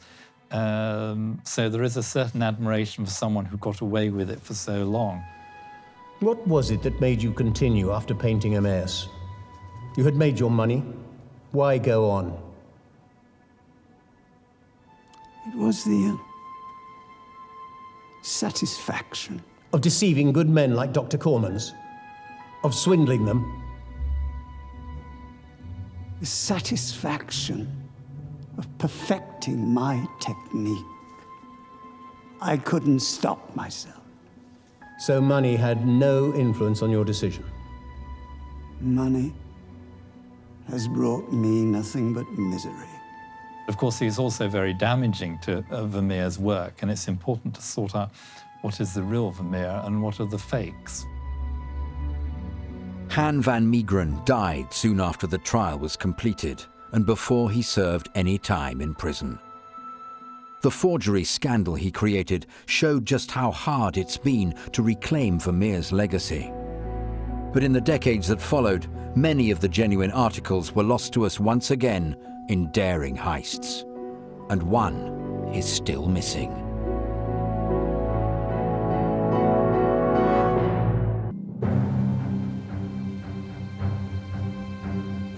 Han van Meegeren had forged numerous Vermeers for over a decade. His sensational trial in 1947 had proved an embarrassment for the scholars of Vermeer who had fallen for his deception. And as a result, one painting called A Young Woman Seated at the Virginals, which had been accepted as a Vermeer since 1904, was suddenly labelled yet another forgery. It was not until the 21st century that it started to be accepted once again. Well, I think that is a Vermeer. I didn't think so initially, although not all of what one sees is by Vermeer, as far as I'm concerned. There's been lots of technical analysis done in the painting and to the canvas, and I think that strongly indicates, I believe, that it is Vermeer. She has a large yellow cloak that covers upper part of her body. You can see the tinted yellow underneath layer, and that the modeling of the underneath layer seems to me appropriate for Vermeer, whereas the modeling on the upper layer not. So I think that painting was reworked at a certain point for some reason. Some comments could be made on the quality of, for example, the depiction of her arms, but scientifically I think it's been proven that it is part of his work, yes. The young woman seated at the virginals suddenly became the only remaining Vermeer in private hands. All the others had become part of museum or state collections. And over the last few decades, they've been the target of some of the most notorious art thefts in history. In 1971, the Love Letter was taken from the Fine Arts Palace in Brussels, where it was on temporary exhibition. It was recovered 2 weeks later and returned to its home at the Rijksmuseum in Amsterdam. Another Vermeer that was stolen in the 1970s was the Guitar Player. Once owned by Prime Minister Lord Palmerston, this later work of the artist was taken from Kenwood House. The Guitar Player was stolen in 1974. Kenwood House is an isolated house in Hampstead Heath, so it was a bit vulnerable at that time. The person broke in through the window, through the shutters, into the room and stole the Vermeer specifically, ran off with it, wasn't caught. There was various theories. There's been links made to IRA and that demands were made to transfer prisoners from a prison. Also, there was a ransom note saying they were going to burn it on St. Patrick's night. However, it ended with an anonymous tip-off. It was later found abandoned in the churchyard in Smithfield in central London. A helpful phone call. Ring, ring. Hello, you don't know me, but there's a Vermeer in your churchyard. When I arrived here about a quarter of an hour ago, I found a lot of press here saying that the painting had been found. And of course, I was absolutely thrilled because it was so terrible that it had ever been stolen, really. There it was, propped up against a gravestone. It was damp, but relatively unharmed. It has slightly suffered from the atmospheric conditions while it's been away from us, and this is hardly surprising. A skilled restorer will have to see to the very slight cupping of the paint surface that has occurred. I seem to recall that they stole some other pictures from Kenwood and dumped them down by the lake and made off. So leaving the things in wet grass wasn't unusual for them. Obviously not a professional thief did it. There's not much point in taking a picture and then just leaving it in a churchyard. I should think possibly if anyone wanted to leave anything without being seen anywhere in the City of London at night, it's rather a good place because it's all very deserted. Very few people live around here, you see. It's the only Vermeer that is still on its original or very early stretcher. So it is unique and it's very special, and we have to take, obviously, extra care of it because it's quite fragile. This picture was on its original 17th century stretcher, and there's no mistaking that. There's no mistaking the original wooden dowels round the edge of the canvas, too. They are, of course, the pegs that Vermeer put in.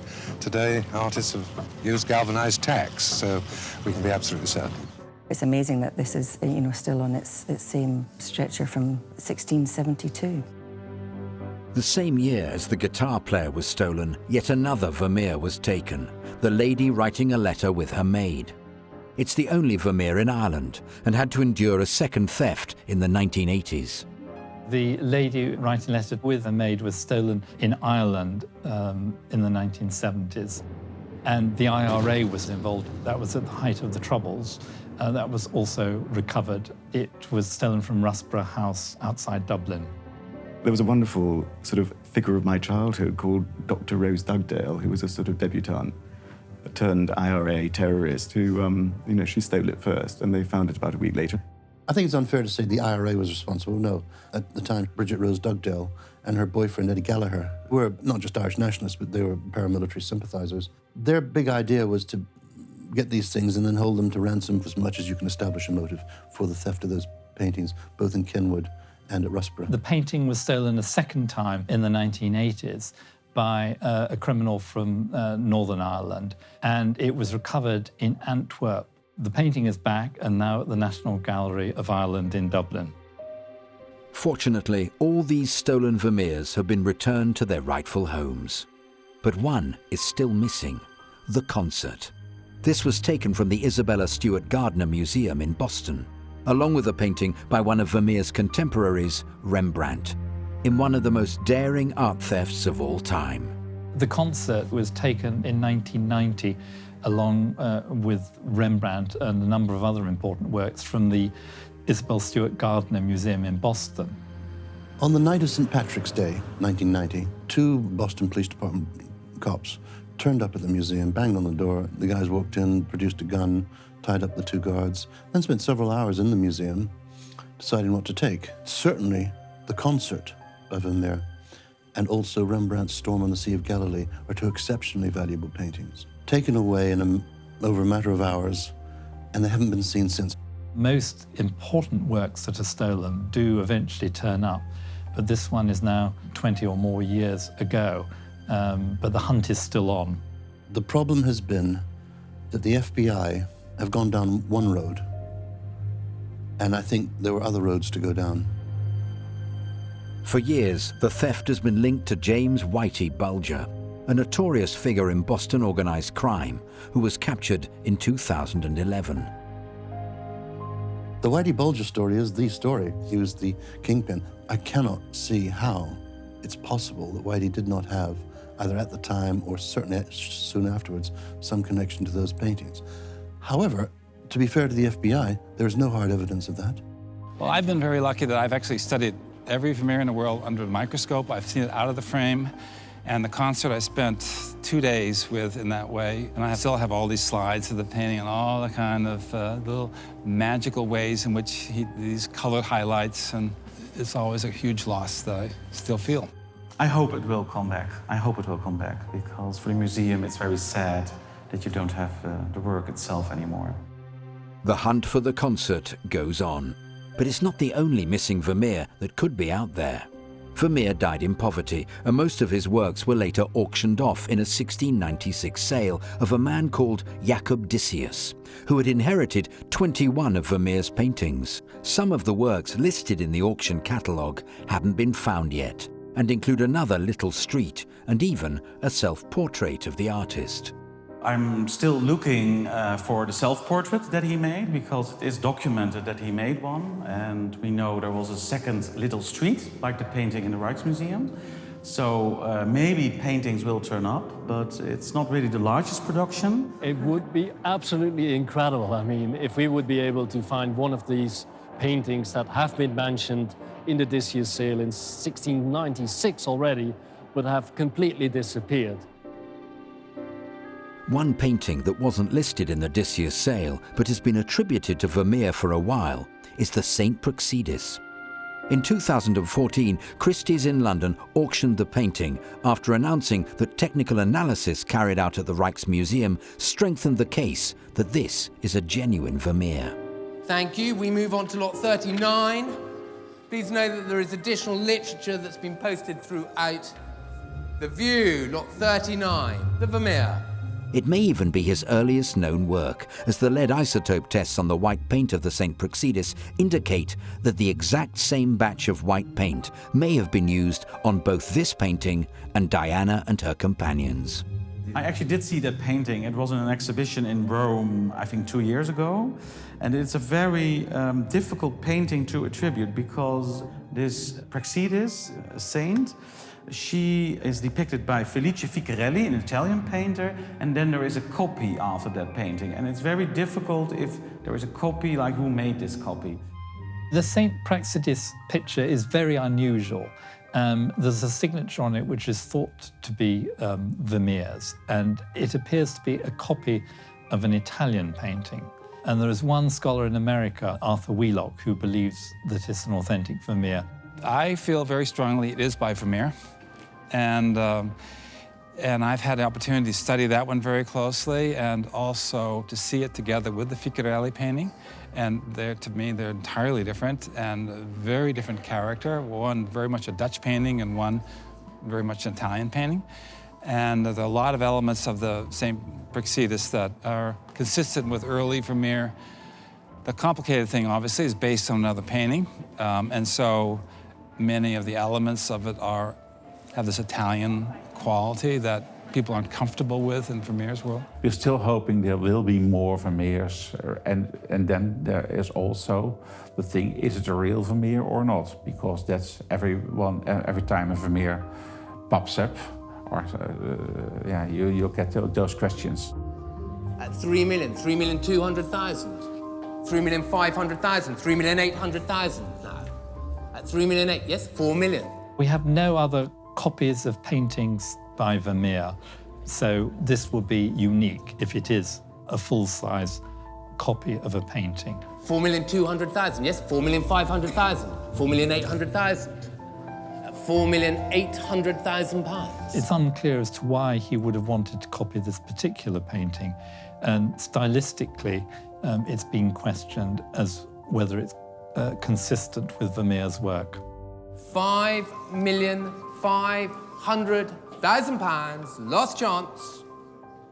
Sold, thank you, for 5,500,000. Just like the lady seated at the Virginals, scientific tests seem to be bringing another painting back into his canon.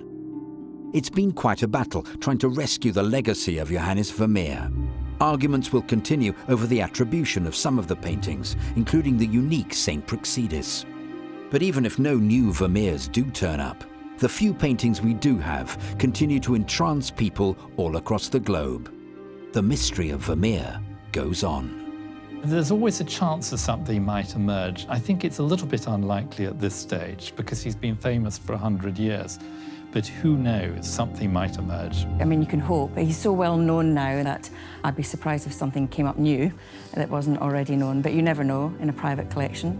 It may appear in future years. Today, one of the real absolute stars of what the Dutch Golden Age in painting was, but also a painter with a very tiny little oeuvre.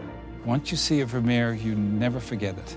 You never forget where you saw it. The Milkmaid, or you see the View of Delft, or you see the girl with the pearl earring, or you see the woman with the balance in the National Gallery, the woman in blue. I mean, you name it. It's magical to watch the power of this artist. But the most important thing is they are all such distinctive images.